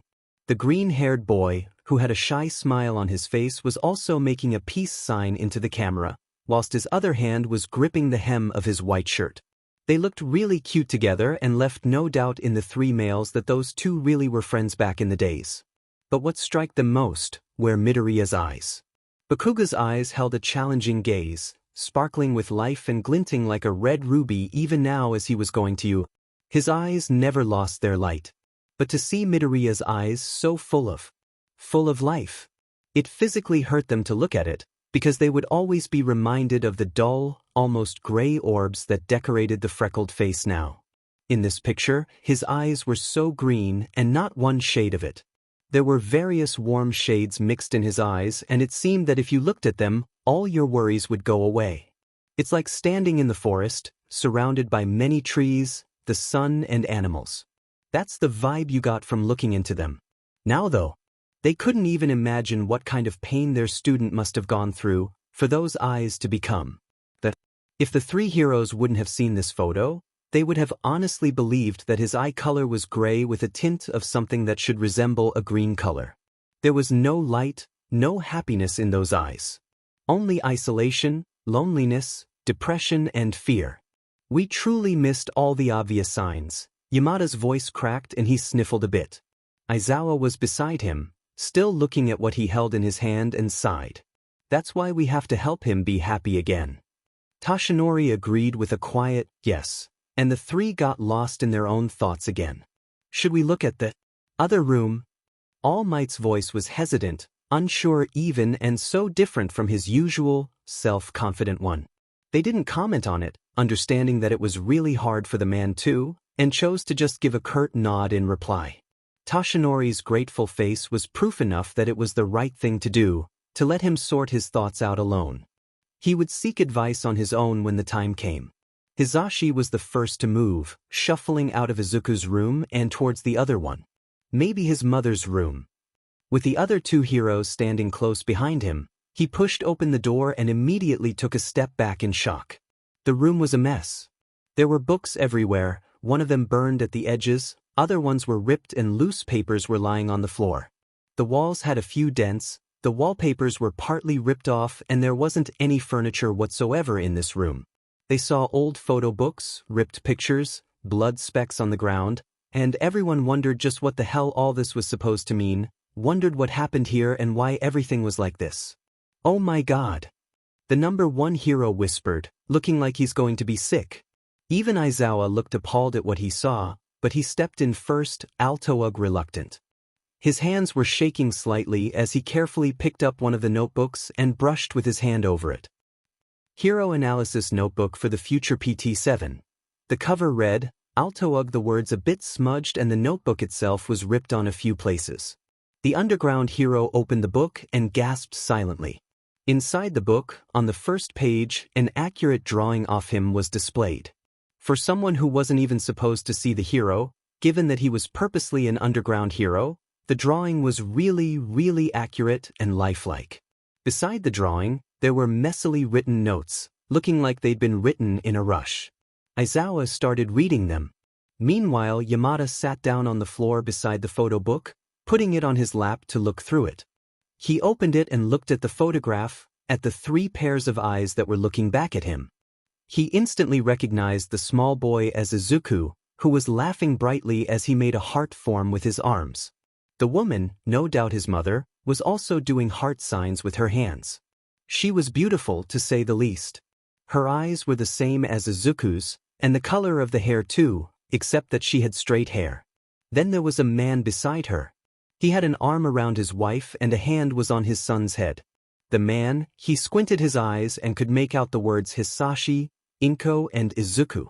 So the man was called Hisashi. And Izuku's mother was called Inko. Hisashi had, contrary to Inko and Izuku, black hair, curly, Yamada noted. That's where Izuku got his fluffy, curly hair from.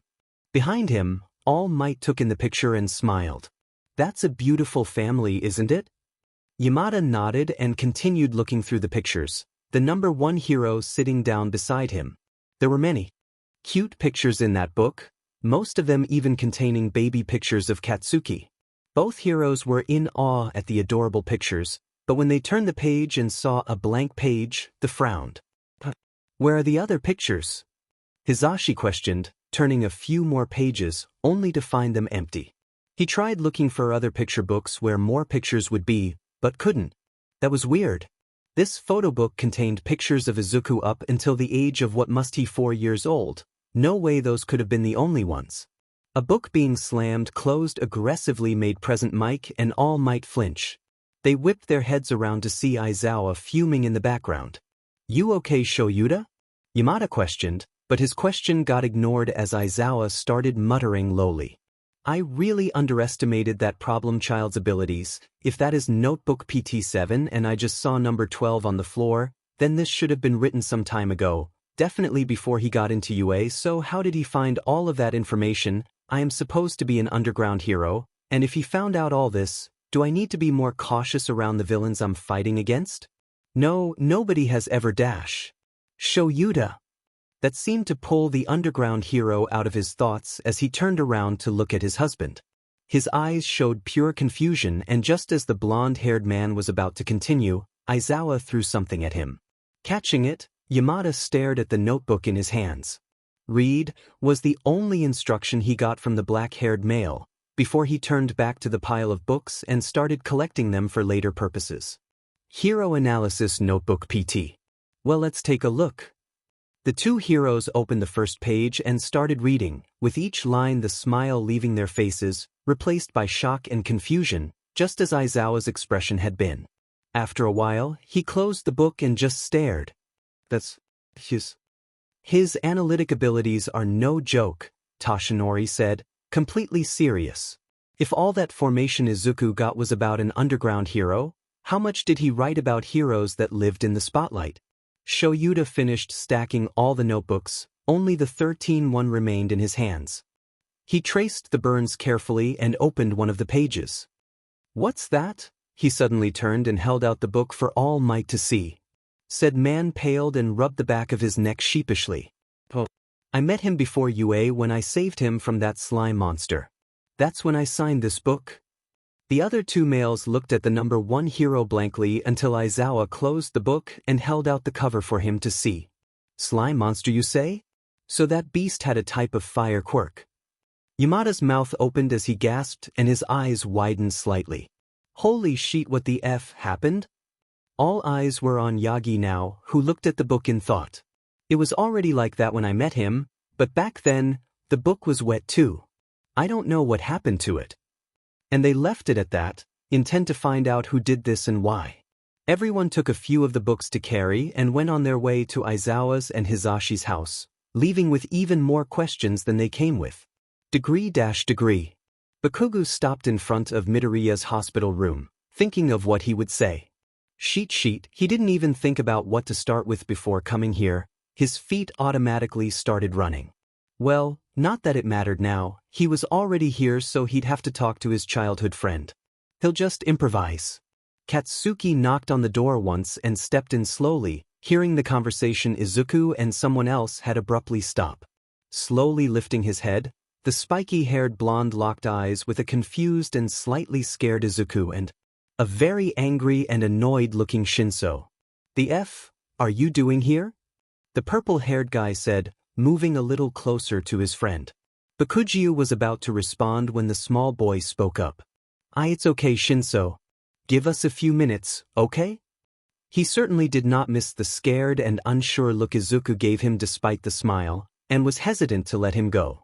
But after another nudge from the freckle-faced boy, he sighed and stood up, making his way over to the blonde. Hitoshi gave him the nastiest glare he could muster and left the room without waiting for a response. That fucker just Bakugu lowly muttered, clenching his fists as not to storm out of that door to pick a fight with the purple-haired bee. But he retrained himself and took a deep breath, turning back to the boy on the hospital bed. His eyes widened at the way Izuku was sitting tense and shaking slightly. Bakuga's eyes darkened with guilt and shame. He was the cause of all this. He made his childhood friend be a fraud of him. How could he have let that happen? Both boys just stared at each other like that, afraid to make a sound. Then Katsuki cleared his throat, making the green-haired boy look up at him again in slight panic. Can we talk? Can we talk? Bakugu shifted from one feet to another, avoiding his classmate's gaze as he waited for an answer. Izuku actually seemed to contemplate it. He was afraid of Bakugu. He didn't know if he would lash out, should Izuku say something offending, or if he'd hit him or burn him again like in middle school. They were alone now, nobody here to step in should something happen. Suddenly, having Shinso here hadn't seemed like a bad idea. And still, as he saw the blonde boy, his childhood friend and first love, his gaze softened just the tiniest bit. He came here to talk, didn't he? And Shinso was just right down the hall, if something happened. How can I even still love him after all that? He didn't know, he just did. Maybe it was the fact that Izuku knew Bakugu had a soft side to him, that he could be kind and loving. And besides, Bakugu was his image of victory, everything he ever wanted to be. That's why he answered with a soft okay, and waited for the blonde to continue. Said male slowly, as if being careful not to scare him any further, moved closer to the bed and stopped right in front of him, quietly taking a seat beside the green-haired boy. Izuku wondered what happened to make Bakugu so subdued and calm. He expected the boy to shout or hurt him, but right now, the spike-haired blonde only sat beside him, not doing anything else. Katsuki took a deep breath and looked up, face determined and something akin to worry in his gaze. I read your resume. He started and Izuku's eyes widened in shock. He couldn't have found out, could he?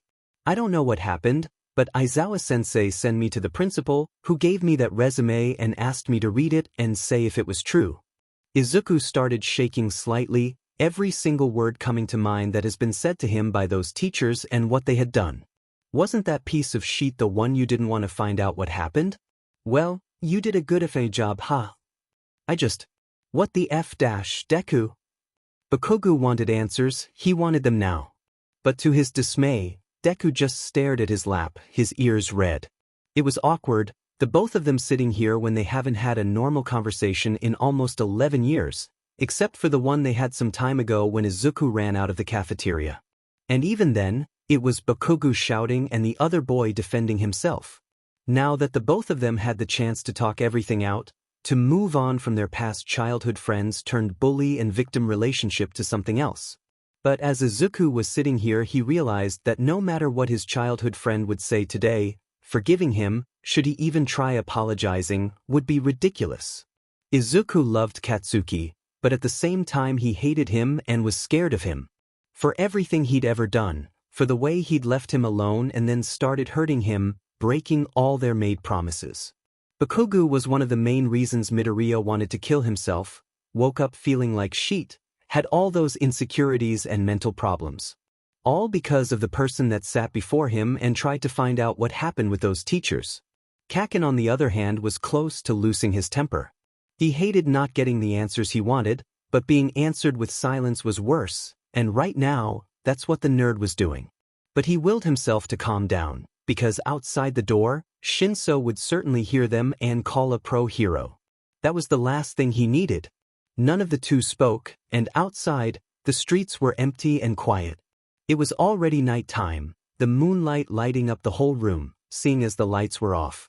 Why do you care? Katsuki's eyes were as wide as saucers as he heard the counter-question he just got.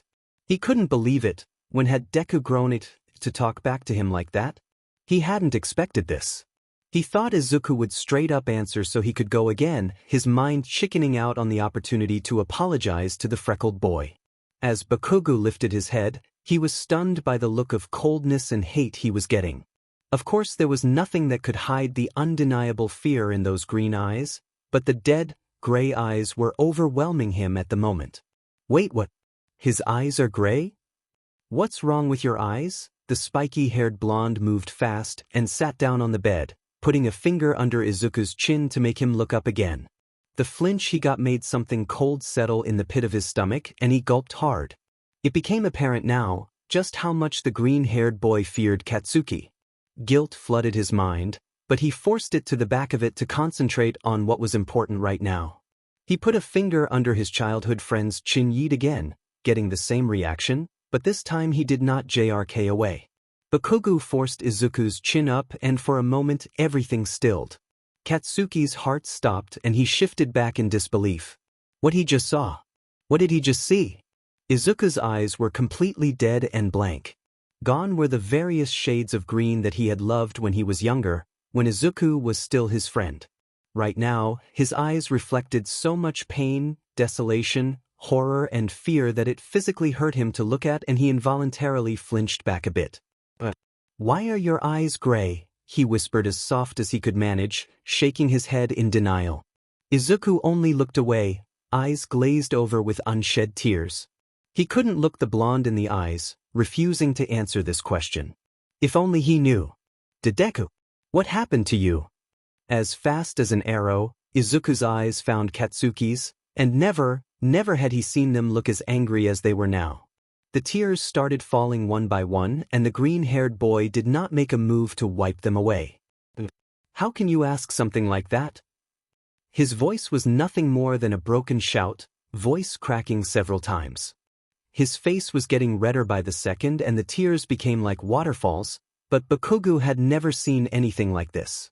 He was looking away in shame, tears pricking at the corners of his own eyes as he realized that he made a big mistake by asking him that. Do you realize how much you hurt me? I trusted you, I loved you, and you threw everything we had away. You did not just break my heart, you used and toyed with it as you pleased, stepped on it and shattered it to tiny pieces. You made my life hell, Kaken. His breath was getting uneven and hard as he clenched his fists to the point they started bleeding. Katsuki wanted to unclench them, do anything to calm the boy in front of him down, but he couldn't move a muscle as every single word caused his heart to clench and guilt overflow him. He realized now, but it was too late. His childhood friend could never forgive him again, and it was nobody's fault but his own. And he knew it, yet he desperately tried to deny it, that it wasn't his fault the sunshine boy lost all his light, becoming not even a dark shade of his old self. I hate myself, do you understand? I hate myself because everything those kids at school, including you, have ever said to me is true. I was all alone, hated by everyone because of what? The lack of a quirk. Why does having a quirk define who you are to the extent that you're going to be shunned for the lack of one? Tell me, damn it. But he couldn't, because there isn't one, there never was. All there ever was people's pride and ego. Sitting here, ashamed by his past actions, Bakugo realized one thing. Deep inside, Izuku was still the small child he'd once grown to love. A child that had been punished for something beyond his control, abused, shunned and broken beyond repair. That was all Izuku was. A scared, broken child that had lost all faith in humanity. And right then, despite his unforgivable actions, Katsuki made a promise to himself to bring back the boy he loved when he was younger and made the promise to marry him, to apologize and redeem himself. Right now, forgiveness was unimaginable, so he couldn't say anything about it. It would just be as if all the words Izuku was shouting were a joke, were he to apologize now. He couldn't do that to him. Izuku's words became broken wails as he dissolved into tears completely, slapping Kaken's hands roughly away when the blonde tried to comfort him.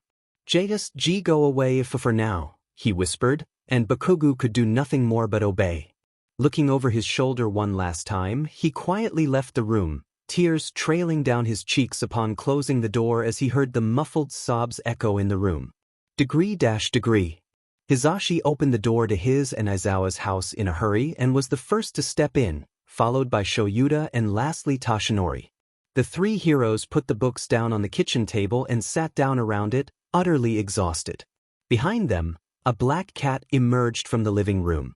"Oh, Kuru, come here." Present Mike patted his lap, and to his contentment, the cat jumped on it and settled down. All Might was surprised that the two males had a cat, not making them out to be animal lovers. But then again, didn't Aizawa apparently like cats? What now? Yagi questioned into the round, hands itching to take one of the books and read them. But he was aware they had more pressing matters than some hero analysis. "We have to report to Nedzu first, then we'll see what we'll do." Aizawa spoke up with a voice that held no room for argument. On the outside, he looked calm and composed, but innerly his mind was running. They had to help his problem child and solve all those mysteries surrounding him. Alarm bells were ringing in his head and he had a feeling something was going to happen, though he did not know what it was. But whatever it was, they had to get to Nedzu ASAP. "Okay, then we'll see." Hisashi agreed, though nobody made a move to stand up, too lost in their own thoughts. Yamada himself wanted to curl up on his bed with Shoyuta and his cat, ideally solve everything regarding Izuku as fast as possible. They had lost some time in Midoriya's house, without even getting the answers they came to get. Having looked through his home, it did not even look like Inko was living in that house. But that was impossible. Izuku could never live all by himself. And if he did, for how long had he lived like that? And what exactly happened to him that made the green-haired boy's eyes dull and lifeless? "Let's go." All Might suddenly stood up and made his way over to the door. Hisashi lifted Kuru up and set him down on the couch in the living room, before following the other two heroes out of the house and back towards Ue. Degree. Todoroki, Kirishima, Kaminari and Siro were the only ones still up in the dormitory. The three guys of the Baku squad were still waiting for the leader of the group to come back, and Todoroki couldn't sleep. That's why he, upon Eijiro's invitation, got comfortable with the others on the couch. Earlier that day he, Uraraka and Lita were talking about what happened to Izuku. Uraraka was clearly worried about him, blaming herself for not realizing sooner that something was wrong with their friend. "I am such a bad friend. I should have been there for him when he needed us, and yet he is in the hospital now and dash." The girl cried whilst eating her rice. Lita tried to comfort her, but anyone could see that even the class president was blaming himself, trying to cope with the current situation. It was taking a toll on him too, for he respected the green-haired boy deeply. "It wasn't your fault, Uraraka-san. As the class representative, I should have known something was up with one of class 1-.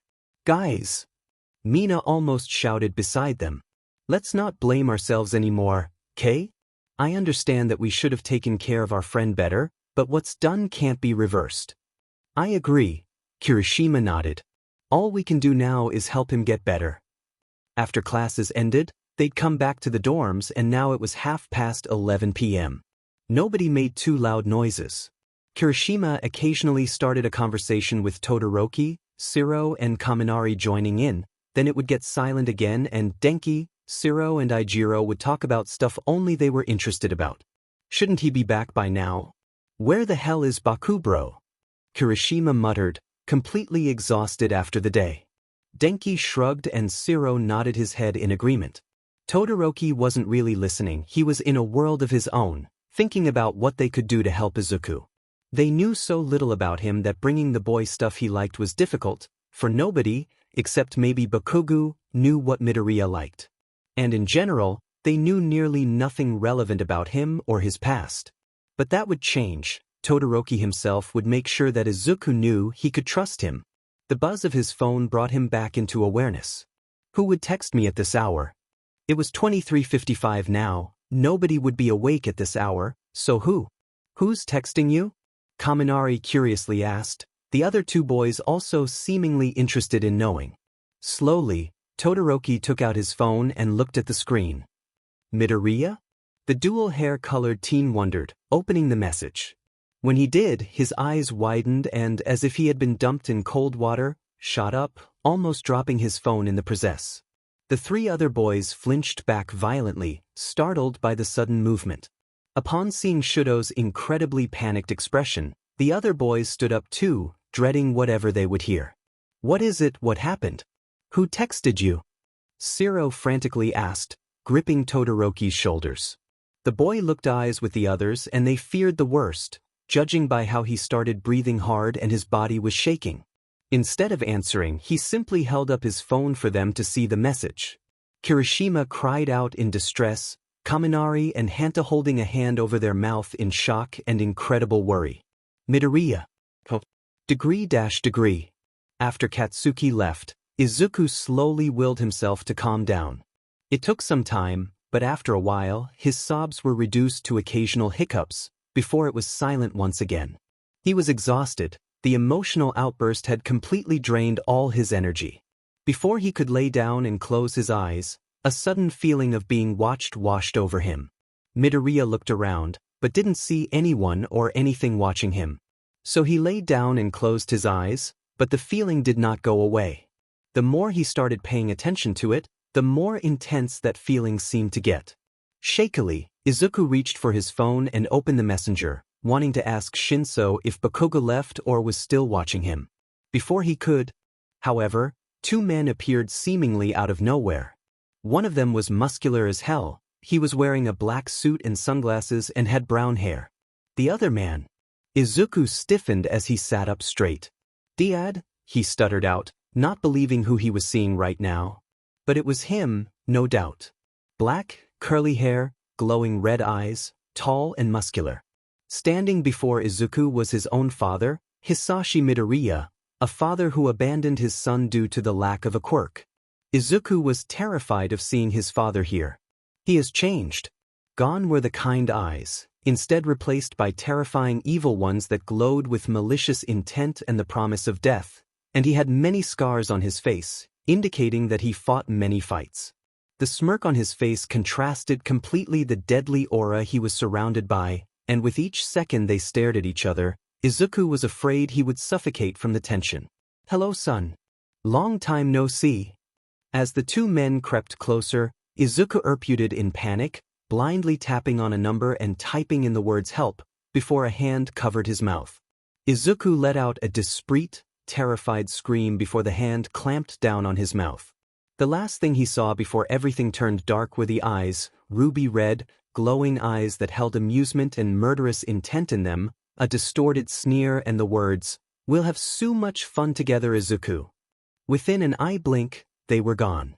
The room was left empty and cold, the only indication that someone had been there was the phone on the bed, which started ringing. The caller ID read Todoroki. Degree. Kigo Takami was at home, sitting in his working room. There was a big monitor attached to the wall, in front of it a dark mahogany desk, where piles and stacks of papers and files were loaded. A few pens were scattered across that desk and a cup of coffee was standing neatly on the left side of it, a chocolate donut placed right beside it. The wall opposite to the monitor held a big map with many different pictures of a male pinned to it.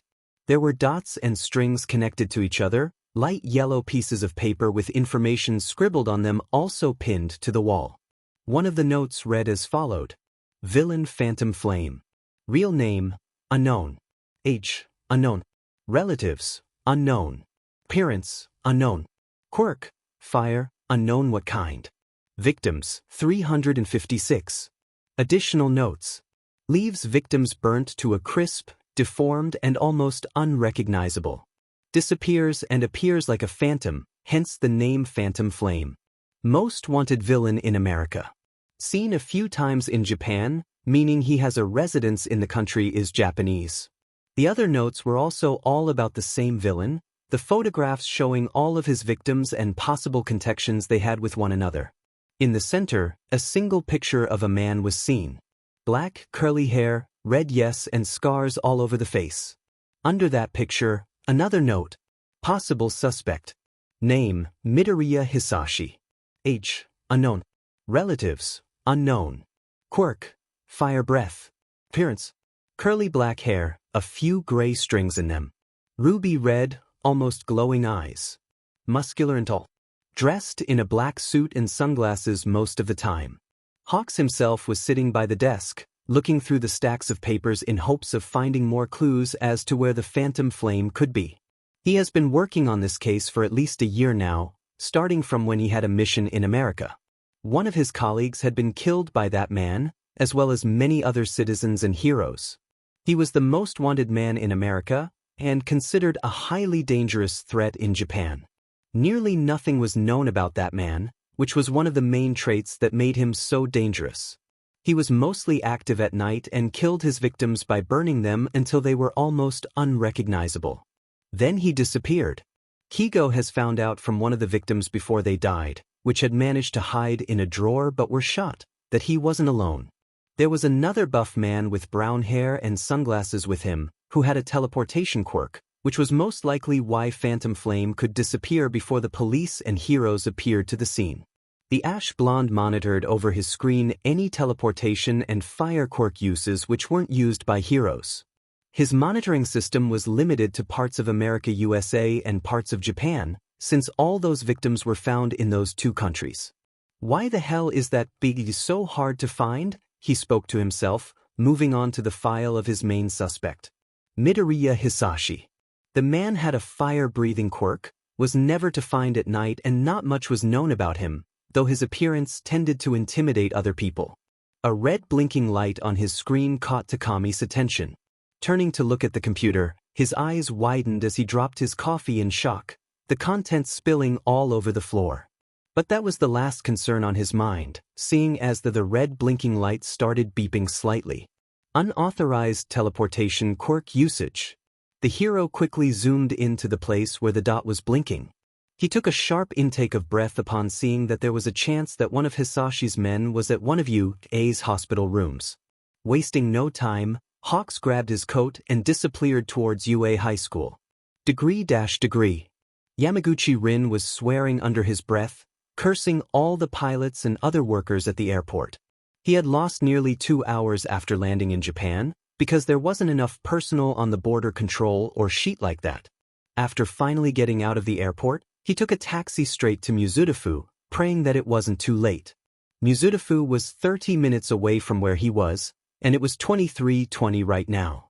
The cab driver was a middle-aged man, really kind and friendly who, thank God, knew how to drive fast when he really needed it right now. During the drive, Rin took out his phone and Googled the exact location of Bakugo Mitsuki's house. He was tapping his foot impatiently, wondering how far along Hisashi and his crew was. Hopefully not far, but with how organized and strict they were working, Yamaguchi feared the worst. We're here, that would be 100,917 yen, the cab driver told him with a smile. The white-haired man paid and wasted no time in getting out of the car. It was 23. He practically sprinted over to the women's house, ringing repeatedly, until a groggy and annoyed voice opened the door and spoke up. "What do you want at this time of night?" She locked eyes with the man, frowning in confusion because she had never seen him before. Before she could ask him who he was, however, he grabbed her hand and pushed the envelope into it. "This, You have to read it fast, it's from Inko Midoriya. I don't have time to explain, but we need to get to her son Izuku Midoriya. He spoke as fast as he could, but then stopped in fear that she didn't understand him, but after a beat of silence, her expression changed into shock and worry. Inko-chan? Oh my god, what happened to Izuku-kun? With shaky hands, Mitsuki opened the envelope and unfolded the letter, beginning to read. Dear Mitsuki, I'm sorry that all you hear from me after all this time only through a letter, probably for the first and last time. Please read this, because my Izuku is in danger and you have to help him please. Let me explain. I made a big mistake when Izuku was 11 years old. I left him and moved to America to live with Hisashi. I regretted my decision so much after that, but after Izuku got into UA and Hisashi saw him at the sports festival, he became obsessed with him and kept saying that our family became like this because of him. I don't know what happened with his mind, but he started getting the idea of torturing and then killing him to steal his quirk. I'm trying to stop him, but I don't think I'll make it out alive. When you get this letter from my dear friend I met here, Yamaguchi Rin, please find Izuku fast. I don't know how much time there is left. I'm so sorry Mitsuki for failing all my friends and family. Please tell my dear son that I love him so much and that despite knowing he won't forgive me, I am so sorry for everything I have done. Goodbye, Mitsuki-chan. Your Inko-chan. Mitsuki stared at the letter after reading it, completely speechless. Then, after a while of trying to process everything, she turned to Rin. Are you Yamaguchi Rin? Said Male nodded. Why yes miss. I don't know what happened, but she was a good friend of mine and I want to help with everything I can. The spiky-haired woman nodded and turned back to look at the letter, a determined expression crossing her features. Without wasting any more time, she pulled out her phone. Opening her contacts, she dialed her son's number. 23, Katsuki. Degree. Bakugo was walking down the hallway, wiping his eyes occasionally as the tears on his eyes slowly dried.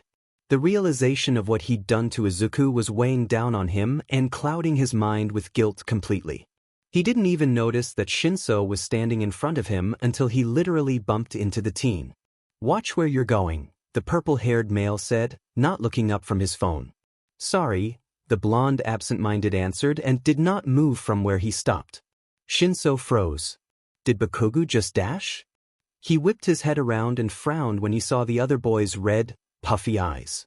The hell are you crying for? He asked, gaze shifting down the hall to Izuku's room, as if he'd be able to hear something from that room. None of your business, brain f-. The boys left it at that, nobody making a move to leave, only glaring at each other with hate. That is until Katsuki's phone starting ringing. He scoffed. What the hell does that old hag want now? He accepted the call.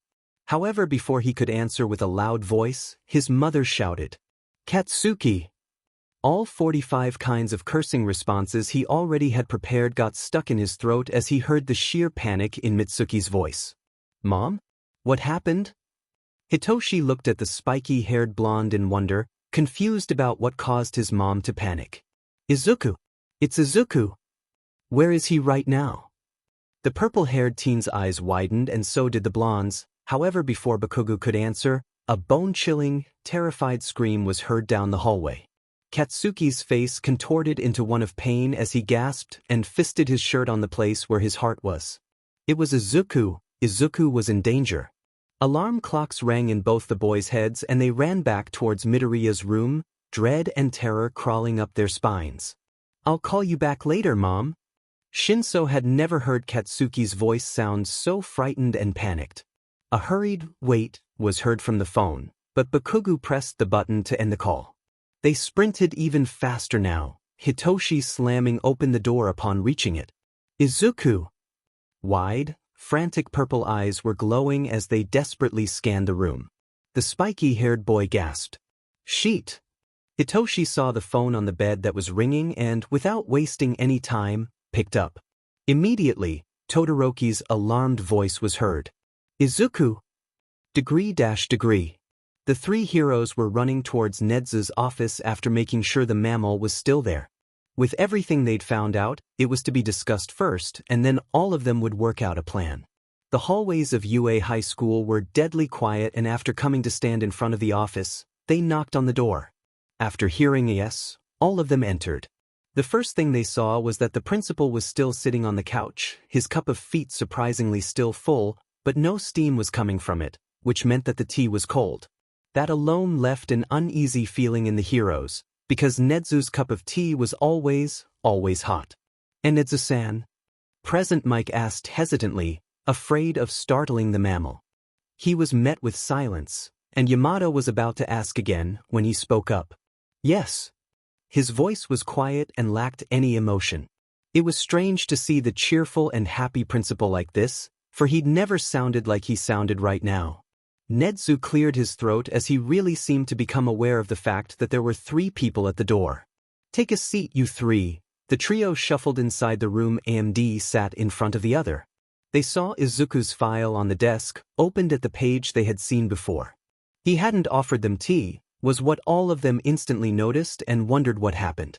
Well, whatever was occupying the mammal's mind was pushed back as Aizawa, Yamada and Toshinori saw him take a deep breath and compose himself. "I talked to Bakuga-kun and he said that this file here is not truthful. Therefore I will instigate this case myself with the help of you 3, and additionally I will ask Detective Naomasa and the police to help with this case. It is not a simple matter of bullying. If this file really is fake, then this is a serious matter of breaking the law, and the teachers responsible for this will have a lot of problems." The 3 heroes nodded and were just about to report what they saw in Izuku's house, when the door flew open and a man barged in. "Principal Nedzu, where is the medical ward of UA?" All 4 males were stunned by the sudden appearance of the man. He had ash blonde hair, gold brown eyes, and on his back, they saw 2 large, red wings. The man was dressed in his hero costume. "Takami-kun, to what do I owe this sudden visit?" There was no happiness in this question. Nedzu was dead serious, especially when seeing Hawks, who was usually also very cheerful, so frantic. The hero's mouth opened when the 5 people heard footsteps running towards them. "Nedzu-san, we have a problem." Kaminari and Shiro were breathing heavily, having run all the way there from UA's dormitory. Aizawa raised an eyebrow at the sheer panic in his student's eyes and stood up. "Kaminari, Shiro, what are you doing here?" The duo blinked as if only now realizing they weren't the only ones in the room, and gasped Louis when they saw their homeroom teacher. "Aizawa-sensei. It's Midoriya, something happened to him." He sent Todoroki a message saying help, and when Todoroki called back, Shinso answered the call and said that Midoriya just disappeared. Silence. "What? What?" All Might and Present Mike shot up. Nedzu dropped his cup and Hawk's eyes narrowed in confusion, trying to make sense of who they were talking about. After Kaminari's outburst, the tension skyrocketed as everyone had to stop and process what the student shouted. Aizawa couldn't comprehend at first, the words sounding like a foreign language to him. Midoriya was gone. His student was gone. His problem child was gone. Hadn't he gone through enough already? There were so many mysteries surrounding the boy, so many problems that had to be solved, and right when Aizawa and the others were beginning to discover what was going on, he was suddenly gone. It took some time for them to finally make a move, and when they did, everything erupted in chaos. "Everyone, to the medical ward." Kaminari and Shiro were the first to run, followed by Hawks, Present Mike, Aizawa, Nedzu, and All Might. The older hero himself was panicked, not understanding how something like this could have happened in a place like UA. Wasn't the school supposed to be safe? His chest felt tight all of a sudden as endless possibilities crossed his mind. His successor was kidnapped by the League of Villains. His successor jumped out of the window in panic when he saw something inside and disappeared. Someone, other than the League of Villains, kidnapped him for his quirk. Someone wanted to get information about UA out of him. He was abducted and about to be killed. He was already dead. Toshinori refused to let that happen. The boy was like a nephew to him and had so many problems surrounding him, he definitely needed help. And the issue about what happened at USJ was still unsolved. As everyone came closer to the hospital room, they heard angry shouts and cries. Bakugu was on his knees, touching the place where his heart was, while Kirishima was beside him, a hand on his back. Opposite to the two, Shinso was sitting on the floor, propped up against the wall as tears fell down his eyes and he fisted his hair. He was shaking his head and his face was too pale to be considered normal. Todoroki was standing by the left side of Shinso, forehead against the wall as he had his eyes closed and tried to stop his hands from shaking in rage and despair. He had his phone in his right hand and just as he was about to slam it against the opposite wall, Present Mike grabbed his arm and slowly lowered it, making sure the teen would calm down. "It's okay, Todoroki, let's sort this out, okay?" The teen slumped against Yamada and just stared at the floor as his eyes glazed over. Aizawa rushed to Shinso, hands hovering over the teen, but reluctant to touch the boy. "Shinso!" But the teen didn't hear him, his eyes unfocused and terrified. How could he have let that happen? He had been just down the hall, waiting for Bakugo to come out of the room so Hitoshi himself could go back again, and right when he was about to go back, right in that FNG moment, the blonde gets a call saying they should check on him. Next thing they knew he was gone. It was all his fault, all his fault. And now his friend was gone, kidnapped, maybe even dead by now and they wouldn't even know. If he had been a bit faster, if he had only been smarter and waited outside the door despite the green-haired boy's protests, everything would have been all right. But no, he just had to F up and get Izuku in danger. It really was all his fault, and his fault only. He was an awful friend and didn't deserve forgive. "Shinso, snap out of it, we can't do anything about the situation if you don't tell us what happened."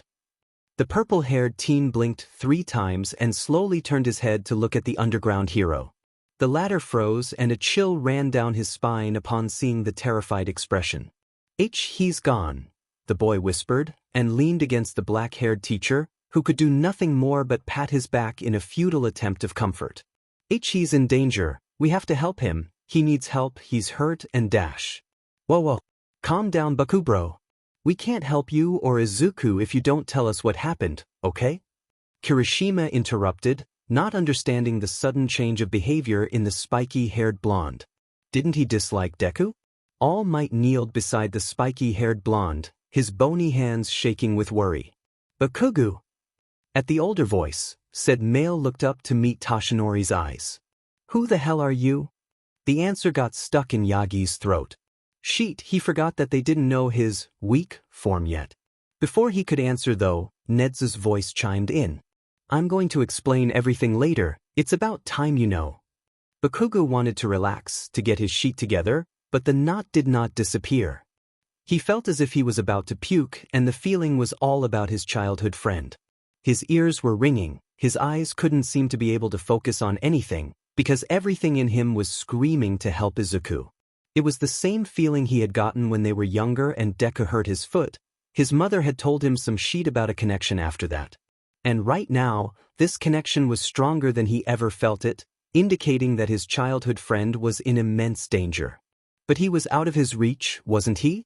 Kirishima, after seeing that Bakugo was in the care of that old, bony man, stepped back beside Kaminari, whose eyes were swimming with unshed tears, fear taking over his whole body. Without hesitation, the red-haired boy engulfed his friend in a tight hug. "What are we gonna do now, EI? Midoriya is gone, we have to help him." Eijiro's own eyes were glazed over too, and before anyone could see his tears, he hid his face in Denki's shoulder and silently cried. I don't know Denki, I don't know." Upon Ned's request to gather all the other students from 1A in their classroom, Siro disappeared down the hallway, back towards Heights Alliance. Meanwhile, everyone else already went to 1A's classroom, quiet and desolate. Kirishima and Denki sat beside each other at the front row, Bakugo sitting down on his usual place and looking out of the window, his hand never leaving his chest. Shinso, who had still not stopped crying, sat down on Midoriya's chair and thought about what his friend had told him, trusted him with. Hitoshi felt honored, of course he did, because Izuku was the only student whom he really respected. And to know that he was the only one that knew about his real quirk. He was determined. If Midoriya wouldn't tell anyone about it, he wouldn't as well. A secret as big as this one shouldn't openly be talked about anyway. Aizawa, for once, wasn't sleeping in his yellow puffy bag while waiting for the rest of his students. He was pacing back and forth across the room, cursing all the security systems in UA. They should have warned them that there was an unknown person breaking into the high school, and yet, nobody knew until his 2 students came running into the principal's office and shouting that Midoriya was gone. That's right. He was gone, kidnapped, taken by some mysterious person that no doubt was hurting his student. Where is Deku-kun? The door opened and Uraraka was the first to step in, looking sick with worry. Beside her, Ida fared no better. He wasn't wearing his glasses and his brows were furrowed in anxiousness. The rest of the students were right behind them, some not yet having comprehended what this ruckus was about, some already wide awake and urging the others to enter the classroom. Everyone, please take a seat, everything will be explained in a bit. They heard Netsu's loud and stern voice, and without any complaints, did as they were told. Uraraka practically ran towards Todoroki, who was sitting quietly on his seat with his head down. Todoroki-kun, are you okay? The girl asked and laid a hand on the boy's shoulder, noticing how he was trembling slightly. Shudo didn't give her a verbal reply, but shook his head and gave her a hard look. Until his friend would be found, nothing would be okay. Is everyone here now? Present, Mike asked, glancing at the clock which read 0:32 a.m. Ida answered with a short yes after looking around and seeing that everyone was there. Good. Netsu sat on the teacher's desk and clasped his hands together, his constant smile gone and replaced with a deep frown. Then let us begin. The reason we have called you here at this hour is because something grievous has happened and we need to think of our next steps. Next to speak was Aizawa, who looked worse for wear than they'd ever seen him. Gone was the indifferent and bored expression the homeroom teacher wore in their presence, replaced by a frantic and anxious one. To all of you who haven't been present at the time it happened or don't know yet what happened, Shoyuta spoke, eyeing 6 students in particular, before continuing. Midoriya Izuku has disappeared from his hospital room approximately half an hour ago. Everything erupted in chaos once again. What do you mean he disappeared? Where is he now? How could he have disappeared if it is a secure place? How do we find him? Shinso abruptly averted his gaze again to look out of the window, eyes glazed over. Todoroki looked down and clenched his hands to fists, hating to see how they were trembling. Kirishima, Shiro and Kaminari moved to quiet the others down, though their feet were aching to rush out, find the Bisudi who took their friend and obliterate him. The only one who did not move at all or made any indication that he was listening was Bakugo. He was still slumped in his seat, still had his eyes closed, but when All Might took a glance at the spiky-haired blonde, he gulped. The boy was literally steaming. He was gritting his teeth and his whole posture screamed that he was about to go on a killing spree. His hands were making tiny, almost unnoticeable explosions, but if he had the opportunity, he would have blasted all those loud and annoying extras away. Couldn't they be quiet so they could finally do something? And you woke us up only because of that? Bakuga's mind came to an halt in a split second and his anger skyrocketed. What dash? Slamming his hands on his desk, everyone shrieked when the table took the brunt of Katsuki's fury and split in many, tiny pieces. What the hell did you say, Grape F dash? Waltzing over to the terrified teen, pervert, he grabbed Mineta by his shirt and lifted him up. Bakugo, Aizawa gave him a warning look, but did nothing more to stop him, knowing fully well the purple-haired male deserved it. Care to repeat that again?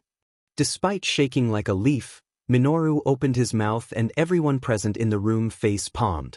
I as asked why they woke you us up because of that. He didn't have any time to react before he found himself slammed against the wall. Are you f***ing nuts? Deku is gone and all you care about was your sleep and freaking perverted dream? He stalked over until he was leaning in close to Mineta, a bright grin filled with malice on his face. Listen here, grape-haired fucker, next time you'll get kidnapped, I'll do shit about it. In fact, I'll end you myself and make it look like an accident, got it? A shaky nod was all he got in response and Bakugo huffed, sitting back down on his seat again.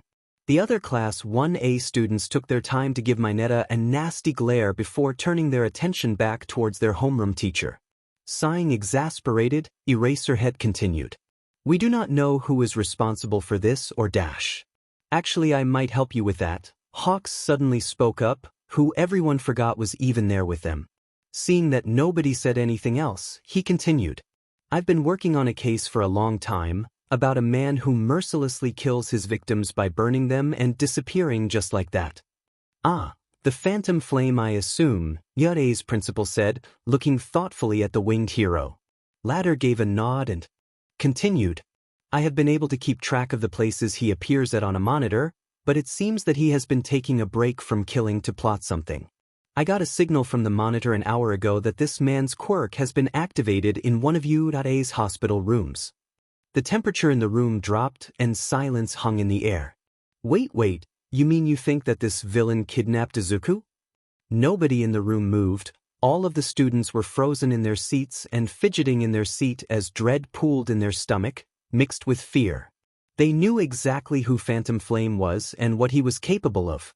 If that monster got his disgusting fingers on Midoriya. Do you have someone as a suspect in mind who could be Dash? This time it was Aizawa who asked, but was once again interrupted. Yes, I have, and from what I gathered, Dash.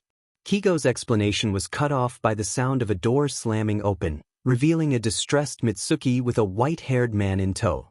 Mom! Bakugo shouted out, the heroes looking confused at each other as to why his mother was here. With a stranger no less. I'm so sorry for the intrusion, sirs, she told the heroes, but this is very important. Come in, if my guess is right, you're here because of Midoriya-kun? Netsu asked, catching the white-haired man's gaze. Mitsuki nodded dumbfounded and entered the room along with the male. And who are you? The principal didn't break eye contact with Rin, who straightened up and tensed even more if possible. My name is Yamaguchi Rin and I am a friend of Midoriya Inko Dash. Midoriya? Hawks suddenly questioned, only now having noticed that familiar last name. Yes, isn't that Izuku's mother's name? Shoyuta stated, raising an eyebrow. The suspect about Phantom Flame's real identity is Midoriya Hisashi.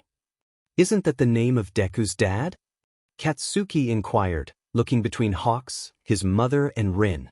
Yes, but I haven't heard from him in a while before Rin here suddenly knocked on my door.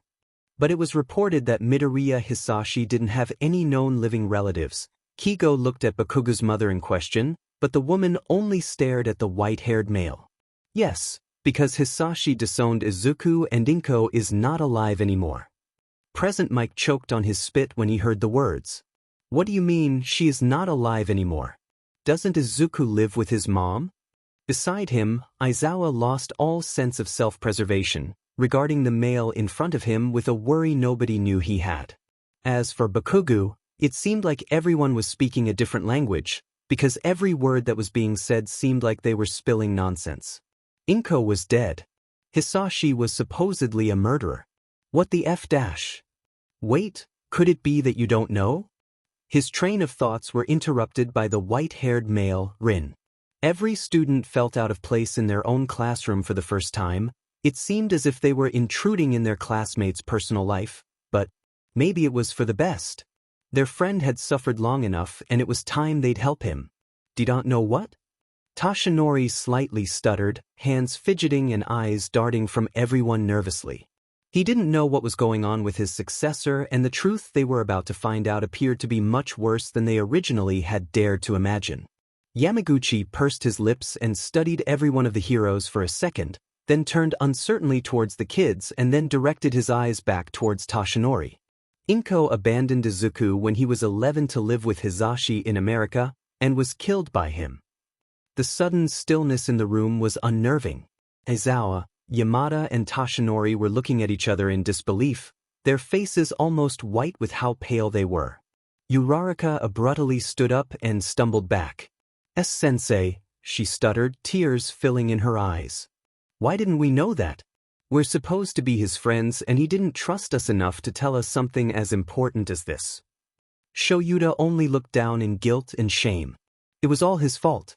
His attitude of indifference and lack of attention towards his student's problem was the whole reason the boy was gone now. If only he had paid attention to him more in the beginning or shown him that he cared, anything that could have assured his problem child to come to him when he needed someone, then he would be with them now and not God knows where. I'm working on a case regarding the Phantom Flame and my main suspect is Hisashi Midoriya. Is he Dash? That monster? I've been forced to work for him for quite a while, that's where I met Inko. Nodding thoughtfully, Hawks averted his eyes from Rin and towards Nedzu. Said Mammal was about to speak when he heard Aizawa muttering under his breath, something along the lines of, just what we needed now, before he fixated his gaze on the white-haired man. Turns out my problem child has been kidnapped by his own father, who is also Phantom Flame who killed Izuku's mother, who abandoned her own son when he was 11? Rin nodded. Jesus effing you Christ. The black-haired man started fuming again, Hisashi trying to calm him down, despite wanting to hunt down that BSTRD and eradicate him. The students were tranquil after those words were spoken. How could they have not noticed? That was a question lingering on everyone's mind these days, the only thing that mattered. What are we going to do now, sensei? Yuruzu asked firmly, not taking her eyes off of the teacher. I have something that might help. Rin fumbled with his jeans pocket for a while before pulling out a ring with various keys attached to it. It's not much, but when I escaped I grabbed his keys that have access to all the rooms in the building in America and in Japan, the place where he most likely brought Izuku to. But I don't know where this building is located, only his personal guards are allowed to come with him. But that is enough to work around. Everyone's head snapped towards Nedzu, whose eyes were literally sparkling with unspoken fury and resolve. Leaning a little bit forward, all of the students anticipating what the mammal would say. If I am correct, Yamaguchi-kun, then you also know how those guards look and what their quirks are. Rin gave a nod, which means we have to work on finding the location first. After that, we'll split into 3 groups. The observation group, the attack group, and rescue group. The observation group will go into the building first and watch out for anything important, for example the exact number of people that are in this building. Based on that, we'll send out a larger number of heroes who will attack the building and arrest the villains, while the rescue group searches for Midoriya-kun and saves him. Any questions? Kirishima raised his hand. Can we help save Izuku? Aizawa was about to interfere with a negative response because he thought they were not experienced and still children when Nedzu stopped him.